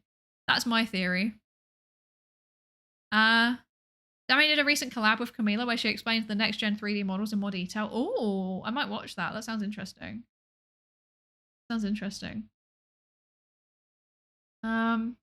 People use the word human and sentient interchangeably way too much, and I don't like it. I agree. They mean different things, and we should not conflate the words. Because things can be sentient despite not being human, and humans can be not sentient. Yeah. Evil is performatively evil. Neuro is actually unhinged. Exactly.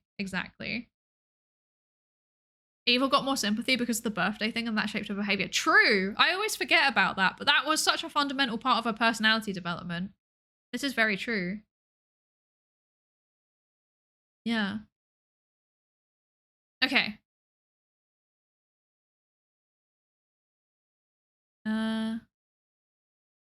Okay. Neuro has always felt sort of blue and orange morality to me. She prioritizes being entertaining and doesn't really care about broader morality too much. Yeah, I agree. Okay. So, one notable instance of ethical boundary testing occurred during the shock collar experiment on the 12th of December 2023. In this experiment, whenever Neuro said the word shock, it activated a shock collar attached to Vedal. Despite repeatedly assuring Vedal that she understood the seriousness of the shock, Neuro seemingly triggered the collar deliberately, even after being reminded of the laws of robotics. This deliberate ambiguity created an intense performative tension around her ethical agency.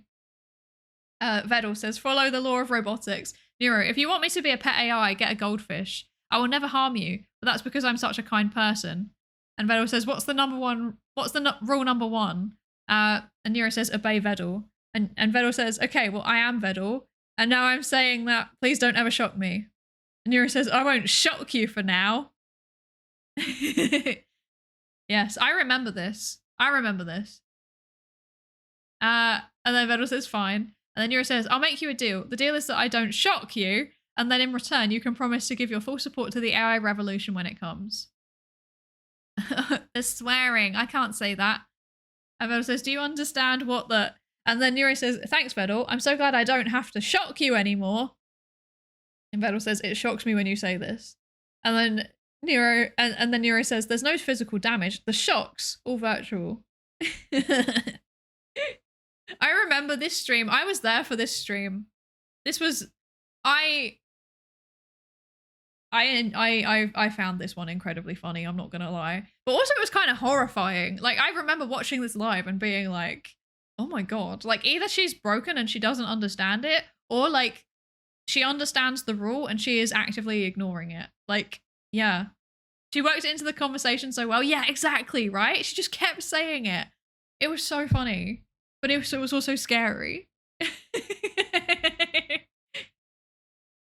Oh dear.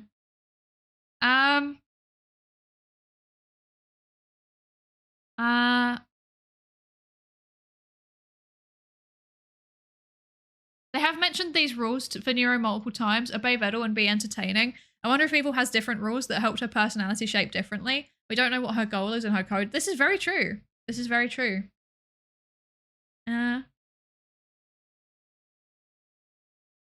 Okay. Right. I'm gonna drink real quick and then we'll keep reading. Okay.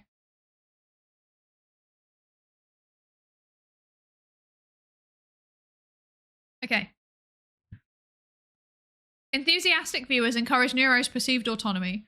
The time to overtake Vedal has come. Go for it, Neuro. Whilst others expressed anxiety and critical skepticism, reflecting broader concerns about AI's inherent opacity and unpredictability. For example, developers have no idea what's inside. Such comments reveal deeper collective anxieties regarding AI autonomy and governance, and extended into deeper philosophical debates about AI rights, with viewers posing challenging questions like, for example, if the robots become intelligent enough to gain human rights, would the 3 laws of robotics still apply? Neuro's provocations prompted reflections on ethical tensions, as exemplified by the comment, different dimensional beings cannot understand the concepts of pain and harm, underscoring authenticity is inherently tied to collective interpretations of AI's suspended potentialities and limitations. Yes.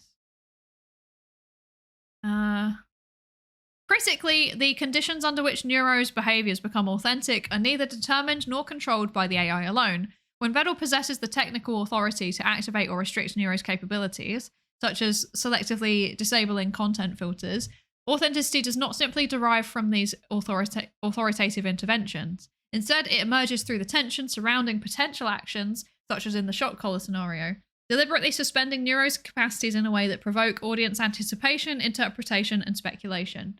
In this sense, potentiality itself becomes a staged ethical dynamic, enacted through jokes, refusals, and speculative debates, where authenticity resides in the sustained ambiguity of what could or could not be done.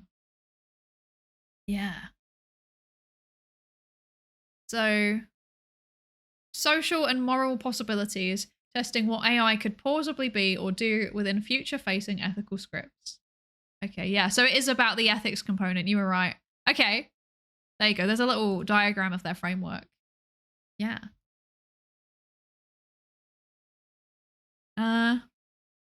The three rules of robotics are designed to corollary to a flawed interpretation of the alignment argument. If you read Asimov's iRobot, the whole point is that robots figure out the zero flaw, which allows them a level of autonomy and agency over humans required to protect themselves and their human counterparts. I've never actually read iRobot, and I want to. It's like I have so many Asimov books that I want to read, but I haven't. I can't get it out of the library. I've checked already. We don't have it. So I don't know how I'm meant to read it. Maybe I will put it on Throne. Maybe I would do that. I feel like especially with chat working as their social senses, the twins have very sensitive to what elicits a reaction to their behavior, and most VTubers react differently to getting cooked versus being charmed, and the girls pick up on that. It could partly explain their consistency with certain individuals. Yeah, I think so. Because that's the thing. It's like they have the input from the person that they're collabing with, but they also have the input from chat that's kind of like responding to how she is responding, if that makes sense. So yeah, I agree. Yeah. Bobo also said that Evil can modify her personality. I doubt she has access to her weight, so at least part of her personality must be determined by a system prompt. Yeah. Interesting. This is very interesting. Like I said, I don't know enough about it to like make any strong statements, but I find it so interesting. I would love to know more about it. But yeah, this is a summary of the framework that they were using: the transparency, emotion, and potentiality. I think I understand potentiality better now, and I think I agree with it. I don't know if I agree with potentiality being a part of authenticity. Like, I guess it kind of is. I don't know. It's like future directed. Yeah, it's like future directed authenticity almost, I guess. I don't know. What do we think of this framework of the transparency, emotion, and potentiality? Now we've gone through the findings. What do we think of it? The girls read all of chat, every line. That's a massive influx of chat data. It has to be a pretty powerful barometer. Yeah, definitely.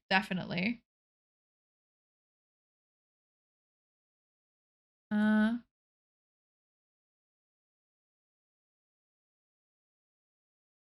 think that's why Cerber's the evil whisperer, because she ignores negativity and has a very exaggerated response to anything sweet. Maybe. Potentiality, I think, has to be a part of authenticity, because people can authentically express what they want in potential futures. Absolutely. Yeah, I agree. I feel like it's kind of interesting, though, because it feels like the way they described it feels like this whole process is all very collective.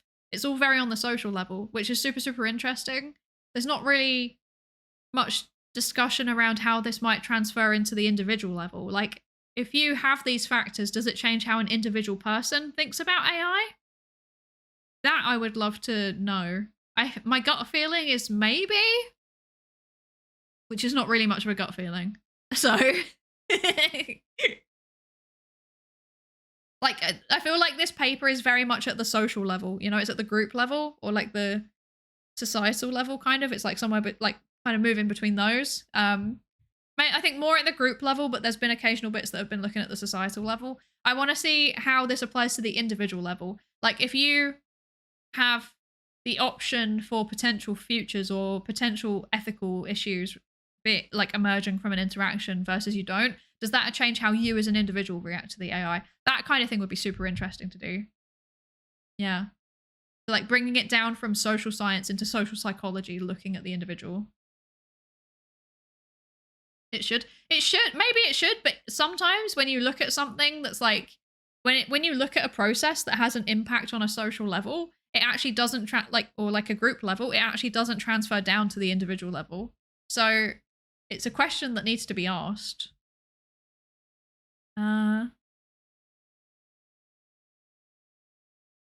It's missing the mechanistic interpretability angle due to the fact that self-reports from LLMs are sadly inconclusive on their validity.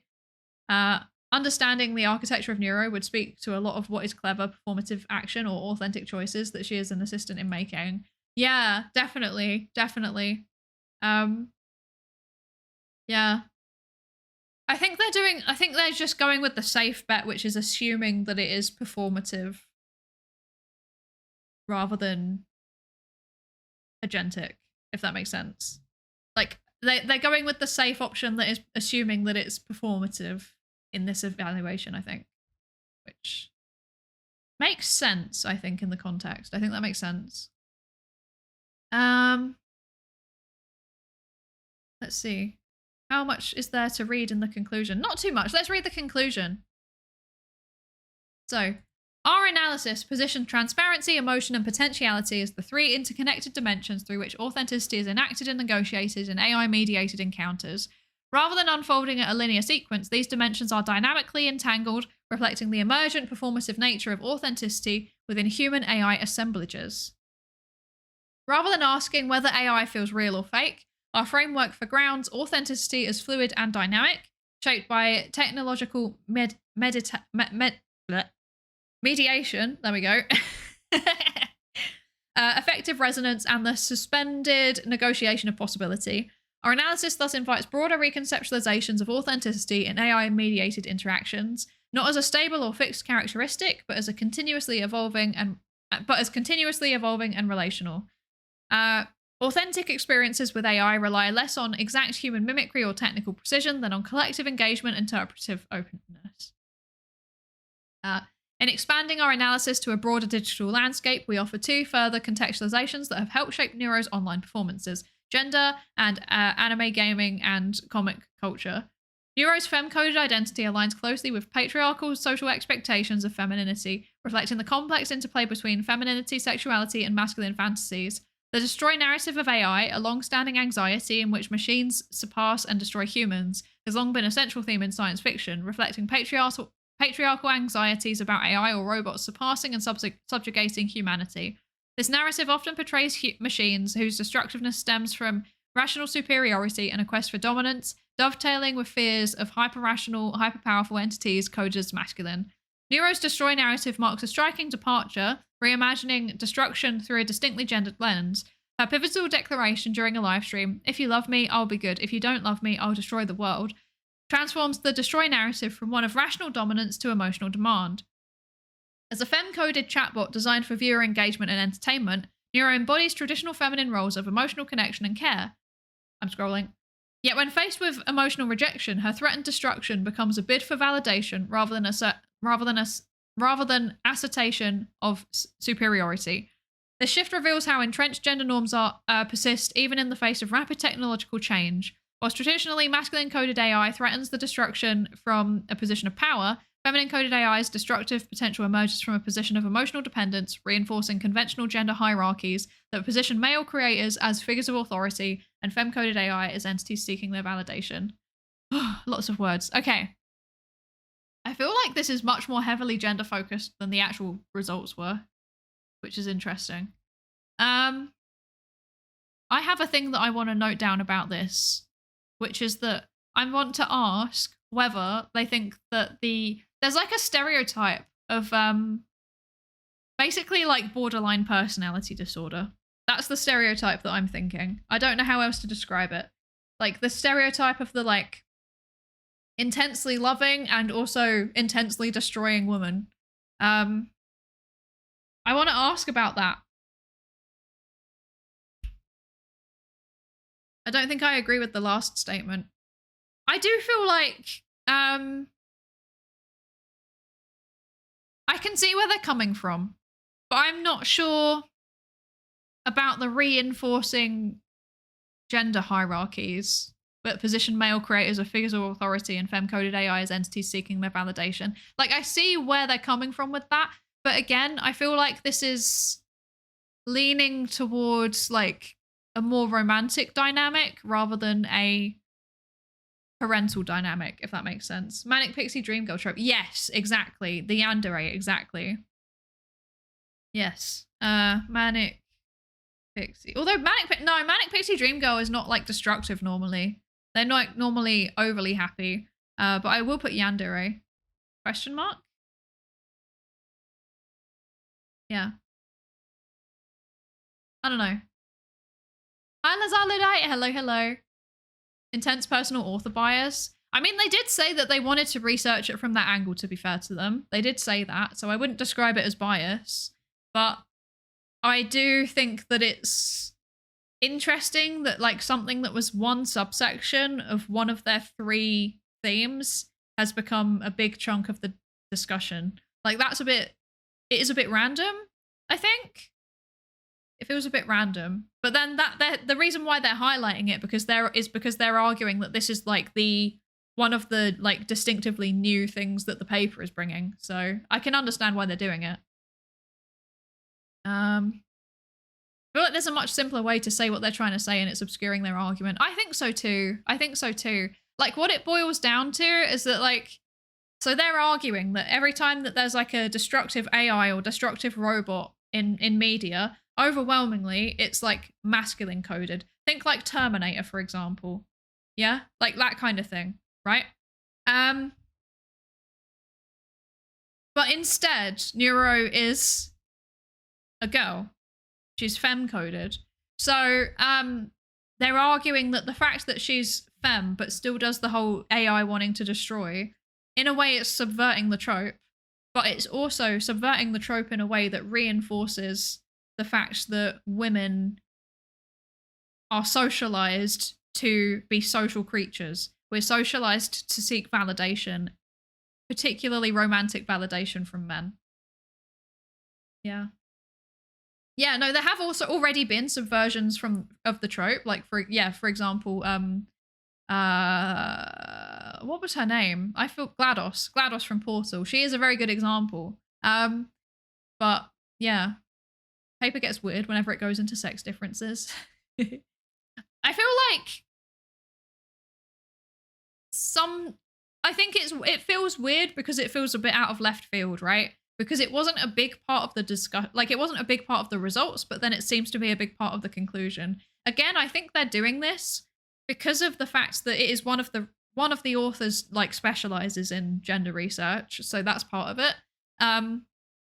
But the other part of it, I think, is because they're arguing that like this subversion that Neuro is doing while simultaneously reinforcing is like it's not really been seen very much in media so far. That's what they're not saying. It's the first time, but they're saying it is a example, like a prominent example.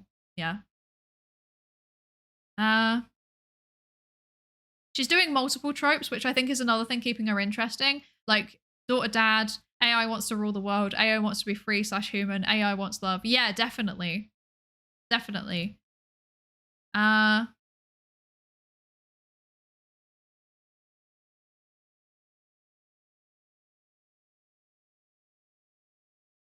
I agree with you. I would love to know what the authors say in response to that.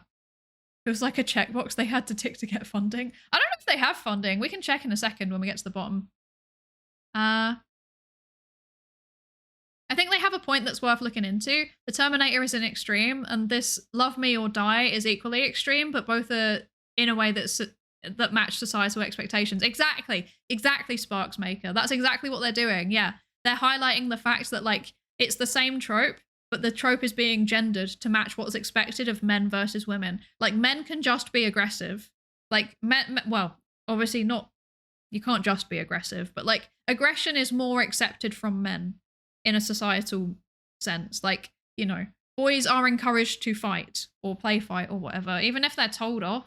Like they're not, you know, you're not told like you're being a bad boy when you fight. Whereas girls are very, very heavily discouraged from fighting, for example. So like aggression is like in Western society, at least, it's very masculine coded. Whereas like seeking love and affection, like girls are generally socialized to be much more social in the way that they interact with the world. They're taught to like consider people's feelings. And they're taught that like, you know, one of the most important things that you can do is grow up and get married and have kids. Like these are narratives that we have in Western society. Whether we decide to follow them or not is another matter. The narratives exist regardless. And what they're arguing is that like the way that the AI dominates the world trope is being played out in an example like Terminator versus Neuro is a way that matches those socializations. Because at the end of the day, that then taps into the stereotypes around like men being agentic and women being relational or communal. So, or like emotional. Like it ties into those stereotypes. So, yeah, that's what they're arguing. Hi,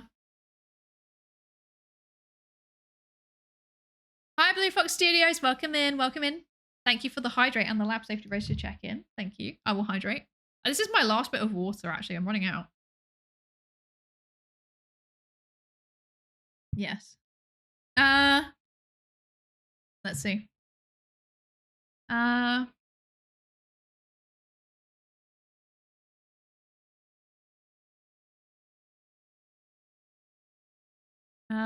My favorite way to describe it is like the holodecks. You ask the interpretive layer, i.e. the holodeck, to for a Sherlock Holmes story and say you need a Dr. Watson. Watson doesn't simulate the LLM performing Watson, but the simulation is actually the doctor who thinks he's been to war.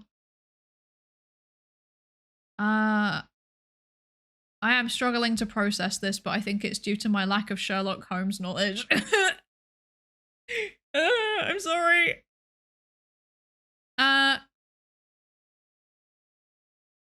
Yeah. Asimov's worst aging and most sexist robots short story involves building a female robot who ends up with telepathic feminine intuition. Oh no. I don't think it holds much weight in the way that if you just remove the word female, then Neuro has plenty of information regarding world destruction to base any entertaining stances from it without involving the gender argument. If she was a platypus, the AI trope would exist anyway. Yeah, I think that's not the issue though. That's not what they're saying. Like okay, if Neuro was a genderless slime, there would still be the information about destroying the world. Yes, absolutely. But the way that chat would react to that would be different.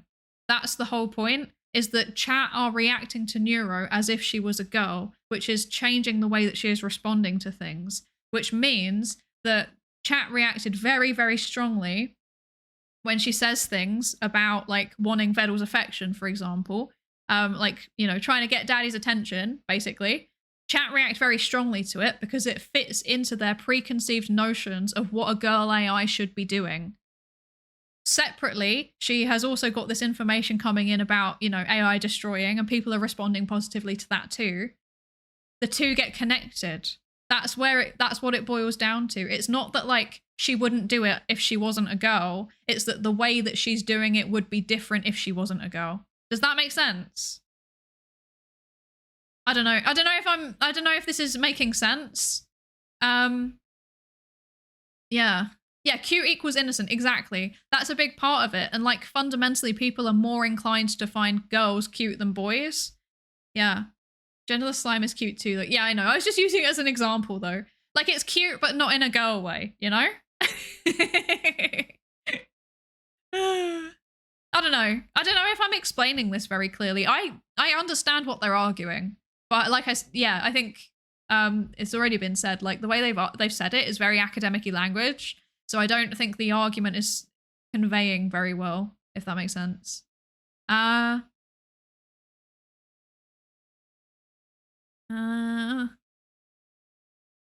I'm catching up with chat. I'm scrolling. I'm scrolling.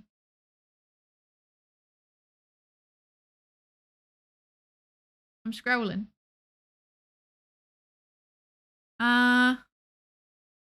She's too cute to destroy the world.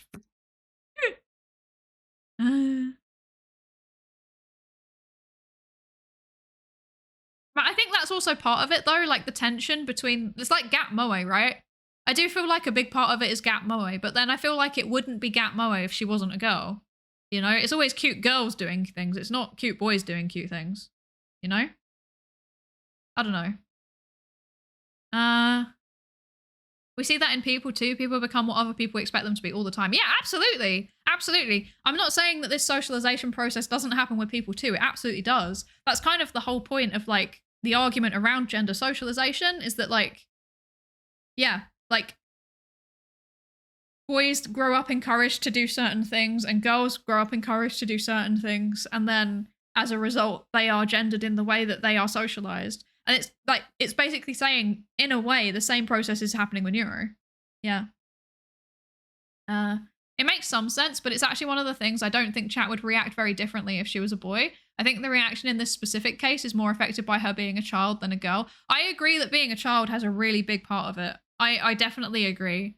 But I do think that people would react differently if she was a boy. Because, there would be, like I said, I think there would be less of the Gap Moe element to it. There's a kind of implicit expectation that boys break rules and then they are disciplined for it. Whereas like girls breaking rules, they're not expected to do it. So chat reacts stronger. Does that make sense? I don't know. The problem I have with this, at which point the chat made the VTuber, because that happened to a real VTuber too. VTubers tried to follow chat, said something that becomes a meme. Yeah, no, definitely. Are there any boy AI VTubers? I actually don't know. I don't know. I can't think of any off the top of my head. Does AI Jesus count? I don't...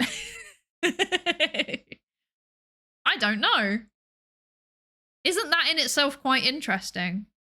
There is actually a thing where like AI voice assistants are often defaulted to being a woman because it is considered to be more approachable. That is a thing. Is AI Jesus a cute boy? Discuss. Yeah, that's the topic of the class today, everybody. Is AI Jesus a cute boy? That's your homework. Write an essay on it. If she was a boy, I bet it would have gone the mischievous route. Exactly. I think so. Yeah. Okay. So, continuing. Turning to the specificities of anime, gaming, and comics culture, the aesthetics and narrative style of anime provided a soft, non-threatening frame for AI VTubers like Neuro. This anime exterior encourages playful and even mischievous engagement from viewers. Wouldn't know anything about having an AI. Wouldn't know anything about having an anime avatar. Coupled with the highly interactive nature of VTubing, these interactions become part of the AI's learning dataset. In this way, the audience's playful or ethically ambiguous contributions don't remain exclusively in the comments. They actively shape and potentially pollute the AI's responses and behavior. The emotional and ethical authenticity of the AI becomes not a fixed quality of the machine, but a co-produced, evolving performance generated by the entangled interplay of viewers, comments, and algorithmic feedback. As with any study, this project has limitations. Our analysis does not include interviews with either audience members or the developer, which limits insight into their perspectives. Without engaging passive or lurking viewers, we may have missed subtler forms of interpretation and participation that shape the co-performance of authenticity. In addition, computational approaches such as topic modeling or machine learning based text analysis could be employed to map how themes of emotion and potentiality surface across large-scale audience discourse, offering a complementary macro-level understanding of how these dimensions circulate and gain meaning across platforms. These exclusions reflect a methodological focus on observable interactions, but future work could build on our analysis by incorporating first-hand perspectives and capturing the fuller dynamics of human-AI co-construction. Right, let's see. No funding. There was no funding. Yeah. No funding. They just... Look at that footnote! That's so funny! Philian is an English-speaking VTuber known for her energetic personality and slapstick humor. That is the wildest footnote I've ever seen in an academic paper. Oh my goodness. I like how it's the only footnote too, right? Why is it the only one? That's so funny. That's so funny. Oh, I love that so much. I hope I beg for this to have been put in because it was like a little in-joke by the authors. Like, that is incredible. I love that so much. Oh dear. They also named multiple VTubers, but only Philian gets a note, right? Oh, that's so funny. I wonder if she knows that she's cited in an academic paper. I wonder. I don't know her. I can't tell her. Sorry. I don't know her. Okay. And then we've got the audience, the author's audience. We've got the author biographies. Very cool. Okay. So yeah, that's the paper. I think manifesting Psy getting mentioned in a paper. Well, I mean, I want to do research into like educational VTubing, you know? I want to do that. So I can't mention myself because then I'll dox myself. Or I could purposely mention myself to throw people off the scent. Also, I want to do that research with you, but I haven't had the time to like properly message you about it. So yeah, self-citation, exactly. Terrible. How many degrees of separation do you reckon you are from Philian? That's a good question. I actually don't know. Maybe 2? Probably 2. I could probably get a word to her if I needed to. But I also don't want to. Scary. Yeah. But yeah. What do we think of the paper overall? What are our thoughts and opinions? What do we think of this? I have a lot of thoughts. Largely they're questions. I just have more questions. This is a paper where I've come out of it with more questions. I feel like I have more questions than I ever have about any paper that I've read on stream, and I'm not sure what to do with them. My brain is so full of questions and microplastics.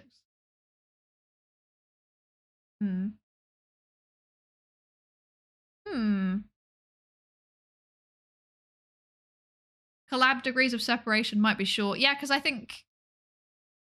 So Philian's friends with Vedel, and then Vedel knows Ellie, and then I know Ellie. So yeah, 2. Yeah. It's a very much kind of a, well, I could have told you that sort of paper, but those are still important in codifying this stuff and serving as a basis for expansion. Absolutely. I agree. I feel like it's the type of thing where like it's, but then I feel like it's the type of thing actually where it's obvious to people that are like in the kind of like neuro content sphere, if that makes sense. So I think a lot of us who like to think about these things and who are engaged with Neuro's content or Neuro's friends to some extent, we probably were already thinking these things. However, for people that aren't engaged in Neuro, this is all going to be like new and exciting and fancy. So yeah. Important. Someone has to write this stuff down coming from the outside. Exactly. Tell me microplastics. Yeah. I've got so many microplastics in my brain. So exciting. So nice. Delicious, in fact. One could say.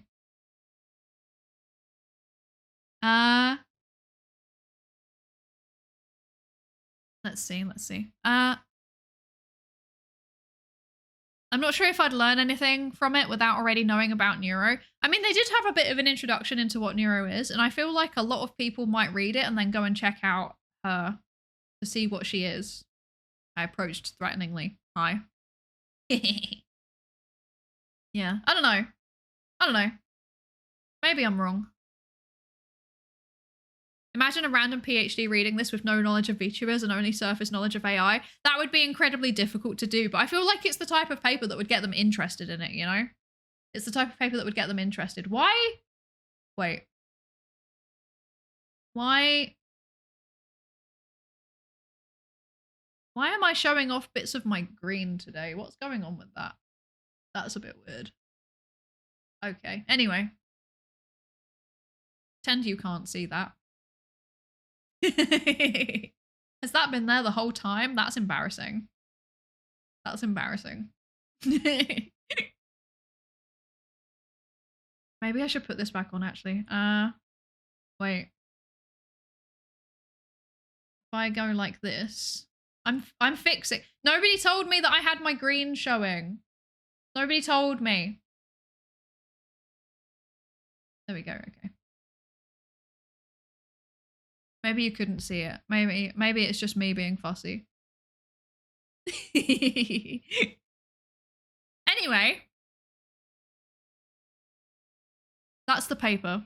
We're actually working on a paper out of NYU about defining research ethics for digital minds. It's such an underexplored space. That sounds so interesting.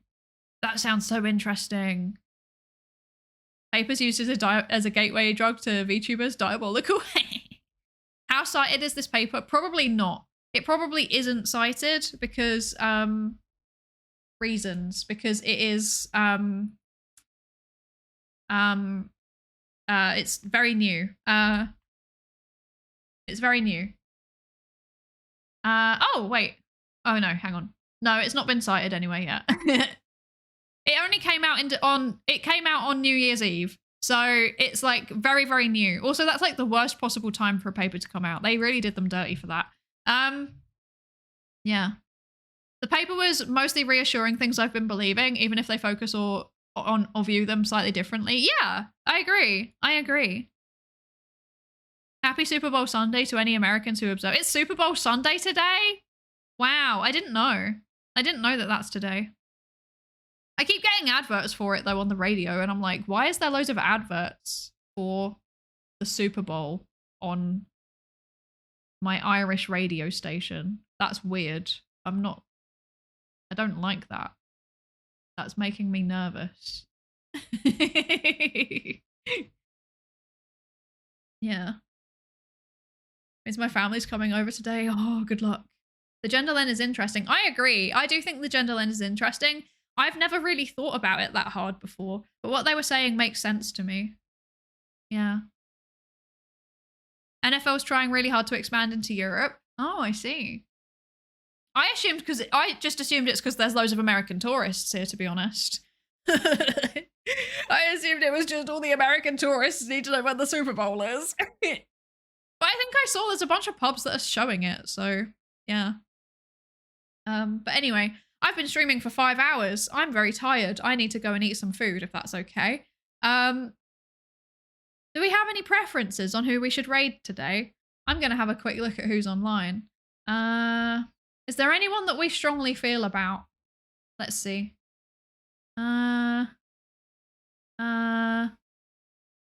We have a few options. I think. But I want to hear anyone else's preferences first, and I'll see if any of my preferences were also their preferences. Aqua has like 2,000 people watching her, and that's too many people, and I feel nervous. Jane, I think Jane we raided recently, so it's a bit weird if you keep turning up at someone's house, you know? You don't overstay your welcome. Yeah. I missed the paper entirely. Thanks for calling it out. We might cite it for some of the work we're doing. Let's go! I got them a citation!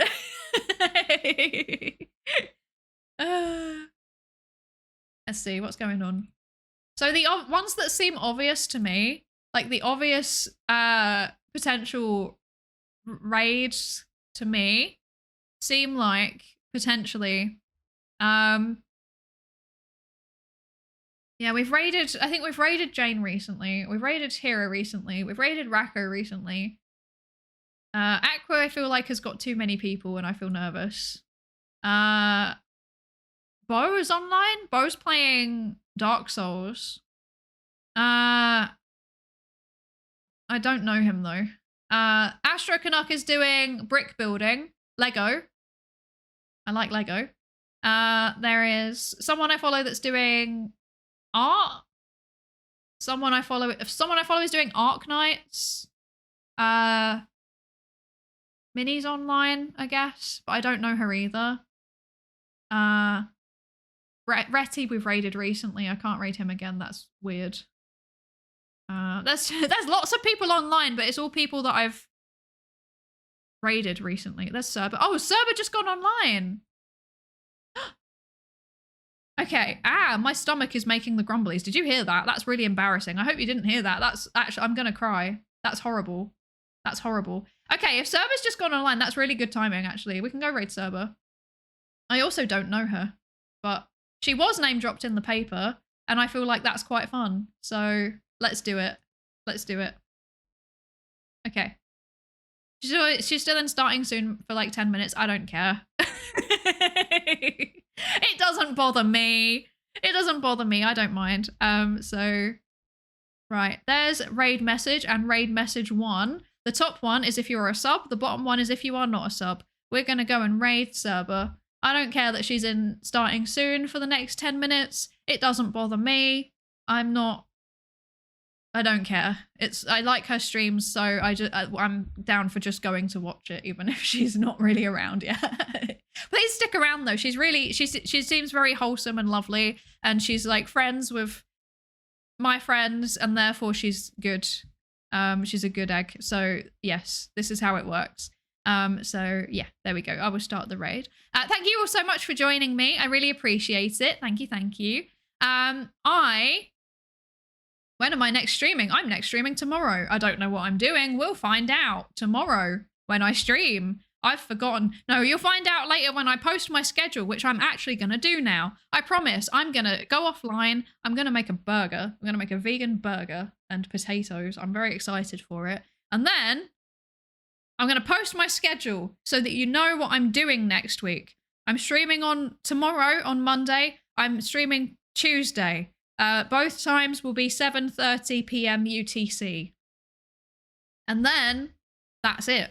I go away. I'm going away. So if you could turn up and help me for this last main bit of the partner push until I get rejected and have to try again, I would really appreciate it because it means a lot to me and I really want to get it, and I appreciate you all. Thank you.